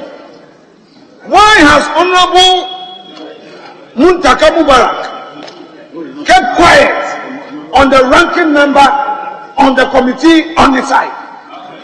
There's a ranking member. We all know how committees work. Committees, the chair and the ranking must confer and agree. In this house, the jurisprudence of this house has never permitted chairman to single-handedly move a committee. Atu Forson is a ranking member of the finance committee. He knows that the chairman Kweku Kwate has no such powers to single-handedly take decisions. Therefore, Mr. Speaker, it is very rich to hear the minority chief whip going after a respected member of the bar, a respected senior competent member of this house whose record is not in doubt. Mr. Speaker, if this is not an agenda with the main aim of setting up a grand agenda, Mr. Speaker, then I'm sure that a new drama is about to unfold. Because, Mr. Speaker, when the chief whip from the minority starts speaking this way, then we know that the peace of this house is likely to be disturbed. Because, Mr. Speaker, he did not just make a submission, but he also, Mr. Speaker, interlaced it with threats. To interlace it with threats. And Mr. Speaker, I know when he normally keeps quiet, looks down and says his things, I know what he's about. Mr. Speaker, if it is about the committee not doing its work, if we want the committee to speed up on its work, leadership must engage the committee and know their problems. I repeat, if the leadership of this house so desire that the committee must move with the speed of light, we should engage the committee. But outside, the majority of this house would never accept a submission by the minority chief whip to single out our chairman and subject him to ridicule and embarrassment, to get the media to attack him when your ranking member is part of the decisions of the committee. When your own members have been regular, your members are part of the committee. The NDC members, where are they? Do they absent themselves from the committee meeting? We will not allow. We will not allow you to single out the chairman, Honorable Anibedu, and get the media to go after him. The media should know that the agenda you are setting is full of mischief, it is partisan, it is political, and it sits on stilts, and it's obtuse, and we should not. Yes, the argument is obtuse, the argument against the chairman sits on stilts, and he knows that. When I say that argument sits on stilts, he knows that. Where is the ranking member? Yes, I am, he is too. You were quiet when he was making his submission. Where is the ranking member of your committee? Where is your ranking member? We are looking for him. Where is the ranking member? Honorable leader. Honorable leader, it's okay. Where is the ranking member of your committee? Honorable leader. You are not Democrats. You are not Democrats. You are not Democrats. Honorable leader. Mr. Speaker, they are not Democrats. Mr. Speaker, they are not Democrats. Mr. Speaker, they are not tolerant. Mr. Speaker, they are not tolerant. Mr. Speaker, they are not tolerant. Honorable leader. Honorable. Mr. Speaker, I need to finish my submission. Mr. Speaker, we listen to Honorable Muntaka Mubarak, and they must listen to me. We listen to him. Mr. Speaker, this practice must end. We listen to Muntaka. Our side listen quietly. This thing we will not accept. Please, we listen to him. Just conclude for us. Mr. Speaker, not just to conclude, I'm going on with my submission.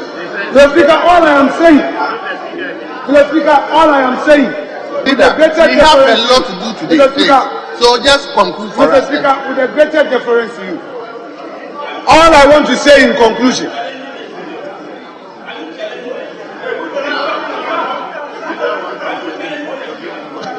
Montala.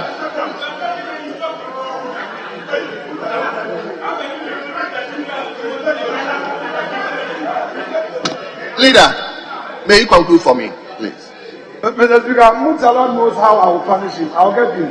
I won't mind him now. Mr. Speaker, he is my friend. He knows we will meet at a corner bar, and I know how to deal with him. Here, I won't mind him. Mr. Speaker, he is my friend. I won't mind him. But let me go on. Mr. Speaker, all I want to say is that, Mr. Speaker, all I want to say is that the leadership of this house must meet the committee leadership, or even meet the entire committee, discuss all their challenges, and as leadership put in place measures together with Mr. Speaker to enable them to deliver on their mandate without any further delay. Mr. Speaker, that is all I want to say on this without more. I thank you, Mr. Speaker. Thank you. I'm not going to allow anybody to comment on this particular issue again. Hold on. I direct that leadership will meet the committee. Yes. And see to their challenges, and we will address them. I wish that by the end of next week, leadership should meet the committee and see to their difficulties and address them. Please, let's end it by this way. Again, at the conclave, we got the hint that the deputy minority whip will also come under same order 72 to also make a statement. So once we have dealt with Honorable Animedu, the chairman of the Constitutional, I will invite the deputy chief whip. Thank you, Mr. Speaker. Mr. Speaker, as leadership, we'll meet you later. But I made this observation yesterday, and it has been confirmed. And if we don't address it, members will keep on pushing. And that is why I sought your leave to raise this matter under Article 72. Mr. Speaker, members have serious concerns based on the observations they've made. And Mr. Speaker, this is the longest republic, the fourth republic I'm talking of, based on certain constitutional structures that were put in place by our earlier leaders. Mr. Speaker, of late, the attitude of the Minister for Finance in handling statutory funds has been a very serious matter of great concern to members and watchers of our democracy. Mr. Speaker, when the 2022 budget was to be presented, this matter delayed this House in sitting from 10 o'clock up to 1 o'clock. Mr. Speaker, we were assured that that was going to be the end.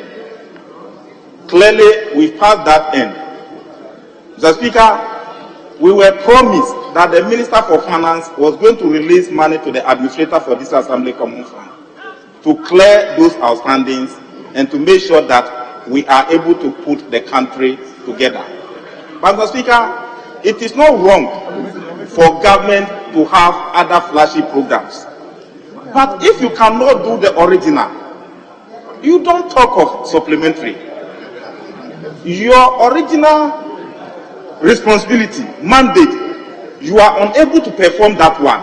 But your priority is on flashy programs and not the constitutional foundation, based upon which we all thrive.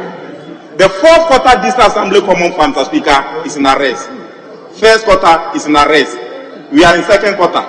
Next month we are moving to third quarter. Mr. Speaker, when you go to the 261 district assemblies, Mr. Speaker, DFOs are dodging. Coordinating directors are hiding. District chief executives are suffocating. Those district chief executives who, the 134 district chief executives who are no longer at post, cannot even come out. Mr. Speaker, before they became DCEs, their public credibility, they were trustworthy. But now, after leaving office, so much has happened, and we cannot sit down as duty bearers to sit unconcerned. I'm raising this. It has happened before, and that time I was here. What we did was that we called the Minister for Finance, and we gave him moratorium that do your original mandate before you come to other complementary ones. We cannot say because he's the Minister for Finance, what happens to the 261 districts is of no concern to us. And that is why, Mr. Speaker, if you watch carefully, yesterday a matter of quorum was raised because the Deputy Minister for Finance was coming to present the fees and charges bill. Mr. Speaker, not only that, there are other financial motions he was coming to present. And what we are saying in this house is that if this is how the earlier administrations were, I wouldn't have been standing here today. The survival of our parliamentary democracy depends on how we handle our decentralized structures. And I'm saying, Mr. Speaker, if the Minister for Finance, who owns the administrator for this Assembly Common Fund, about 2 billion Ghana cedis, promised to release 300, ended up releasing only 100 million. Mr. Speaker, which to me is not fine. You owe me 2 billion and you are releasing only 100 million. Mr. Speaker, what happens to the 1.9 billion? And if you can't pay that one, why are you concentrating on your flashy programs? Mr. Speaker, I'm saying this. There were 169 members of parliament on the majority side. The whole of this side was covered by MPP and MPs. No release of this assembly common fund for them to perform in their constituencies. Near their number reduced from 169 to 137. We talk of attrition of MPs. As a deputy whip, if an MP is not giving his common fund, his DCE is not giving his common fund to perform. When a school project is not good, the DCE is not performing, the MP will be blamed. Very soon they are going for their primaries. Not all of them are ministers. The non-ministers, what are they going to do? You've been voted for 2 years. Borehole you've not been able to drill. Then you are coming for re-election. What will be your message? Mr. Speaker, as a deputy whip, I must out, Mr. Speaker, to protect the attrition rate in this house. And Mr. Speaker, we should not sit down for lecturers to come from Lagos. No, Mr. Speaker, I'm serious about this. There is a scientific data about the correlation between performance of district assemblies and performance of government. If a government performs well at the district assemblies, MPs are retained. If you are not able to perform, you are those who are going to lead the war front. Your face will be shown. You will be blamed. Then we keep on talking attrition. We will not sit here, Mr. Speaker, we will not sit here to endorse that gross disrespect to the Constitution.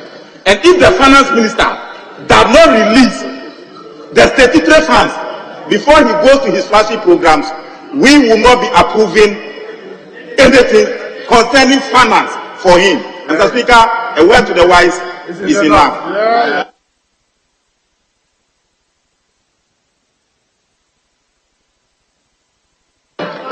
Honorable, do you want to make contribute to it? Speaker.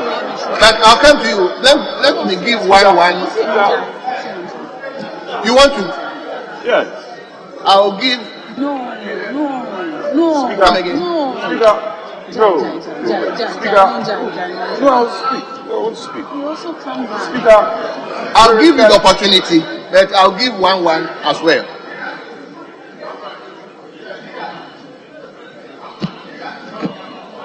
Leader. No, we respect. My colleague will confirm that at conclave, Speaker, we have some discussion at the leadership level. And with the greatest respect, Speaker, you know always we defer to you on these matters. We will want to stick to the original discussion we had, which was for me to be given the space to respond to my colleague, and then we proceed to other business. Speaker, we have. Okay, let me hear you. Speaker, let me. First of all, we are not in doubt, and we will not say that there are no outstandings. It cannot be the case. There are outstandings, but just to apprise the House, colleagues, what my colleague raised is so critical. They are statutory payments, statutory requirements, constitutional imperative. So it's something we all want to support.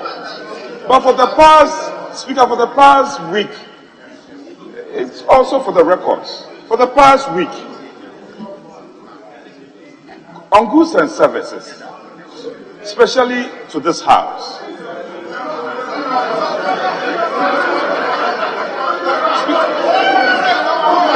Speaker, on goods and services, and one of the most critical outstanding to this House was goods and service. And fact be told, the Finance Ministry has delivered on that. Then again, NHIS, our expectation was some 50 million. Has the Finance Ministry delivered that on that or not? And they have delivered it. I'm totally in agreement when my colleague speaks to the DACF outstanding, which he rightly pointed out the figure. Again, that some release has been made. I checked before we walked into this chamber. I am told, I'm reliably informed, some 300 million has been released. But it's still not enough. It's still not enough. So, Speaker, I'm speaking in support of my colleague.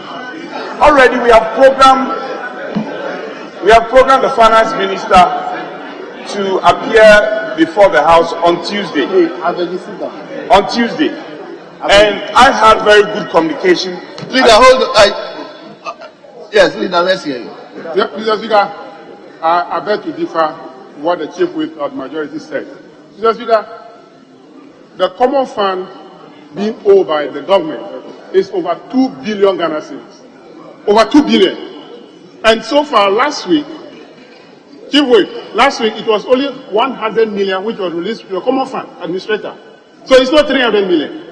You are owing 2 billion, you release only 100 million.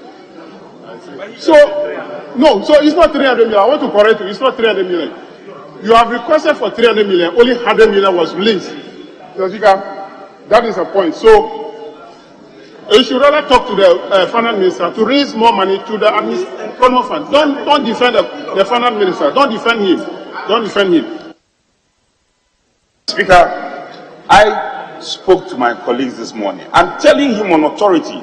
I'm telling you on authority, you should take this in good stride. 300 million has been released. But I am saying it's not enough in the face of the outstanding. So, Speaker, we are going to continue to appeal and speak to the finance minister that the releases due, especially the quasi and the statutory ones, are released on time. I can assure you, as always done, we gave you assurance that the 25 million goods and services was going to be released. It was released. We assured you that the 50 million NHIS will be released. It was released. I am assuring the House, on our side, we will do everything to ensure that all the outstandings, including the DACF, all the outstandings, inclusive of the DACF, is released. Rest assured, you have no problem. Just hold us in confidence that we are going to deliver the deliverables. This week, I'm telling you, something is going to happen. Yes, Leader, let me hear you. Thank you, Mr. Speaker. Mr. Speaker, when the Chief Whip, who is supposed to be championing the welfare and holding the finance minister to task to ensure compliance, when he turns himself as the chief defender, you could see the way he was struggling. Because he was struggling to defend the indefensible. I have told you, give him a permanent seat here. That's what I did when I was the majority whip. And Honorable Ambusente will attest to the fact. The finance minister had a permanent seat here. And I'll tell Setekwe, if you don't come to run your business will suffer on the floor. So when the person comes and he's hearing the heat, when you talk to him, he listens. But when you tell somebody into a team God, that for him, this house, he can only send people to come and do his business. When you talk to him, he won't listen. Because Speaker, ask him to find out what are the requirements of the law. If he cares to know, when it comes to the House Insurance Authority, the fund, the law says that 1 month after collection, after they collect the money, 1 month, it should land into the fund. I'm telling you on authority, money that they collected even in 2021 are still not landed into the fund. And you are here trying to defend that they release something. You are entitled for a whole cow. They give you the tail. You say, oh, they're giving me something. You are entitled to a whole cow. They give you a tail. They say, oh, they're giving me something. Let them even give you half of the cow. Then you know that, oh, you are holding a substantial part.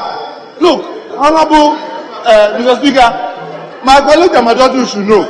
When you turn your back and you are not seeing your members, as for us, with the greatest of respect, we are already lying on the floor. So we are not afraid of falling. Your members, the reason why when you turn and you call them, they are not here, is because of these things. Because they are seeing that after the finance minister, the promise he has made to God is struggling to fulfill that one. But the promise he has made to his own fellow human beings, that one there, he's not willing to fulfill it. But I will tell you, in Islam, God says that if you don't learn to appreciate one human beings and thank human beings for what they've done, you can never thank God. So you cannot be fulfilling God's promise once you leave the mankind promises.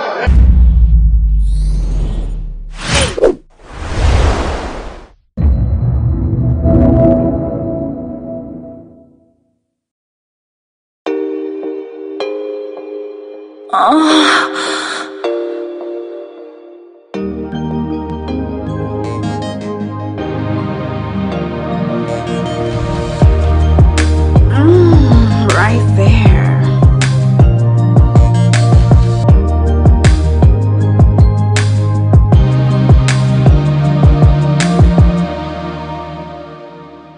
With all that's happening in some circles, can we say that African men are naturally polygamous? What on earth can influence a man who signed on to a monogamous marriage to now opt for a polygamous one? What discussion should come with such changes?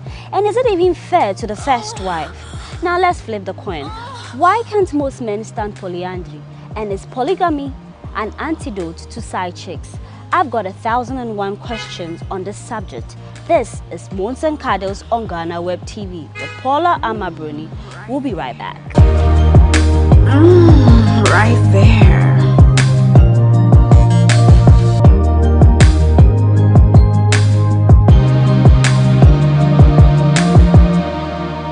Welcome back to Mons and Cuddles. It's always a pleasure to come your way to talk about issues that usually affect our relationship and how best we can spice our relationship. Now, today's topic is very dear to me because recently it was trending. I'll give you the whole intro and why it became a big deal. But as people will say, it is normal. The big question is, does polygamy cure side chick? Once a man got all the women to satisfy his curiosity and all his pleasures, and you just name it, will that stop him from cheating? So should women consider, opening up the marriages to the introduction of first, second, third wife if they don't want any wahala with today's side chick, tomorrow's side chick? And are even women open to such conversation? We're just looking forward to answering some of these questions that are on your mind that we all want answers to. Today is special because I've got the finest people to help me do justice to the topic. I have here with me radio personality, my senior in university and also in the media space, Caleb Neboy. He's the host of Showbiz on Star. Caleb, you're welcome. Paula, thank you for having me. I'm humbled. It's a pleasure to have you. Anytime. It's been a while, Neboy is controversial. Let me talk to you. Let me even inform you before we start. He will not accept it, or you will accept the time. No, I'm not. We'll live to see. We are not doing this alone. We have here Cecilia Anubani, my favorite actress. Yummy Mommy. Hey. Sissy, you're looking good. Thank you. As always, I try to come in for you. Yeah, you do. And I appreciate that. I appreciate that too. Sissy, today it's a big deal. Yeah. And the women, I know, they are looking forward to us to, defend them and set the record straight. But whilst doing that, we also want to understand the men, know where they are coming from, because two people in a relationship, at some point you have to compromise and all that. That's if the person is deserving. We'll talk about that. Exactly. Now, let's just move on to the conversation. Neboy, you met a woman, you married, and as time goes on, she's like, okay, she wants to introduce another partner into the relationship. I know it's not common in our part of the world. I know it's not common in our part of the world. What would be your reaction? Are you even going to second to that? The woman introducing another gentleman to me? Yes, please. No, not to you. Like the whole thing that we've kind of normalized, a man should have side chick and then, take up a first or second wife. If your wife ever comes up with such discussion, how are you going to handle it? Why would she do such a thing? Hey. Are we not in Africa? We're in Africa. Listen, here in Africa, one of our norms is a man having a second wife. Moreover, if you read the Bible, it tells you the number of wives King Solomon had. Even here in Ghana, we've had one of our famous men of God, tell us it's 7-1. There is nowhere in the Bible that says a woman should do 2 or 3 more men. No. It is stated clear. And see, because the women are more than the men, it is only proper for a man to say, look, let me just add 1 or 2. It's normal. It's not even a big deal. It will only become a tough thing to do when the man is not financially sound. Because at the end of the day, you bringing somebody in to add up to your first wife, it takes a lot of money, you know, going to a home to even seek for a hand in marriage. It comes with a lot of responsibility too as well. But if you are financially sound and you are good to go, having a second wife is not a big deal. But I don't see why a woman should go and introduce a man to a husband as, I want to marry a second husband. She got nerves. Can you imagine? Hey. Do you have nerves? No. So, if I understand where you're coming from, you signed to polygamy, but not polyandry. Well, like I said, I'm an African man. So, full-blooded, I believe in our customs, I believe in our tradition. So, what I came to meet, what I came to, I saw my people do. If the opportunity comes for me to do same, and I think I have that strength, I have that financial muscle to do it, why not? It's not really a big deal. It's not really a big deal at all. All right. It will only be a big deal if the woman wants to do second husband. And with that, if it happens that way, she would have to bring the said man to me, her first husband, so the second man will pay the bride price to me. Because I had already paid the first bride price for her. Okay. So if you introduce a new woman, are you going to compensate I her? am going to pay for her bride price at her family's house and not my first wife's house. Okay. Niboy's submission is up for debate. But then Sisi, with women, they always say sometimes you've been taken for a ride. You meet a guy, he's not really established, but Odonti, you understand him. Let's start a life together. You help him build his brand, his company, whatever it is, whilst you're also doing same to yourself. It's 50-50. And then at the end, you're living the best life. Then you want to introduce another woman. With a woman who finds herself in, I would say, such an unfortunate situation, how can the man start the discussion, and what should be the precaution he should take? Let's just say in cases like that, because we end up always feeling broken-hearted. It's like, how can you do that to me? It's sad, because at the end of the day, when you were broke and I was helping you build yourself, in a sense, I'm sure that's what, I think that actress and that whole topic we were relating to was about. Did you talk about having a second wife at that time when you were broke and didn't have anything? You see, that's what I'm saying. If you're going to go, it's about going into relationships. We've talked about this before, where I've add another person to come and spend our money without contributing to the hardship that you've gone through. This is on the woman's back. Now some woman is going to be now coming to spend the money that she did not earn. Where was she? Where was she? Why wasn't she? If you're going to do second wife, let her come in. Let's all be here. Let's all work hard. Let's all build this brand together. You can't bring somebody in to come and spend money that I have built. And even in the cases that, women, when sometimes we get pregnant, sometimes you have to put career and stuff like that on hold. Be at home, a stay-at-home mom for some time, and make sure the kids are okay, take care of them. So imagine myself, for instance, I put my job on hold and all that, and then later on, you come tell me such a thing. I don't know how I'm going to react. But Caleb, in such a situation, what are the steps that a man should take so that the woman does not feel cheated, feel used? Since when is it normal? Side chick has never been normal. It's been? No. It's been? No. Our forefathers and our grandfathers used to have it, but it was something that nobody talked about. If you have a child outside of your marriage, you used to call it a bastard child. And that child was always a bastard child, excuse my French, or whatever it is. And it is never, and some families have it now where, their fathers are dead and whatever, and the children are not really accepted into the first family, as you call them. We call them the first family. So when our grandfathers did it, it was never really accepted. It was known to be, but it wasn't normal. But then now in the case, when ability, as they say, so I'm bringing in the woman, I'm going to marry. I actually have a problem with the way both of you have actually made it look like you met him, you have nothing, you helped him build up. Most of the time you have nothing. How is that possible? But you always have it all. Women too do. Listen, have. So if you say you helped him build up, what did you do?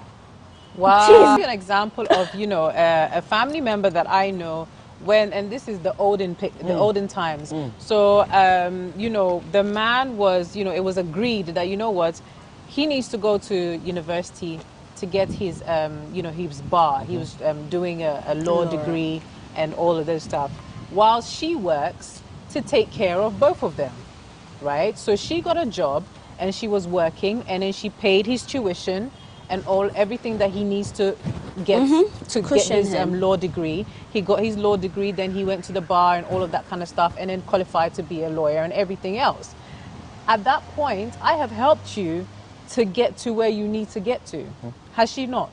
So now, if you now introduce, and this same person, this same man, now gets a side chick and now gets another family, leaving this woman to now be, now she has her children and everything else, and she's helped you pretty much establish yourself.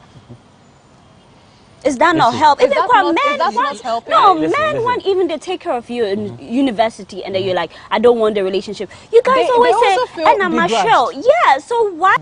Both of you have made it look like, then when you meet the guy, he has nothing. You did this. Let's say you had money. Let's say you had your money.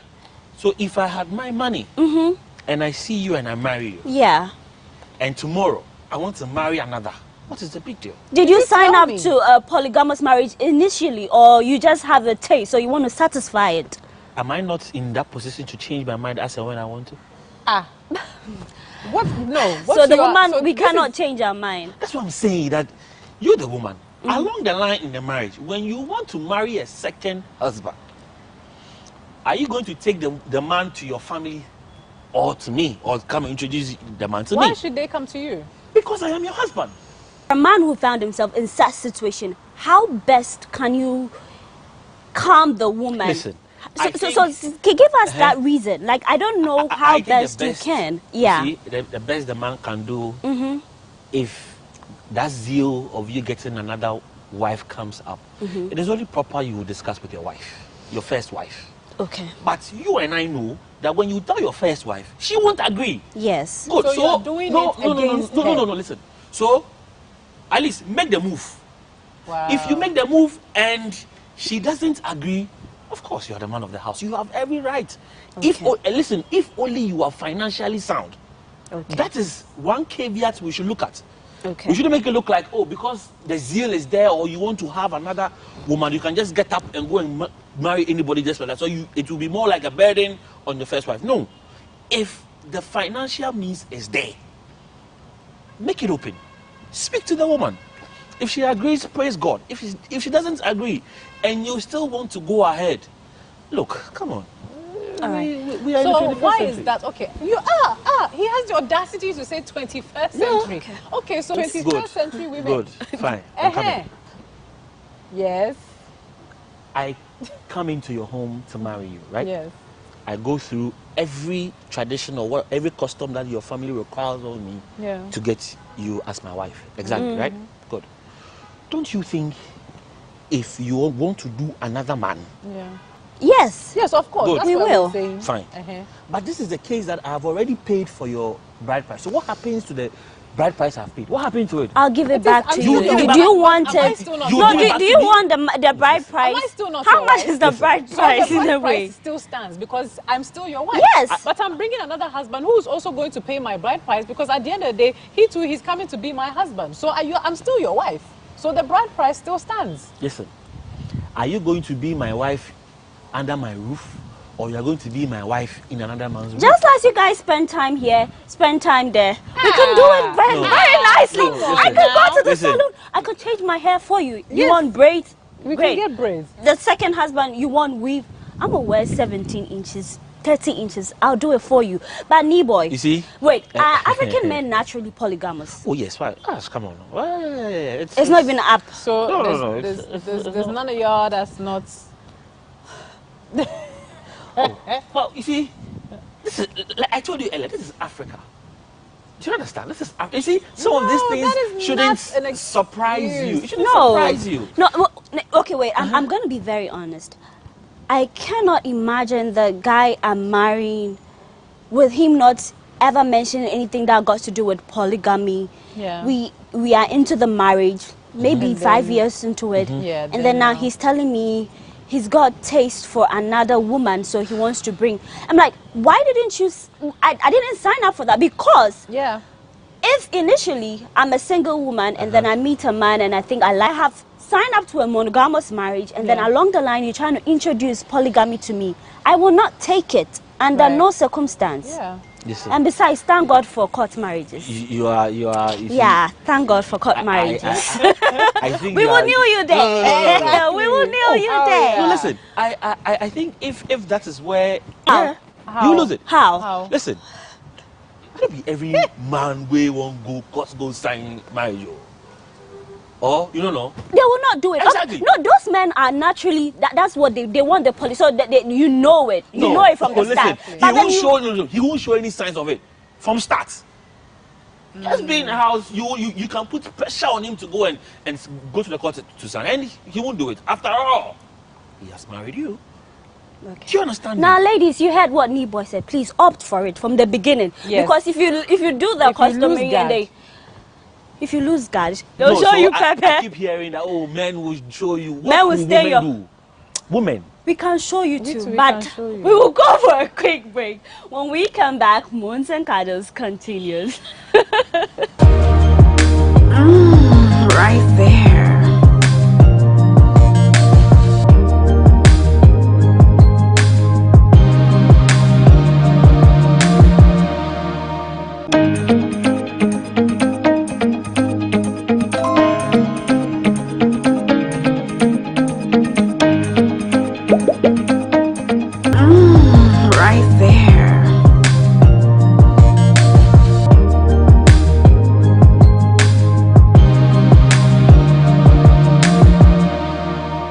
Welcome to Moons and Cuddles on GhanaWeb TV. As I stated earlier, we're discussing or we're trying to understand if polygamy can cure. Yeah, Caleb is letting us know how the men think from a man's perspective. And then Sissy and I are trying to grill him, but he always comes back stronger with his submission. But at the end of the day, we're gonna get. I just can't wait for the final part. If you get to a polyandry, it's a no. Don't even mention it. Why? Because they're a cake. Why should it happen in the first place? Why should it happen? But it happens in some part of the world. No, but I mean. But it's not really common. But then it happens. Yes, that's happening and it's welcomed and it's normal. Yeah. If you say some parts of the world. Yeah.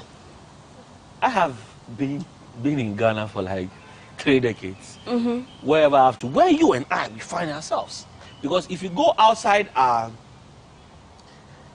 borders, somewhere in Europe and the Americas, these things I'm sure it's open there and it's being done. But here in Ghana, but I beg to differ. In Ghana, we always say we are against same-sex marriage, gays and all that. But then they are the minor. There is a community, so you cannot. Yeah. Right now, and what's things the are response? happening. What's the response With LGBT? We know that they don't even want to hear about it. Exactly. Yeah.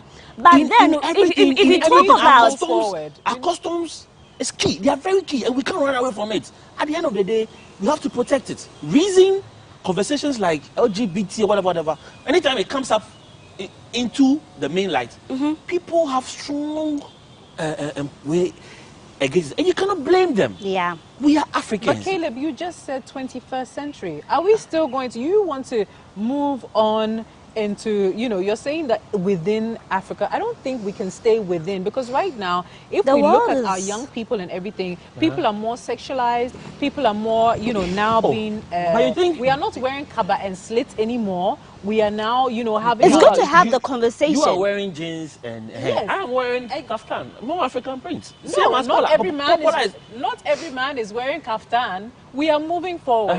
We are blending and Cultures now and all absorbing the Western world a little bit. I am not saying you shouldn't. And so, okay. But I'm saying at the end of the day, ours should always be supreme.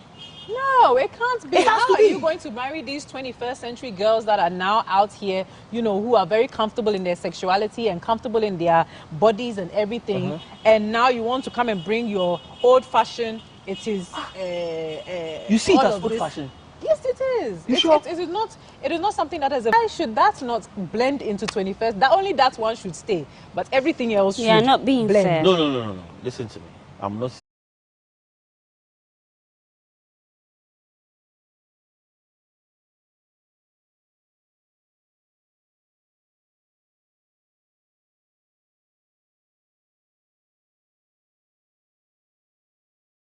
You modify it into what you know already, or whatever your culture. But you are trying to say that side chick is part of our custom. Oh, that's what you are saying.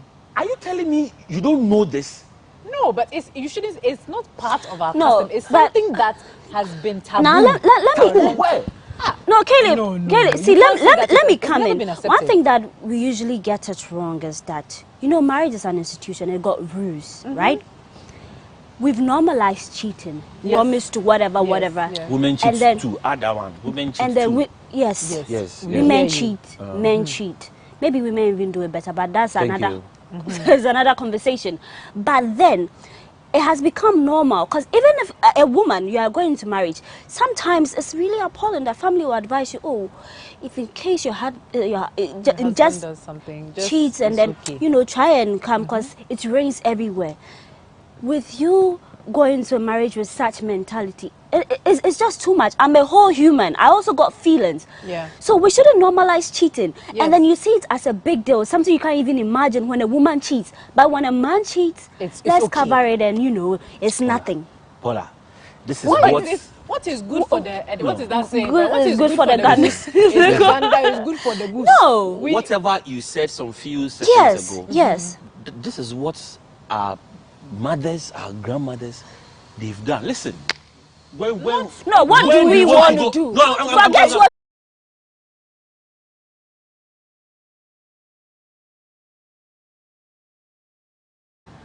Bible. Does it not say treat your wife well, this? As the church, just as Christ loved the church, you should love your wife. Wife, submit to your husband. Thank you. So if I love my wife. Oh, we are not against. See, that's the thing. What I'm saying is, I'm saying. If you go into the Bible, men always use that, like, where in the Bible, show me, where is it that we cannot take? Yeah, we understand that. But then if you sign up to, like, the court marriages, that one, there's you should no court respect marriage it. in the Bible. This court thing, you put it How aside. do you know? Why should we put it aside? You see, you're interpreting the Bible when it's good for you. Yeah, that's it. And That's what then you when boys it's not do. good for you, you're like, oh, it's not in the Bible. I'm saying. How do you know? Were you there? Where? Were you there? I'm trying Did to they let not you have systems and things? So why wouldn't a court marriage be existent in those times? Which system made Solomon marry those women? Which system? Which system? Look, the same Bible we are even discussing. Was it Abraham or who? I think Abraham. Sarah. Okay. So why are you making it look like, oh, when you marry a second wife, you guys want to jump for the Bible because the Bible says, hey, but anything else, no, you don't want to jump for the Bible. Anything else like what? Anything else. Bring up anything else. Men would, anything else would, when it comes to having multiple women, hey, didn't this person do that? Paula, yes. What I'm trying to tell you is, these counselors will go for marriage, nothing. The first person to counsel you go into your marriage is your parents. So if your mother tells you that, look, when you are going to marry and your husband does this, your mother knows what she had gone through or she had experienced. Whether she's also sharing with you. But why has your mother stayed in marriage 10, 20, 30 years? And you will go in and Sunday tomorrow then you are screaming. So would you sign up for counseling before your marriage? I'm not sure. I would want to speak to my parents more. In fact, I would intend to use my wife's parents too. Okay. As counselors, than go and sit in front of a pastor to counsel. I think that is different. Even the person is a pastor, the person should have between 20 years experience. Yeah. Fine. That's Even fair enough. That is a different topic. When you say our mothers, and you have to understand that our mothers went through a lot of trauma. And they had to endure it. Some enjoy. Don't make it look like No, they were also we are not saying. Some Oh no, they enjoy. did not all suffer. Relax. Of course, We are talking about the ones, you know.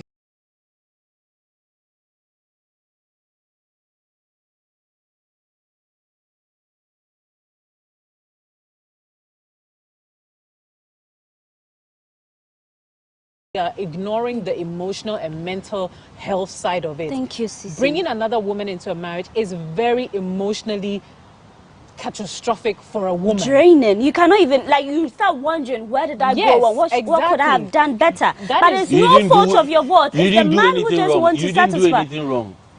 Matters don't change. No, if you love someone, see, let